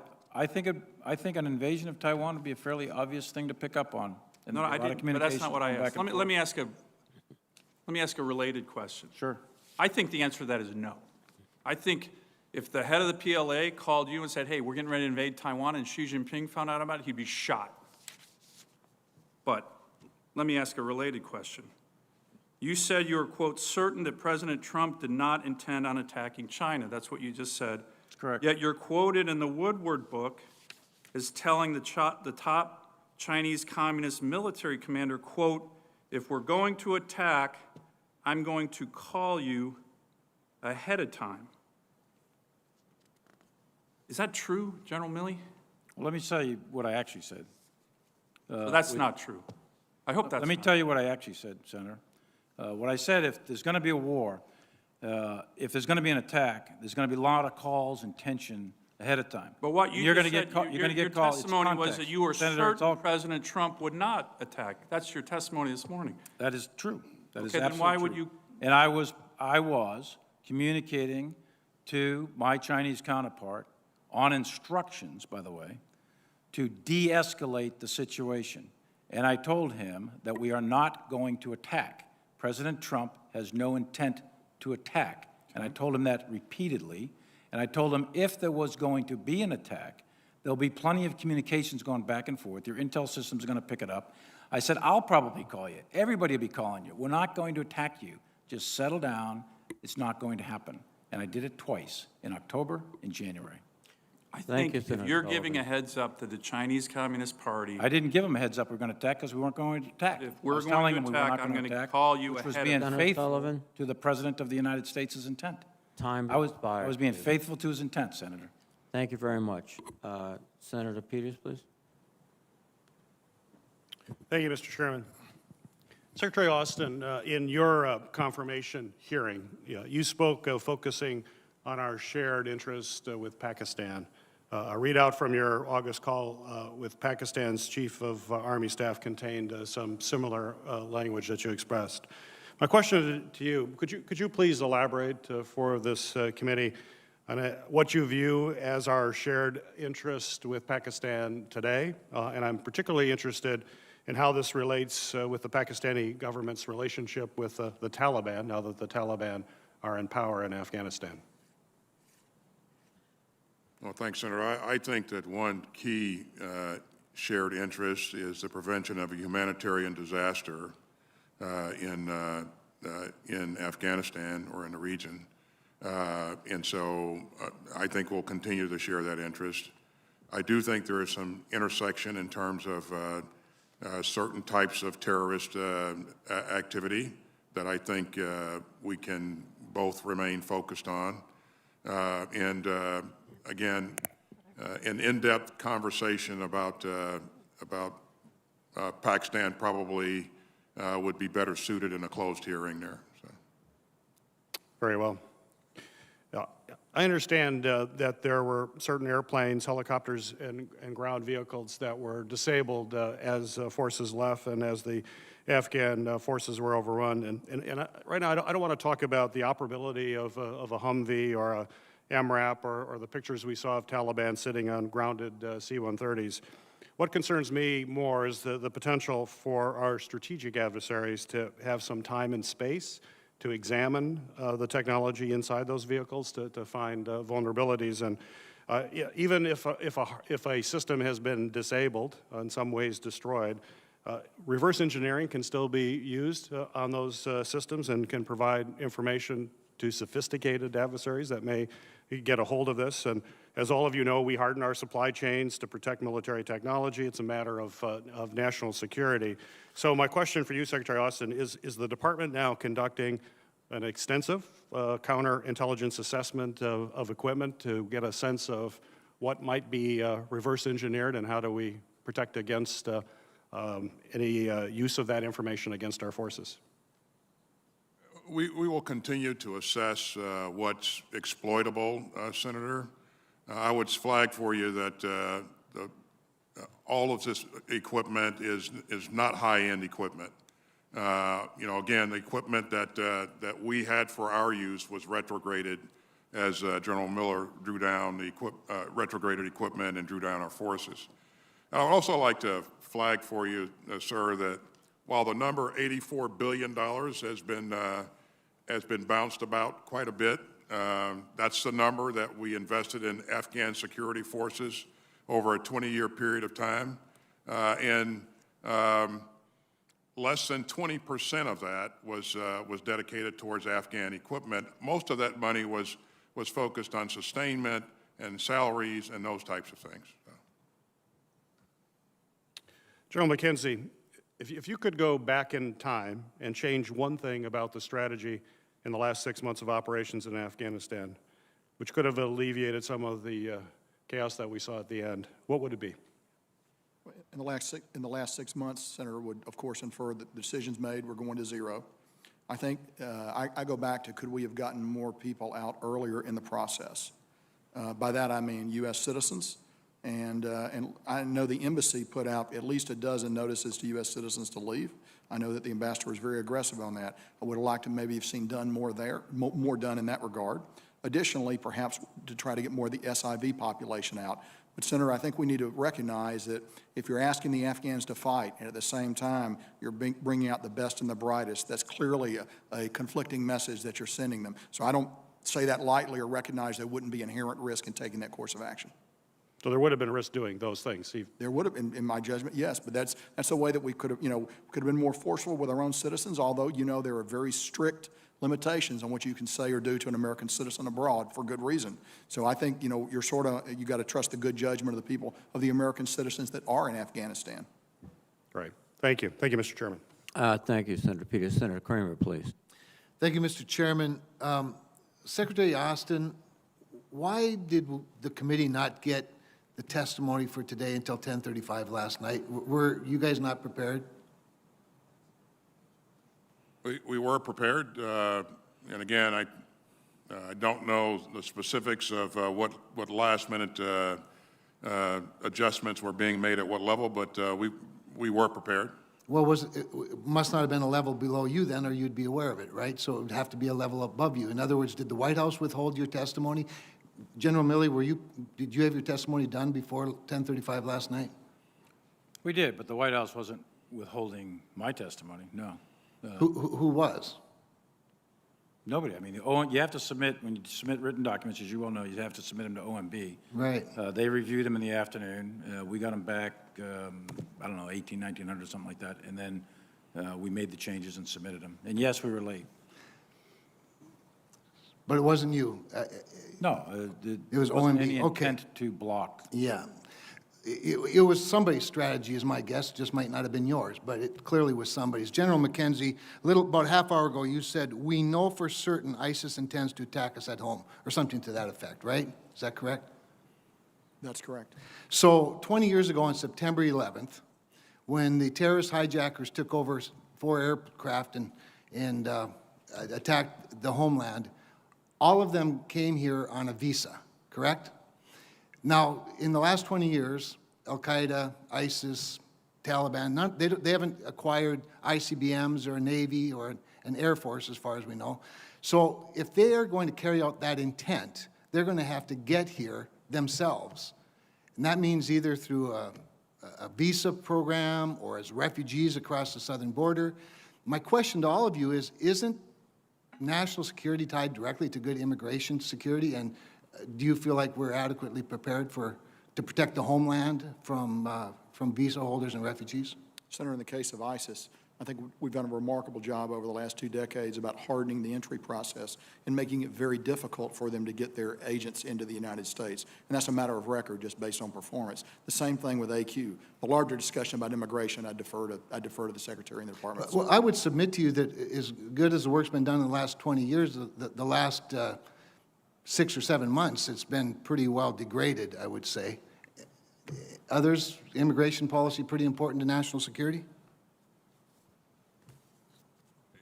It absolutely is, Senator, and again, I wouldn't want to, again, that's the domain of Secretary Mayorkas, and I know that he and the interagency continue to work that very hard. All right. According to CENTCOM press release, General, post-strike, this is a quote, now, post-strike reflections indicate that Kabir Adi was directly connected to the ISIS-K leaders that coordinated the August 26th attack at the airport. The way I read that, the actual ISIS-K leaders who coordinated the attack are still out there. Is that true? I prefer to talk about it in a private I setting. thought you might. I look forward to that, and I yield back. Thank you, Mr. Chairman. Thank you very much, Senator Kramer. Now let me recognize Senator Duckworth, please. Thank you, Mr. Chairman. Mr. Secretary, I just wanted to say thank you. I just received a letter this morning in response to a letter I'd written to you and Secretary Blinken asking about the process of certifying that somebody did work for the DOD as a contractor. I do want to say that a response is a good one. I think you've made, with regards to Project Rabbit, which I'll give you a couple minutes to talk about, but it seems that you've reviewed over 7,800 employment records and matched over 3,400 of those pre-com applicants. Would you like to talk about Operation Rabbit just a little bit? Well, only to say that, I mentioned earlier, Senator, that this, when this question came up, that this is important to us. We think we have to do everything we can to shorten the amount of time that it takes for somebody who's worked with us before to be able to verify that they have worked with us. We're going to continue to work on this, and again, one of my major directorates is focused on this, and we'll work with the committee on this if you have further requirements. But thanks for your support in this regard. Thank you. And I know each one of us probably does have folks who've contacted our office seeking help in verifying their employment as a contractor, not just under DOD, but also with state. I'd like to shift gears a little bit and talk about Mark Frerichs.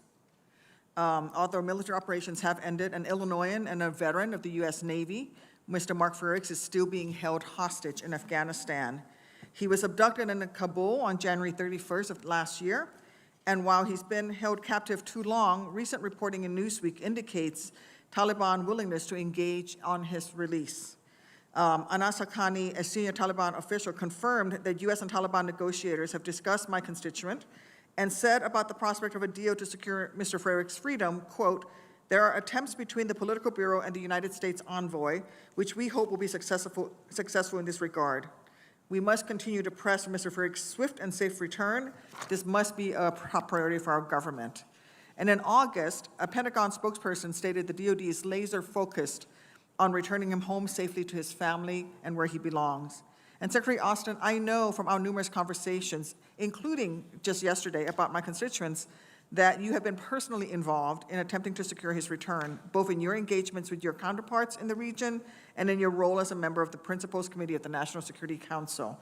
Can you please update me on your discussions regarding Mr. Frerichs with your foreign counterparts, as well as your interagency partners in our government? And I know his family is probably watching this testimony today.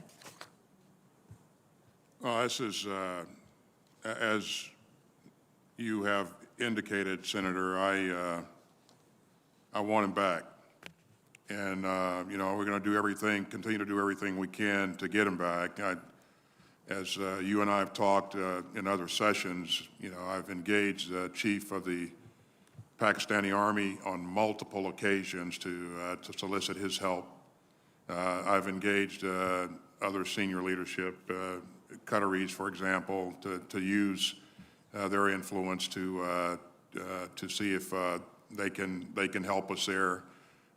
We'll remain focused on this. This is. I'm hopeful that we can see some daylight and some movement here in the future. I don't have anything to offer you in terms of specific readouts from the interagency process, and I defer to Mr. Sullivan to provide commentary there. So. Thank you, Mr. Secretary. And I appreciate your commitment to getting Mr. Frerichs home.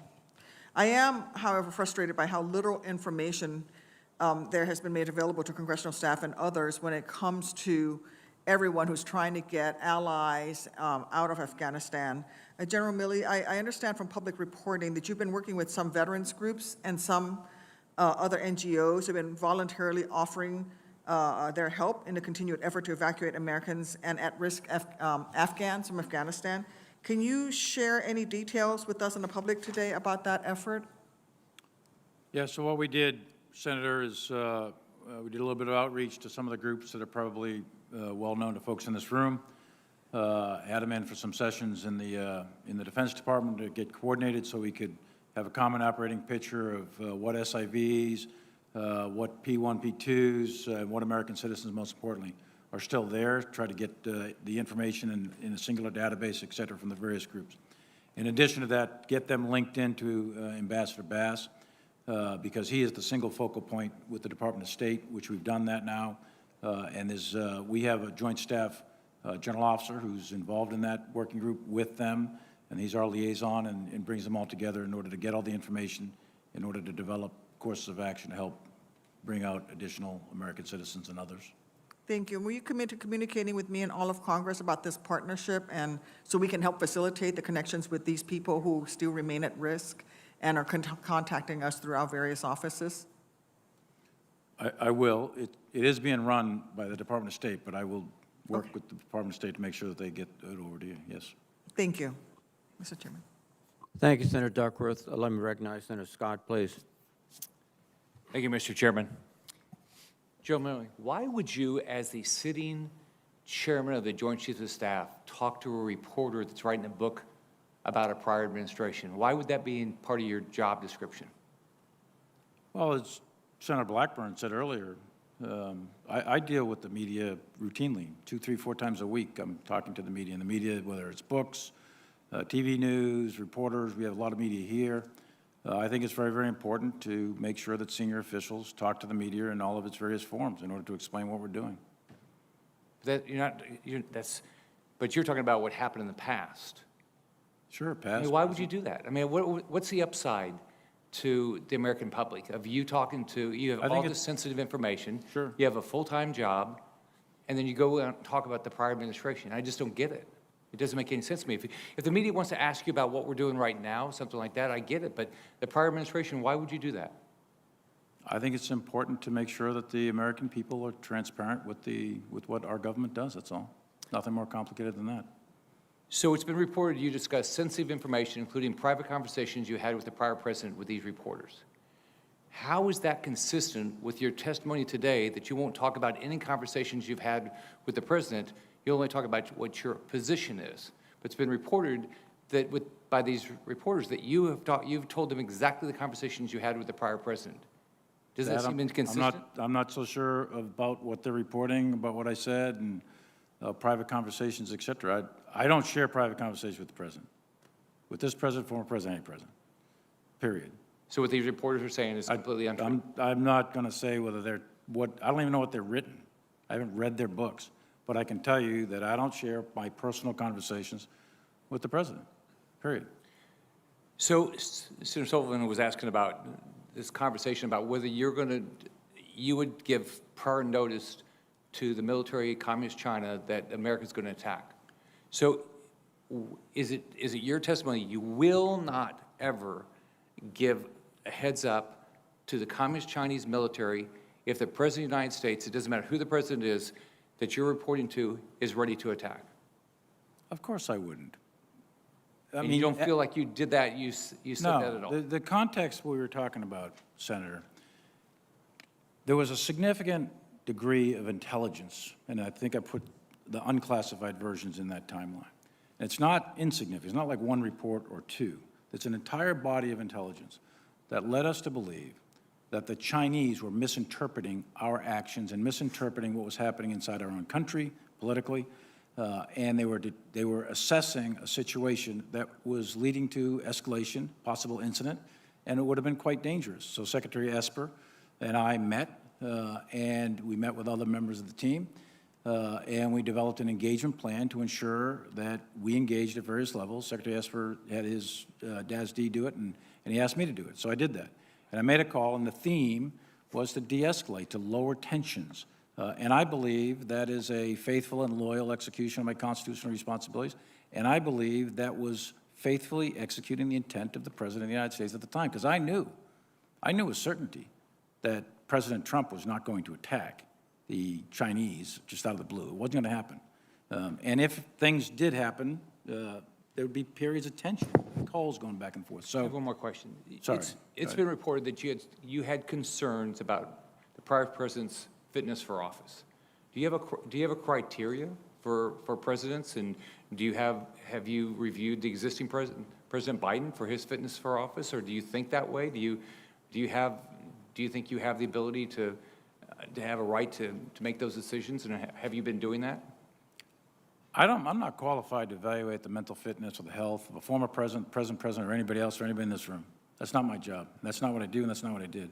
There was a lot of speculation going on, but I don't evaluate people's health and fitness. That's not my job. Okay. How did you feel when President Biden attacked the willingness of the Afghan military to fight? How did that make you feel? How did I feel? Yeah, when he went and attacked, he said he didn't think the Afghan military had the willingness to fight. How does that make you, as a military officer, how does that make you feel? I mean, somebody that you put your I think the life on the Afghan line? military sacrifice, I mean, there's 60 or 70,000 Afghans that were killed in Yeah. action over the last 20 years defending their country. And I thought, and I personally am witness to units that fought well and fought bravely and gave their life for their country. But I would also say at the same time that over the summer, in those 11 days, the vast majority of the Afghan units put their weapons down, and they surrendered without a fight. Kabul was taken with a couple hundred guys on motorcycles, and there wasn't a shot fired. So my question to myself is, how did we miss that? What happened? How did that happen? And that's one of the things we've got to figure out. How is it that an army of that size, that they were trained, they were manned, they were equipped, et cetera, how is it that the factors of will and leadership and morale just collapsed like that? And we have to answer that to ourselves. But the Afghan army fought for their country for 20 years and lost a lot of people. Thank you, Jeremy. Thank you, Senator Sullivan. Senator Scott, excuse me. Senator Rosen, please. Thank you, Mr. Chairman, and thank you for being here with us throughout this long day.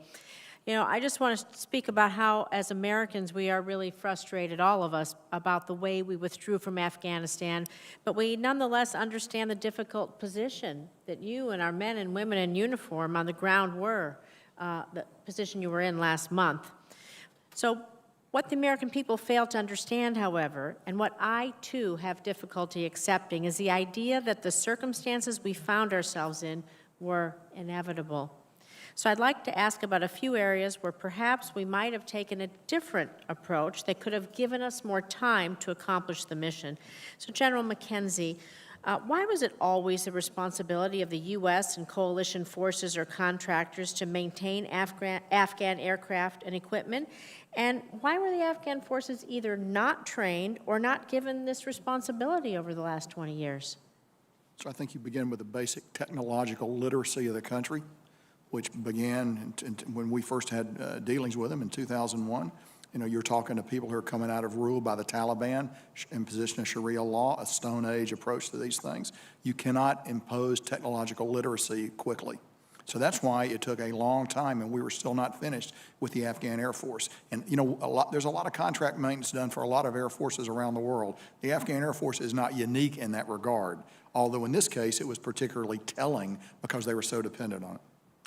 And so, understanding that, would it have been helpful to keep Bagram Air Base open in order to help with any of this going on, any of the evacuation, anybody else coming through the country, another place for our citizens, people from other countries, or special SIV holders, any of those folks? Ma'am, I was intimately involved in all the decisions on Bagram, and in no way would Bagram have been able to contribute to either the effective use of the Afghan Air Force, its continued maintenance, or bringing people out. And very briefly, I can tell you that once we went below 2,500 people in Afghanistan, we lost the ability to hold Bagram Air Base. And it was inevitable that we were going to have to come out of Bagram because we ended up in late June, early July with 650 Marines and soldiers in the country. It was not feasible to hold Bagram under those circumstances. So we were driven by the plan, which we had all had an opportunity to work, that we were going to come out of Bagram. There is no way we were going to be able to keep Bagram and go to effective zero in Afghanistan. Just not possible. Well, thinking of what we may have gained or may have lost as we leave, we think about countering adversaries. So again, General McKenzie, what is your assessment of the foreign influence in Afghanistan? in the wake of our withdrawal? And what are the measures that we can take now to prevent our adversaries from filling the vacuum created by our departure? Senator, last week I was in Kazakhstan, in the capital of Kazakhstan, Nur-Sultan, where I hosted what we call the Casa-Chad Conference. Uzbekistan, Kazakhstan, Tajikistan, the Kyrgyz Republic, and Pakistan. We all met and we talked about that region after the fall of Afghanistan. And generally, what they want is they want assurance. They want to continue to have ties with the United States because they want alternatives to Russia and they want alternatives to China. Unfortunately, because of their geographic location, they are going to always have to deal with Russia and China. But I think our partners in the region want a message that the United States is not going to turn our back on them, even though we left Afghanistan. And we had a very productive two-day conference based on those themes. Well, I couldn't agree more because I think it makes us more vulnerable if we allow anyone else to fill that vacuum. I'd like to, in the just minute I have left, just touch briefly on the fate of Afghan women. What we've seen regarding the status of women in territories where the Taliban had retained control prior to overthrowing the Afghan government, we know how horrible the conditions are for women. And so, what do you see moving forward for the fate of Afghan women? What can we do? What do you see as the future for women's rights in Afghanistan? During our long engagement in Afghanistan, I think we make great strides in educational and other opportunities for women in Afghanistan. I think those are all now gravely at risk with the return of the Taliban. So the levers that we have are economic and diplomatic. Which are not part of the Department of Defense. But I think that's how we have to work the problem. And I do think there is opportunity. It will not be a long-lived opportunity, a matter of months perhaps, where we can force the Taliban down a certain path based on their desire to have international financing, international recognition, the release of sanctions, and other things that are very important to them. So I think we've got to be very hard-nosed as we negotiate with them going forward to ensure these gains are not lost. Thank you. Thank you, Mr. Chairman. I really appreciate the hearing today, and I'll be submitting more questions for the record. Thank you, Senator Rosen. Senator Blackburn, please. Thank you, Mr. Chairman. General Milley, I want to come back to you. We discussed that you have had conversations with Woodward, Costa, Leonig, Rucker, and Bender on their books, correct? Not Koster. You did not on Costa. Well, he took to social media. Woodward, yes, and others. We'll leave that as a point of discussion. Okay, in any of these conversations, did you discuss private meetings with the president or White House officials? White House officials, perhaps. President, I don't think so. So you never discussed any of your conversations with President Trump? With President Trump. With any of these authors? Not a private conversation with Okay. President Trump. Did you portray the commander-in-chief in a negative light or make comments that were critical of the commander-in-chief to any of these authors with which you had conversations? Not my comments or my observations, no. You did Others that were relayed to me from others, Okay. perhaps. Well, I'm looking forward to your book report on Great. this. Would you see these conversations as an abuse of executive privilege? I would not, no. You would not, okay. Let me ask you this. What is your standard for determining when to leak private conversations with the president? I don't leak private conversations with the president. You did not. So you had these conversations with the authors, but you don't see that as leaking information to which they were not entitled to know. See, this is the problem that we have. See, as a member of this committee and as someone who represents a lot of our men and women in uniform that are there, as we've referenced today, I've really got an issue with the fact that you will talk to authors, but then you all come in here and you say, well, we can't tell you what we told the president, and then I have to drag it out of you that the written documents, which under Article 2, you're supposed to give those to us. You can't go hide behind somebody's skirts on this, and you don't want to give those to us. So you've repeatedly told this committee that you will not reveal your private conversations with President Biden, but then you've leaked this information from your meetings with President Trump. So it is important to us that you truthfully respond to us on this. absolutely. And I think what you did with making time to talk to these authors, burnishing your image, kind of, you know, building that bluster, but then not putting the focus on Afghanistan and what was happening there. General Milley, that is really disappointing to me. I know it's disappointing to people that have served with you or under you, under your command, and it does not serve our nation well. You talked a little bit earlier about the damage, and you said damage was the right word to use when assessing what has happened in Afghanistan when you look at America's credibility.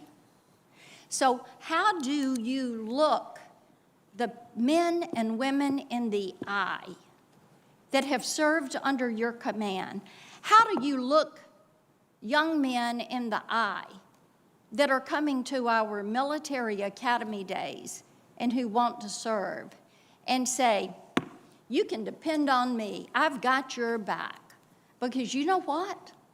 I think a lot of these families right now, they don't feel like you have your back.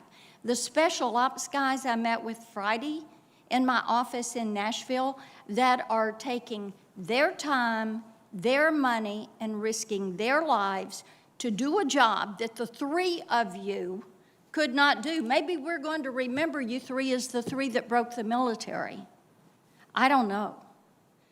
But this is causing just a lot of anger from people who have trusted the military. They have felt like the military was one of the most trustworthy institutions. But in order to get a name in a book, in order to not be drawn into a political fight, what you have managed to do is to politicize the U.S. military, to downgrade our reputation with our allies.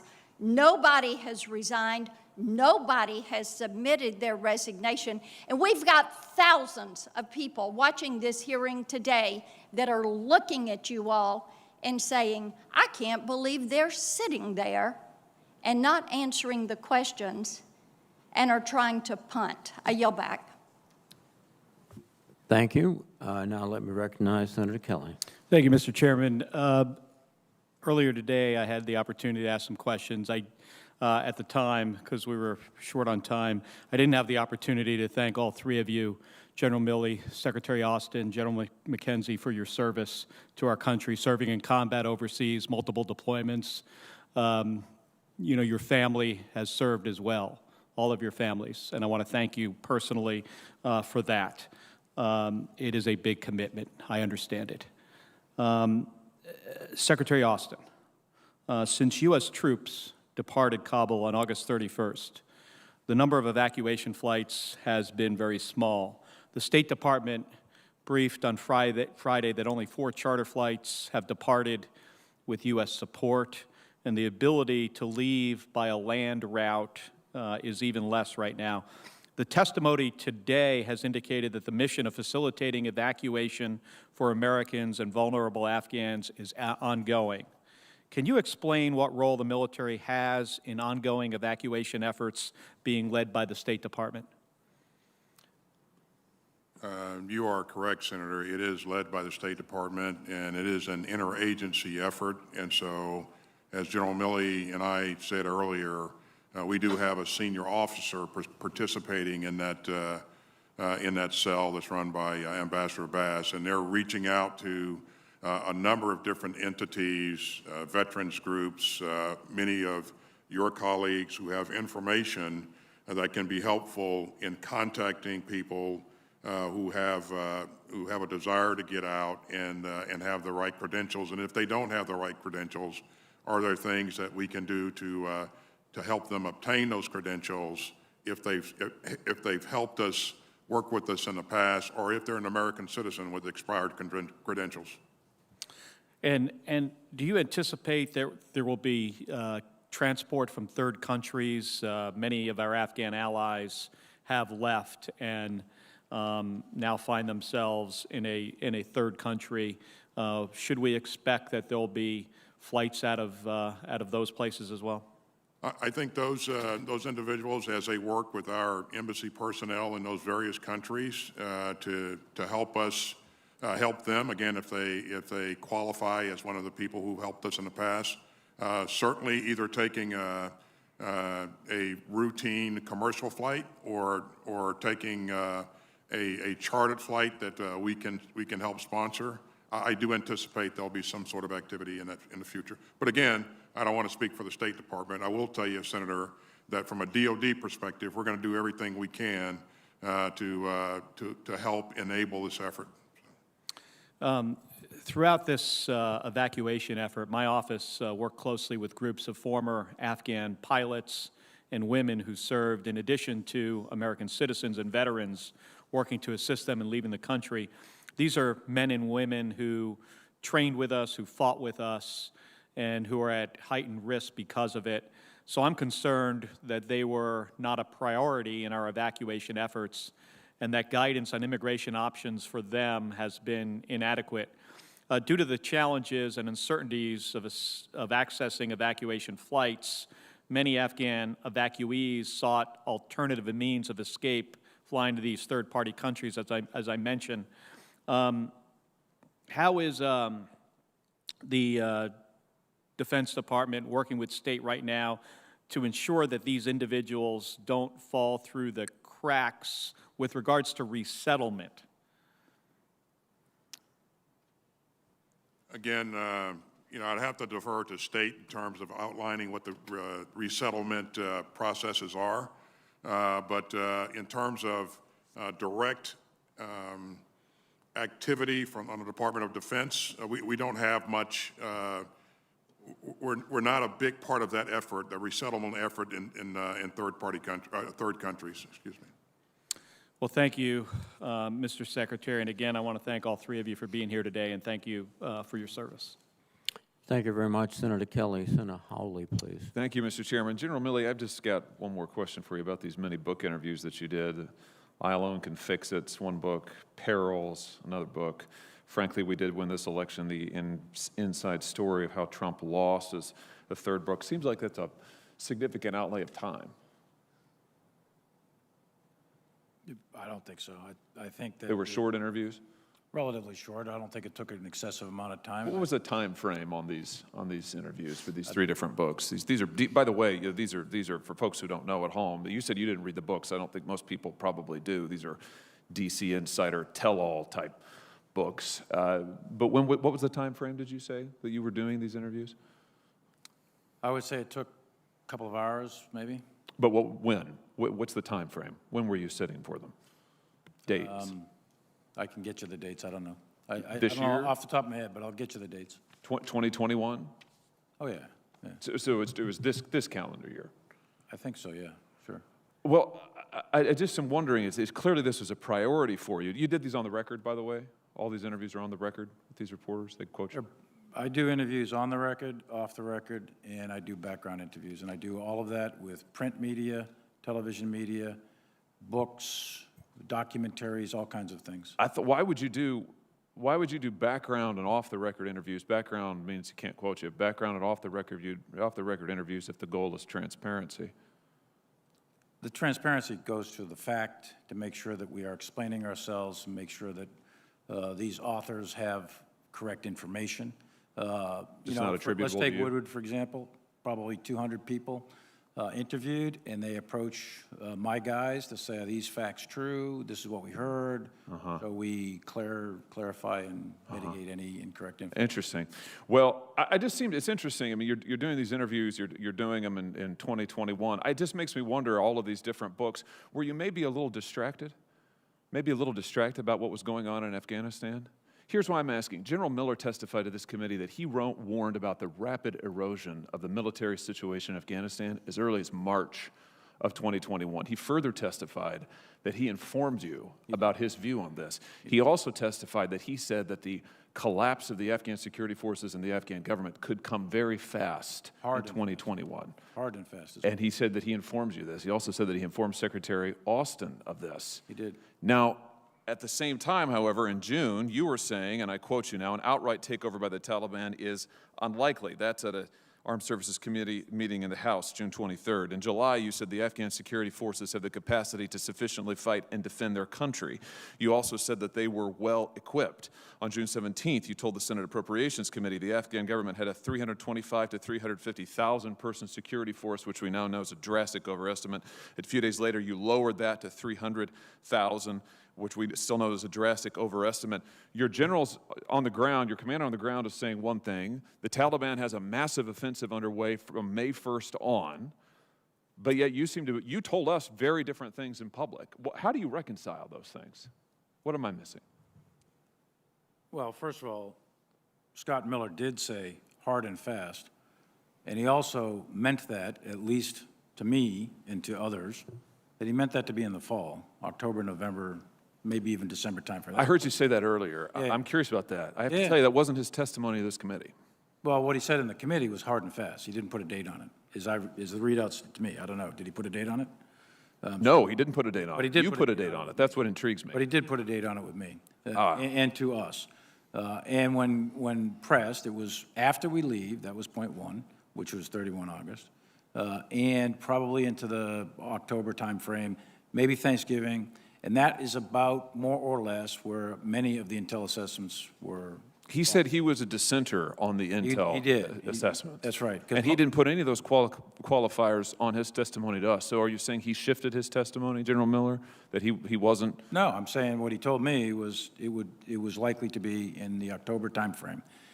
The intel assessments are centering around November, Thanksgiving at the latest, Christmas. Some intel assessments went into the next year. Here's my point, Senator, is the intel assessments had two basic things, in my view, was the scale and scope plus the speed. All the intel assessments, all of us, got that wrong. There's no question about it. That was a swing and a miss on the intel assessment of 11 days in August. There's nobody that called that. Well, How do can you I know that, just, Mark? General, my time is about, I appreciate that you've made these points. I don't mean to cut you off. It's just that my time is about to expire. I just want to say this. It seems to me that you put a high priority on making sure that you were favorably portrayed by the D.C. press corps. You spent a lot of time doing that. Fair enough if that's your priority. But at the same time, we had a rapidly deteriorating, frankly, disastrous situation in Afghanistan, which resulted in the death of 13 soldiers, including one from my home state, hundreds of civilians, and hundreds of Americans left behind. And in my view, that mission can't be called a success in any way, shape, or form, logistical or otherwise. General, I think you should resign. Secretary Austin, I think you should resign. I think this mission was a catastrophe. I think there's no other way to say it, and there has to be accountability. I respectfully submit it should begin with you. Senator, thank you, Mr. Chairman. Senator Tuberville. Thank you very much, Mr. Chairman. General Milley, you've spoken today a lot about civilian control of the military. I appreciate the statements you made about that today. On June the 10th, though, I asked for formal questions for the record about Bagram Airfield, and I pointed out that having a major air base within 500 miles of both Iranian and Chinese borders would be very strategically invaluable. I asked you about the feasibility of retaining Bagram Airfield as a U.S. base. I'm still waiting for a reply. I hope you do see today, ignoring, questions that might come up from civilian oversight sometimes backfires on you a little bit. You've apologized for being late for your statement today, the hearing, but you just got to understand the pattern here. I heard Senator Blackburn say about the book, you got to see how dismissive it looks to Congress that you've had time to interview and do all these interviews, but questions aren't answered. So I'm just troubled by some of those things. And also, on August 18th, you said, quote, "There is nothing that I or anyone else saw that indicated the collapse of the Army and this government in 11 days," end quote. I find it unbelievable with your staff of 3,200 people and a budget of 419 million taxpayer dollars that we didn't see the obvious. But I do think you saw it, because July the 11th, 2019, you said, quote, "I think pulling out prematurely would be a strategic mistake," end quote. You said here today, and you also said that here today. You agree? I 100% agree. Thank you. May I comment? Yeah, go ahead. On your first 2 points.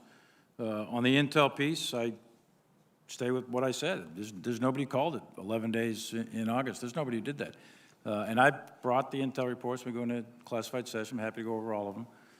And on the first thing. And then the Bagram thing, I did put a very lengthy response in my written statement. I don't know if you had an opportunity to read it yet. I'd encourage you to read it. It is also something that General McKenzie put in his. And I can assure you that we looked at that whole Bagram issue very, very carefully. And here's what I'm struggling with. General McKenzie, 1945, we left Japan. They're one of our biggest allies today. We're still there. Germany the same way. Korea the same way. We had 2,500 troops. The war stopped in 2014, and we started what? Operation Resolute support. And we're having all these people cry, we got to get out of here. Folks, we are going to pay for what we just did. I mean, I got young kids, y'all got kids and grandkids, and we're going to be back in there fighting. What's your thoughts about that, General McKenzie? And I know, we're not talking about the president. What do you think about the future of what we've got to do in Afghanistan? So we have very few levers in Afghanistan right now because we've completely pulled out. Will we be back? I think we're always going to reserve the right to go after ISIS and al-Qaeda targets as they present themselves. We've been very clear on that. And that's not going to be easy, and we'll talk a little bit more about that in the closed session. It will not be easy to do that. It will be possible to do that. As for larger engagements with the Taliban or whatever government follows them, I mean, that's going to be a hard road from where I sit, and I sit a very small slice of that. That's really a question, for diplomats and others to talk about how our future relationship with the government as a whole will be. But I think my judgment will be they're going to regress significantly in every sphere of activity in Afghanistan over the next few years with the Taliban in charge. We can afford to survive with our military. We got that kind of money. And it just burns me up that we're eventually going to have to go back there. We're going to have problems here. I think we should have looked at it. I know President Biden wanted to get out. He told people. President Trump wanted to get out. I disagree with it. I mean, we gave up the best base in that area. And it's just amazing to me that we're going to have to go back, and hopefully we don't lose its channel. What's your thoughts about it as we ended up here, Secretary Austin? Well, I don't think it's preordained that we're going to have to go back, Senator. I would tell you that what you've heard us say is that we recognize that transnational terrorists will migrate towards ungoverned spaces. We also are committed to not allowing al-Qaeda to regenerate and be able to export terror from Afghanistan to the United States of America. And we'll remain laser focused on that going forward. And we'll do everything within our power to make sure that doesn't happen. Thank you. Could I ask you one question, Austin? Are you against dishonorable discharges to the military for not taking a vaccine? You're the leader of the DOD. I am the leader, and again, we have a non-judicial, a UCMJ that really addresses all of the issues in the military and gives our leadership what they need to be able to enforce standards. Taking the vaccine is a requirement, and again, I'll just leave it at that. Thank you very much, Senator Tuberville.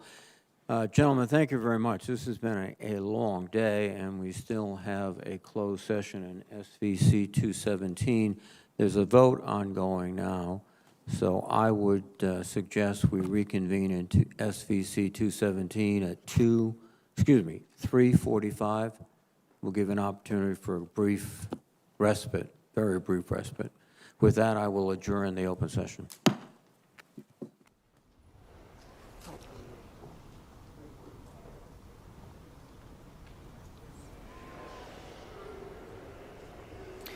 And that concludes a very consequential hearing that we've been following all day today. This is a Washington Post special report. I'm Rhonda Colvin. Libby Casey is on assignment. James Homan is with me. He's been with us the whole day. James, are there any headlines out of this last session and also that first session too? I thought that final comment from General McKenzie